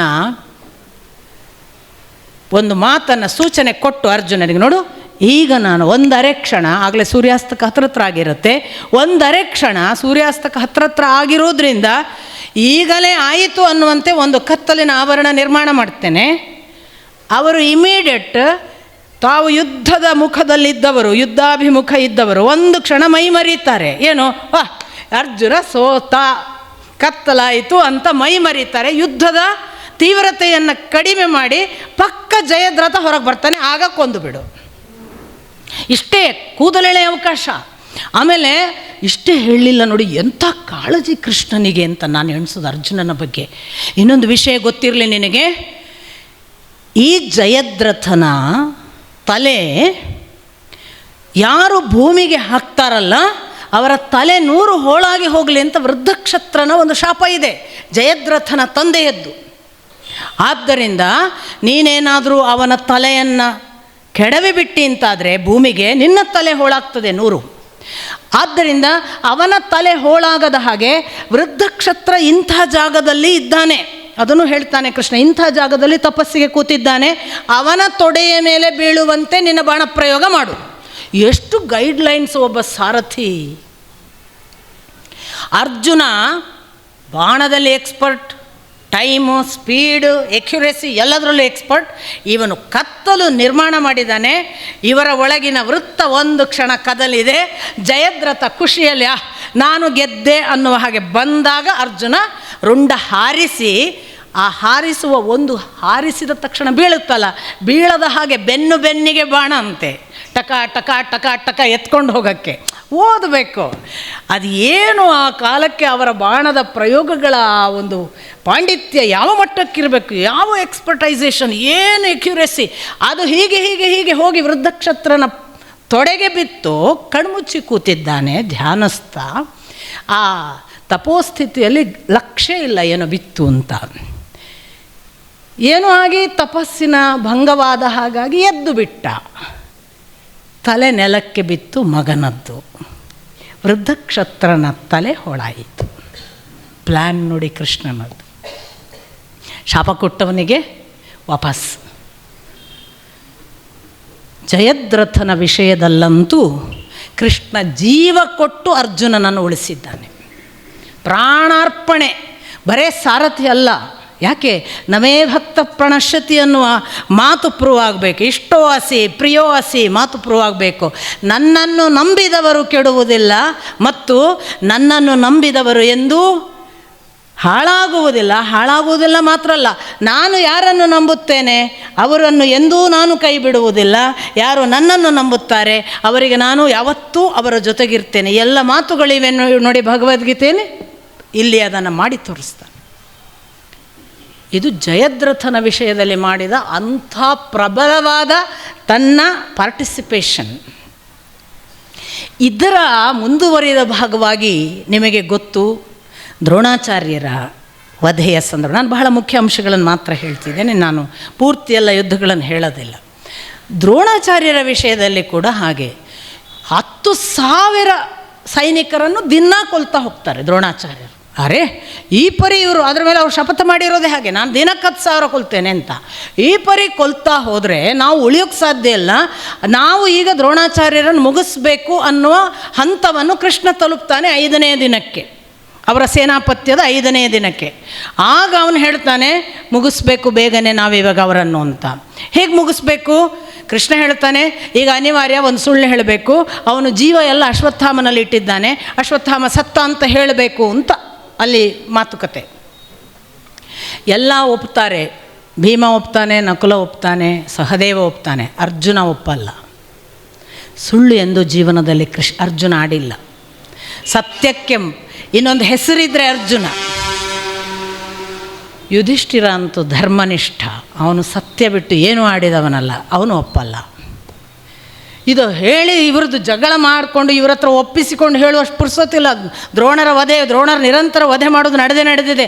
ತಡ ಮಾಡೋ ಹಾಗಿಲ್ಲ, ನೀನು ಮಾಡು ಬೇಗನೆ, ಅದನ್ನೇನಾದರೂ ಮುಗಿಸ್ಬೇಕೀಗ ಅಂತ ಹೇಳ್ತಾ ಇದ್ದಾನೆ ಕೃಷ್ಣ. ಇದನ್ನು ಭೀಮ ಇಮಿಡಿಯೇಟ್ ಆ್ಯಕ್ಷನ್ನಿಗೆ ತರ್ತಾನೆ, ಹೇಳೇ ಬಿಡೋಣ ಅಂತ. ಭೀಮ ಏನು ಮಾಡ್ತಾನೆ, ಹೋಗಿ ಒಂದು ಅಶ್ವತ್ಥಾಮ ಅನ್ನೋ ಆನೆಯನ್ನು ಕೊಲ್ತಾನೆ. ಕೊಂದು, ಏನು ಇನ್ನೂ ಎಷ್ಟು ದಿವಸ ಹೀಗೆ ಕೊಲ್ತಾ ಕೂತ್ಕೊಳ್ಳೋರು, ನಿಮ್ಮ ಮಗ ಸತ್ತ ಅಲ್ಲಿ ಅಶ್ವತ್ಥಾಮ, ನೀವು ಸಾಯಿಸಬೇಕು ಅಂತಲೇ ಇದ್ದೀರಾ? ಸ್ವಲ್ಪ ಯೋಚನೆ ಮಾಡಿ, ನಿಮ್ಮ ವಂಶ ಏನು, ನೀವು ಎಂಥವರು, ನೀವು ಬ್ರಾಹ್ಮಣ, ನೀವು ತಪಸ್ವಿಗಳು, ನೀವು ಮಾಡಬೇಕಾದದ್ದಲ್ಲ ಈ ಪರಿ ಕೊಲೆ. ಯೋಚನೆ ಮಾಡಿ, ನಿಲ್ಲಿಸಿ. ಅದು ಎಲ್ಲಕ್ಕೂ ಮಿಗಿಲಾಗಿ ನಿಮ್ಮ ಮಗ ಸತ್ತಿದ್ದಾನೆ, ಯೋಚನೆ ಮಾಡಿ. ದ್ರೋಣಾಚಾರ್ಯರು ಒಂದು ಕ್ಷಣ ಯೋಚನೆ ಮಾಡ್ತಾರೆ. ಅಶ್ವತ್ಥಾಮ ಸಹಾಯ ಬಲ್ಲನಾ? ಇಲ್ಲ, ಅವನು ಮಹಾಪರಾಕ್ರಮಿ. ಭೀಮ ಸುಳ್ಳು ಹೇಳ್ತಿರ್ಬೇಕು. ಗೊತ್ತಾಯಿತು. ಅವ್ರು ಪರೀಕ್ಷೆ ಮಾಡ್ತಾರೆ. ಅವ್ರಿಗೆಲ್ಲರೂ ಗೊತ್ತಲ್ಲ ಪಂಚಪಾಂಡವರು ಹೇಗೆ ಅಂತ ಗೊತ್ತು. ಅವರು ತಕ್ಷಣ ತೀರ್ಮಾನ ಮಾಡ್ತಾರೆ, ಸತ್ಯ ಹೇಳುವ ಒಬ್ಬ ಇದ್ದಾನೆ, ಅವನನ್ನೇ ಕೇಳೋಣ, ಅವನು ಹೇಳಿದರೆ ನಂಬಬೇಕು. ಅದಕ್ಕೆ ಯುಧಿಷ್ಠಿರನನ್ನೇ ಕೇಳಿಬಿಡ್ತಾರೆ. ಈ ಮಾತನ್ನು ಕೃಷ್ಣ ಹೇಳಿದ್ದಾನೆ, ಯುಧಿಷ್ಠಿರ ಹೇಳು ಅಂತ. ಆಗ ಇಲ್ಲ, ಅವ ಬೇಡ ಬೇಡ ಅಂತ, ಅದು ಸತ್ಯದ ಮಾತಲ್ಲ ಅಂತ ಒಪ್ಪಲಿಲ್ಲ, ಅರ್ಜುನ ಒಪ್ಪಲಿಲ್ಲ. ಈಗ ನೇರ ಫೈಟ್. ದ್ರೋಣರು ಕೇಳುತ್ತಿದ್ದಾರೆ, ಏನು ಅಶ್ವತ್ಥಾಮ ಸತ್ತಿದ್ದಾನೆ ಎಂದು ಭೀಮ ಹೇಳುತ್ತಿದ್ದಾನೆ, ಇದು ನಿಜವೇ? ಯುಧಿಷ್ಠಿರ, ನೀನು ಸತ್ಯವನ್ನಲ್ಲದೆ ಇನ್ನೇನನ್ನು ಹೇಳಿದವನಲ್ಲ, ನನಗೆ ನೀನು ಹೇಳು. ಯುಧಿಷ್ಠಿರನಿಗೆ ಭಾರಿ ಇಕ್ಕಟ್ಟು, ಜೀವ ಸಿಕ್ಕಿಕೊಂಡಿದೆ, ಗುರುಗಳು ಬೇರೆ, ಸತ್ಯ ಬಿಟ್ಟು ಇನ್ನೇನು ಆಡದವ. ಅಶ್ವತ್ಥಾಮ ಹತ ಕುಂಜರಹ ಅಂತ ಮೆಲ್ಲಕ್ಕೆ, ಆನೆ ಸತ್ತದ್ದು ಅಂತಲೂ ಹೇಳಿದ, ಹತಃ ಅನ್ನುವವರೆಗೆ ಗಟ್ಟಿ ಹೇಳಿದ ಕುಂಜರಹ. ಅಥವಾ ಹಾಗೇನೂ ಇಲ್ಲ, ಅಶ್ವತ್ಥಾಮ ಹತ ಕುಂಜರಹ ಅಂತ ಇವ್ರಿಗೆ ಕೇಳಲಿಲ್ಲ ಅಂತ ಅವನಂತೂ ಹೇಳಿದ್ದಾನೆ. ಬಹಳ ಆಶ್ಚರ್ಯವಾದ ಒಂದು ವಿವರಣೆ ಕೊಡ್ತಾರೆ ವೇದವ್ಯಾಸರು. ಈ ಮಾತು ಹೇಳಿದ ಅರೆ ಕ್ಷಣಕ್ಕೆ ಯುಧಿಷ್ಠಿರನ ರಥ 4 ಅಂಗುಲ ನೆಲದಕ್ಕೆ ಕುಸಿತಂತೆ. ಸುಳ್ಳು ಜೀವನದಲ್ಲಿ ಪ್ರಥಮ ಆಡಿದ್ದಕ್ಕೆ ಜೀವನದ ಹೈಟ್ ಕುಸಿಬೇಕಾ? ಸುಳ್ಳಾಡಿ. ಅಧಪ್ಪತನಕ್ಕೆ ಹೋಗಬೇಕಾ? ಸುಳ್ಳಾಡಿ. ಭಕ್ತಿಯ ಎತ್ತರದಿಂದ ಬೀಳಬೇಕಾ? ಸುಳ್ಳಾಡಿ. ಎಲ್ಲವೂ ಹೇಳಿದ ಯುಧಿಷ್ಠಿರನ ಘಟನೆ. ಒಂದು ಸುಳ್ಳು, ಅದು ಏನು? ಭಗವಂತ ಹೇಳಿದ ಸುಳ್ಳು. ಭಗವಂತ ಏನು ಸುಳ್ಳು ಯಾಕೆ ಹೇಳಿದ? ನಾವು ಮುಂದಿನ ಮತ್ತೆ ಮಾತು ಬಂದಾಗ ಗೊತ್ತಾಗುತ್ತೆ. ದ್ರೋಣರನ್ನು ಇನ್ನಿಲ್ಲದಂತೆ ಆ ಮಾತು ಕೂಡ ಒಂದು ಸಾರಿ ಅಟ್ಯಾಕ್ ಮಾಡಿದರೂ ಕೂಡ ಇಲ್ಲ ಅಂತಲೇ ಅವರ ಮನಸ್ಸು ಮತ್ತೆ ವಿಚಲಿತರಾಗದೆ ಮತ್ತೆ ಕೊಲ್ತಾರೆ. ಯಾವ ಪ್ರಮಾಣಕ್ಕೆ ಕೊಲ್ತಾರೆ ಅಂದರೆ ಭೀಮನಿಗೆ ತಡ್ಕೊಳ್ಳಿಕ್ಕಾಗೋದಿಲ್ಲ. ಹತ್ತಿರ ಹೋಗಿ ಹೇಳ್ತಾನೆ, ಬ್ರಾಹ್ಮಣ ವಂಶಕ್ಕೆ ಅವಮಾನ, ತಪಸ್ವಿಗೆ ಅವಮಾನ, ಋಷಿಕುಲಕ್ಕೆ ಅವಮಾನ, ನೀನು ಮಾಡಬೇಕಾದ ಕೊಲೆ ಅಲ್ಲ ಇದು, ಈ ಪರಿ ಸಾಯಿಸಬೇಡ. ಯಾವ ಬ್ರಹ್ಮಜ್ಞಾನಿಗೆ, ಯಾವ ತಪಸ್ವಿಗೆ ಇದು ಎಂಥ ಪರಿಣಾಮ ಕೊಟ್ಟಿತು? ಯಾವ ನರಕ ಅನುಭವಿಸಲಿಕ್ಕೆ ಹೀಗೆ ಕೊಲ್ಲುತ್ತಿದ್ದಿ? ನಿಲ್ಲಿಸು, ನಿನಗಿನ್ನೂ ತಿಳಿಯುತ್ತಿಲ್ಲವೇ? ಅಶ್ವತ್ಥಾಮ ಸತ್ತು ಅವನ ಹೆಣ ಅಲ್ಲಿ ಕೌರವ ಸೇನೆಯ ಹಿಂಭಾಗದಲ್ಲಿ ಬಿದ್ದಿದೆ, ನೋಡಿ ಬಾ, ಆ ಬಳಿಕ ಯೋಚನೆ ಮಾಡು. ಟಕ್ಕ ತನ್ನ ಯೋಗ ಸ್ಥಿತಿಯಿಂದ ಅಂತರ್ಧಾನರಾಗುವ ಒಂದು ಸ್ಥಿತಿ ಇದೆ. ಅವರು ತಮ್ಮ ಜೀವ ಮಾತ್ರ ಹೋಗುವ ಹಾಗೆ ದೇಹ ಅಲ್ಲೇ ಇದೆ. ಹೊರಟು ಹೋದಾಗ ಸಮಯ ನೋಡಿ ಧೃಷ್ಟದ್ಯುಮ್ನ ಅವರ ತಲೆ ಹಾರಿಸ್ತಾನೆ. ಕೊಲ್ಲಬೇಡ, ಅರ್ಜುನ ಕೂಗ್ತಾನೆ. ಹಾಗೆ ಮಾಡುವುದು ಸಲ್ಲದು. ಆದರೆ ವೇದವ್ಯಾಸರು ಹೇಳ್ತಾರೆ, ದ್ರೋಣಾಚಾರ್ಯರ ದೇಹವನ್ನು ಮಾತ್ರ ಧೃಷ್ಟದ್ಯುಮ್ನ ಕೊಂದ, ಅಲ್ಲಿ ಜೀವ ಇದ್ದಿರಲಿಲ್ಲ. ಆ ಜೀವಜ್ಯೋತಿ ಆ ಹೊತ್ತಿಗೆ ದೇವಲೋಕದ ನಕ್ಷತ್ರವನ್ನು ಸೇರುವುದನ್ನು ನಾನು ಸ್ವತಃ ನೋಡಿದೆ ಅಂತ ರಿಪೋರ್ಟ್ ಮಾಡುವ ಸಂಜಯ ಧೃತರಾಷ್ಟ್ರನಿಗೆ ಹೇಳ್ತಾನೆ. ಹಾಗೆ ದ್ರೋಣಾಚಾರ್ಯರನ್ನು ಕೊಂದದ್ದು ಕೃಷ್ಣ ಮಾಡಿದ ಅಪರಾಧವ? ಸತ್ಯಕ್ಕೊಂದು ಹೊಸ ವ್ಯಾಖ್ಯಾನ ಕೃಷ್ಣ ಬಾಲ್ಯದಲ್ಲೇ ಬರೆದಿದ್ದಾನೆ. ಅಮ್ಮನಿಗೆ ಮಣ್ಣು ತಿಂದಿದ್ದೀಯಾ ಕೇಳುವಾಗ ಹೌದಮ್ಮ ಅಂತ ಸತ್ಯ ಹೇಳಲಿಲ್ಲ. ಹೌದಮ್ಮ ಹೇಳಿದರೆ ಉಗುಳು ಅಂತ 2 ಪೆಟ್ಟು ಕೊಡ್ತಿದ್ಲು ಅಮ್ಮ. ಇಲ್ಲಮ್ಮ ನಾನು ಮಣ್ಣು ತಿನ್ನಲೇ ಇಲ್ಲ ಅಂದದ್ರಿಂದ ನೋಡೋ ಬಾಯಿ ತೆಗಿ ಅಂತ ಅಮ್ಮ ಜೋರು ಮಾಡಿದ್ಲು. ತಿಂದ ಮಣ್ಣನ್ನು ಹೌದು ಅಂತ ಹೇಳದೆ ಇಲ್ಲ ಅಂತ ಸುಳ್ಳು ಹೇಳಿದ್ದರಿಂದ ಬ್ರಹ್ಮಾಂಡ ದರ್ಶನ ಸಾಧ್ಯ ಆಯಿತು. ಕೃಷ್ಣ ಸುಳ್ಳು ಹೇಳುವುದರ ಮೂಲಕ ಸತ್ಯದ ಒಂದು ವಿಶೇಷ ಆಯಾಮ ತೆರೀತದೆ ಅಂತ ಆಗಲೇ ಬಾಲ್ಯದಲ್ಲಿ ತೋರಿಸಿದ್ದಾನೆ. ಹಾಗಾದರೆ ಸತ್ಯ ಯಾವುದು ಅಂತ ಒಂದು ಹೊಸ ವ್ಯಾಖ್ಯಾನ ಬರೆದ. ಇದ್ದದನ್ನು ಇದ್ದ ಹಾಗೆ ಸತ್ಯ ಹೇಳೋದು ಸತ್ಯ ಅಲ್ಲ. ನಮ್ಮ ಅಪ್ಪ ಯಾವಾಗಲೂ ಒಂದು ಉದಾಹರಣೆ ಕೊಡ್ತಾರೆ. ರಾತ್ರಿ 12 ಗಂಟೆಗೆ ಎಲ್ಲೆಲ್ಲೋ ಹೋಗಿ ಗೆಳೆಯನ ಮನೆಗೆ ಬರ್ತೀರಿ, ಬಾಗಿಲು ಬಡಿತೀರಿ, ಗೆಳೆಯರು ರಿಸೀವ್ ಮಾಡ್ತಾರೆ. ನಿಜಕ್ಕೂ ನೀವು ಊಟ ಮಾಡಿರೋದಿಲ್ಲ, ಹಸಿದು ಹೈರಾಣಾಗಿರ್ತೀರಿ. ಒಳಗೆ ಬಂದ್ಕೊಳ್ಳೆ ಗೆಳತಿ ಕೇಳ್ತಾರೆ, ಇದೇನು, ಎಲ್ಲಿಂದ ಬಂದು ಎಷ್ಟೊತ್ತಿಗೆ ದಣದಿದ್ದೇನೋ, ಊಟ ಆಗಿದೇನೋ? ಎಲ್ಲ ಊಟ ಗೀಟ ಎಲ್ಲ ಆಗಿದೆ, ಒಂದು ಹಾಸಿಗೆ ಕೊಡಿ ಮಲ್ಕೊಳ್ಳಿಕ್ಕೆ, ನಾನು ಮಲ್ಕೋತೇನೆ ಅಂತ ಅಂದರೆ ಗೆಳತಿ ಖುಷಿಯಲ್ಲಿ ಹಾಸಿಗೆ ಎಲ್ಲ ಹಾಸಿ ಕೊಡ್ತಾರೆ. ಒಂದು ನೀರು ಕುಡಿದು ನೀವು ಮಲಗ್ತೀರಿ. ಬೆಳಿಗ್ಗೆ ಗೆಳತಿಗೆ ಗೊತ್ತಾಗ್ತದೆ, ಪಾಪ ರಾತ್ರಿ ಊಟ ಮಾಡದೆ ಅವನು ಸುಳ್ಳು ಹೇಳಿದ್ದು. ಆದರೂ ಬಂದವರ ಹತ್ರ ನೀವು ಹೇಳ್ತೀರಿ, ಎಷ್ಟು ಒಳ್ಳೆಯವ ಗೊತ್ತಾ, ಊಟ ಆಗಲಿಲ್ಲ ಅಂತ ಹೇಳಲೇ ಇಲ್ಲ, ಪಾಪ ಹಾಗೆ ಉಪವಾಸ ಮಲಗಿದ, ಸುಳ್ಳು ಹೇಳಿದವ ಒಳ್ಳೆಯವನಾದ್ನಲ್ಲ ಅಂತ ಅಪ್ಪ ಕೇಳೋದು. ಅದೇ ಒಂದು ವೇಳೆ ಅವ ರಾತ್ರಿ 12 ಗಂಟೆಗೆ ಬಂದು ಹೌದು ನಂದು ಊಟ ಆಗಲಿಲ್ಲ ದಣದು ಬಂದಿದ್ದೇನೆ ಅಂದರೆ ರಾತ್ರಿ 12 ಗಂಟೆಗೋ 1 ಗಂಟೆವರೆಗೂ ನೀವು ಕಷ್ಟಪಟ್ಟು ಅಡುಗೆ ಎಲ್ಲ ಮಾಡಿ ಮರುದಿವಸ ಬೇರೆಯವ್ರ ಹತ್ರ ಹೇಳ್ತೀರಿ, ಹೊತ್ತು ಗೊತ್ತಿಲ್ಲ, ಬರೋದು, ಊಟ ಆಗಲಿಲ್ಲ ಅಂತ ಅಡುಗೆ ಮಾಡೋದು, ಸತ್ಯ ಹೇಳಿದ್ದಕ್ಕೆ ಏನು ಪರಿಣಾಮ ಅಂತ ಅಪ್ಪ ಯಾವಾಗಲೂ ಈ ಉದಾಹರಣೆ ಕೊಡ್ತಾರೆ. ಇದು ಒಂದು ಸಹಜವಾದ ಲೌಕಿಕ ಉದಾಹರಣೆ. ನಾನು ಯಾವಾಗಲೂ ಯೋಚನೆ ಮಾಡೋದು, ಕೃಷ್ಣ ತನ್ನ ಬದುಕಿನ ಥೀಮನ್ನು ಕೊಟ್ಟದ್ದು ಯಶೋದೆಯ ಮುಖಾಂತರ. ಏನು ಥೀಮ್ ಅಂದರೆ, ಮಣ್ಣು ತಿಂದಿದ್ದೀಯಾ ಅಂದರೆ ಇಲ್ಲ ಅನ್ನುವ ಸುಳ್ಳು ಸತ್ಯವನ್ನು ತೋರಿಸುವ ಒಂದು ದಾರಿ. ಸುಳ್ಳು ಸತ್ಯವನ್ನು ತೋರಿಸುವ ಒಂದು ದಾರಿ. ಯಾವ ಸುಳ್ಳು? ಸ್ವಂತಕ್ಕೆ ಲಾಭವಿಲ್ಲದೆ ಇನ್ನೊಬ್ಬರ ಒಳಿತಿಗಾಗಿ ಮತ್ತು ಇನ್ನೊಬ್ಬರಿಗೆ ಹಾನಿ ಮಾಡದಂಥ. ಯಾವುದು ಯಶೋದೆಗೆ ಒಳಿತು, ಲೋಕಕ್ಕೆ ಹಾನಿ ಆಗಬಾರ್ದು. ಈಗ ಯಶೋದೆಗೆ ಒಳಿತಾಗ್ತದೆ ಅಂತ ಬಾಯಿ ತೆರೆದು ಬ್ರಹ್ಮಾಂಡ ತೋರಿಸುವಾಗ ಲೋಕ ಎಲ್ಲ ಪ್ರಳಯ ಆಗ್ತಿದ್ರೆ ಅದಲ್ಲ. ಲೋಕಕ್ಕೆ ಹಾನಿ ಅಥವಾ ಇನ್ನೊಬ್ಬರಿಗೆ ಹಾನಿ ಮಾಡದ, ಇನ್ನೊಬ್ಬ ಎದುರಿನವನಿಗೆ ಒಳಿತು ಮಾಡುವ, ಸ್ವಂತಕ್ಕೆ ಲಾಭವಿಲ್ಲದ ಎಲ್ಲವೂ ಸತ್ಯ ಅನ್ನುವ ಒಂದು ಹೊಸ ಡೆಫಿನೇಷನ್ನನ್ನು ಕೃಷ್ಣ ಬಾಲ್ಯದಲ್ಲೇ ಬರೆದಾಗಿದೆ. ನೀವು ಅದನ್ನು ಎಲ್ಲ ಕಡೆ ಅಪ್ಲೈ ಮಾಡಬಹುದು. ದ್ರೋಣ ಲೋಕಕಂಠಕನಾಗಿ 10,000 ಜನರನ್ನು ಕೊಲ್ತೇನೆ ಅಂದಾಗ ನಿಮಗೆ ಯುದ್ಧ ನಿಯಮದ ಪ್ರಕಾರ ಶತ್ರು ಸಂಹಾರ ಮಾಡಬೇಕಾದ್ದು ಸೇನಾಪತಿಯ ಲಕ್ಷಣ ಮಾಡಿದ್ದಾನೆ, ಅವನು ಕರೆಕ್ಟ್. ಆದರೆ ಪದೇ ಪದೇ ಅಲ್ಲಿ ಋಷಿಗಳು ಹೇಳ್ತಾರೆ, ಆ ಆಕಾಶದಿಂದ ನಿಂತುಕೊಂಡು ನೀನು ಬೇಗನೆ ಬಾ, ಹೀಗೆ ಕೊಲ್ಲಬೇಡ, ನೀನು ಬ್ರಾಹ್ಮಣ ತಪಸ್ವಿ. ಎಂಥ ದುರಂತ ನೋಡಿ, ಎಂಥ ಬ್ರಹ್ಮಜ್ಞಾನಿ ಗೊತ್ತಾ ದ್ರೋಣಾಚಾರ್ಯರು. ಉಂಚವೃತ್ತಿಯಲ್ಲಿ ಬದುಕಿದವರು. ಉಂಚವೃತ್ತಿ ಅಂದರೆ ಕಟಾವಾದ ಮೇಲೆ ಭೂಮಿಯಲ್ಲಿ ಉಳಿತದಲ್ಲ ಕಾಳುಗಳು, ಅದನ್ನು ಆರಿಸಿ ಊಟ ಮಾಡ್ತಿದ್ದಂತಹ ತಪಸ್ವಿ. ಅಂತಿಂಥ ತಪಸ್ವಿ ಅಲ್ಲ. ಈ ಕೃಪಿಯನ್ನು ಮದುವೆಯಾದ ಮೇಲೆ ಹುಟ್ಟಿದ ನೋಡಿ ಪಿಂಡ ಅಶ್ವತ್ಥಾಮ. ಆ ಅಶ್ವತ್ಥಾಮನಿಗೆ ಹಾಲು ಬೇಕು ಅನ್ನುವ ಆಶೆಗೆ ಅವನಿಗೊಂದು ದನ ತಗೊಳ್ಳುವ ಯೋಗ್ಯತೆಯೋ ಶ್ರೀಮಂತಿಕೆಯೋ ಇರೋದಿಲ್ಲ ದ್ರೋಣಾಚಾರ್ಯರಿಗೆ. ತಾನು ಅದನ್ನು ಪಡಿಬೇಕು ಅನ್ನೋ ಕಾರಣಕ್ಕಾಗಿ ಹೋದದ್ದು ಮೊದಲು ಪರಶುರಾಮರ ಹತ್ರ, ಯಾರ ಹತ್ರ? ಬೇರೆ ರಾಜರ ಹತ್ರ ಹೋಗಲಿಲ್ಲ.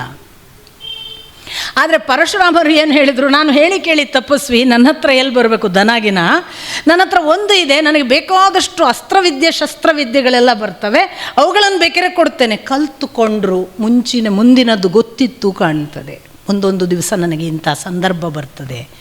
ಒಂದು ಮಗನ ಆಶೆಗೆ ಆಯಿತು ಎಲ್ಲ ವಿದ್ಯೆ ಯುದ್ಧಗಳನ್ನು ಕಲಿತು ಮುಂದೆ ಹೋದದ್ದು ಮಿತ್ರ ನೆನಪಾದ ದೃಪದ, ಒಂದು ಕಾಲಕ್ಕೆ ಕ್ಲಾಸ್ಮೇಟ್. ಅವನ ಹತ್ರ ಹೋಗಿ ದನ ಕೇಳಿದ. ದೃಪದ ಹೇಳಿದ, ನಾವು ಸರೀಕರಲ್ಲ, ಸಮಾನರು ಮಾತ್ರ ಮಿತ್ರರು. ನೀನು ಯಾವ ಕಾಲದ ಮಿತ್ರತ್ವ ಹೇಳೋದು? ನನಗೂ ನಿನಗೂ ಎಲ್ಲಿಯ ಸಮಾನತೆ? ನೀನು ಯಾವ ಕಾಲಕ್ಕೂ ಮಿತ್ರನಾಗಲ್ಲ. ಅವಮಾನ ಆಯಿತು. ಆವತ್ತು ಪ್ರತಿಜ್ಞೆ ಮಾಡಿದರು. ಅದರ ಪರಿಣಾಮ ದುರ್ಯೋಧನನ ಮನೆಯ ಅನ್ನಕ್ಕೆ ಬಿದ್ದರು. ಎಂಥ ತಪಸ್ವಿ! ಇಲ್ಲಿ ಮತ್ತೆ ನಿಮಗೆ ಸೂಚನೆ ಆಗುತ್ತೆ, ಯುದ್ಧವನ್ನು ಬ್ರಾಹ್ಮಣರು ಇತರರು ಮಾಡಬಾರದು, ಮಾಡಬೇಕು ಕ್ಷತ್ರಿಯ ಮಾತ್ರ. ನಾನು ಅದನ್ನೇ ಪದೇ ಪದೇ ಹೇಳೋದು. ಎಲ್ಲರೂ ಶಸ್ತ್ರ ಹಿಡೀರಿ ಅನ್ನಬಾರ್ದು. ನಾವು ಪ್ರಾರ್ಥನೆ ಮಾಡುವವರು ತಪಸ್ವಿಗಳು, ಜ್ಞಾನಿಗಳು, ಯೋಧರಲ್ಲದವರು. ನಾವು ಪ್ರಾರ್ಥನೆಯನ್ನೇ ಮಾಡಬೇಕು. ಆ ಪ್ರಾರ್ಥನೆ ಅಲ್ಲದ್ದೊಂದು ಮಾಡಿದ್ದಕ್ಕೆ ಎಂಥ ನೋಡಿ, ಒಂದು ಮೋಹಕ್ಕೆ ಬಿದ್ದದ್ದಕ್ಕೆ ಒಬ್ಬ ದ್ರೋಣಾಚಾರ್ಯರಂಥವರಿಗೆ ಸಾರ್ವಜನಿಕವಾಗಿ ಎಂಥ ದೈಹಿಕ ವಧೆ ನೋಡಿ. ಒಳ್ಳೆಯ ಮರಣ ಅಲ್ವಲ್ಲ, ಕಣ್ಣು ಮುಂದೆ ನೋಡುವುದಕ್ಕಾದರೂ. ಅವರ ಜೀವಜ್ಯೋತಿ ಹೋಗಿತ್ತು, ಅದೊಂದು ದೇವಲೋಕವನ್ನು ಸೇರಿತು, ನಾನು ನೋಡಿದ್ದೇನೆ, ಎಲ್ಲ ಇರಲಿ. ಅರ್ಜುನ ದುಃಖಿಸ್ತಾನೆ, ನನ್ನ ಗುರುಗಳನ್ನು ಹಾಗೆ ಕೊಲ್ಲಬಾರದಿತ್ತು. ನಾವು ಮಾಡಿದ ಕರ್ತವ್ಯಗಳು, ತಪ್ಪುಗಳು, ದೋಷಗಳು ಏನು ಕೂಡ ದ್ರೋಣಾಚಾರ್ಯರ ಮುಖಾಂತರ ಗೊತ್ತುಪಡಿಸ್ತಾನೆ ಕೃಷ್ಣ. ಹೀಗೆ ಇನ್ನೊಂದು ಕೆಲವು ಪ್ರಮುಖ ಅಂಶಗಳಿವೆ. ಕರ್ಣನ ವಧೆ, ಭೀಮನ ವಧೆ, ಆ ಬಳಿಕ ಕೃಷ್ಣ ಮಾಡಿದಂತಹ ಜ್ಞಾನ ಮಾರ್ಗದ 3 ಸಂಗತಿಗಳು, ಅವನ ಭಗವದ್ಗೀತೆ, ಅವನು ಹೇಳಿದ ಅನುಗೀತೆ, ಅವನು ಹೇಳಿದ ಉದ್ಧವ ಗೀತೆ, ಕೊನೆಯಲ್ಲಿ ಯದುವಂಶನಾಶ ಮತ್ತು ಕೃಷ್ಣ ನಿರ್ಯಾಣ. ನಾಳೆ ನೋಡೋಣ. ನಮಸ್ಕಾರ.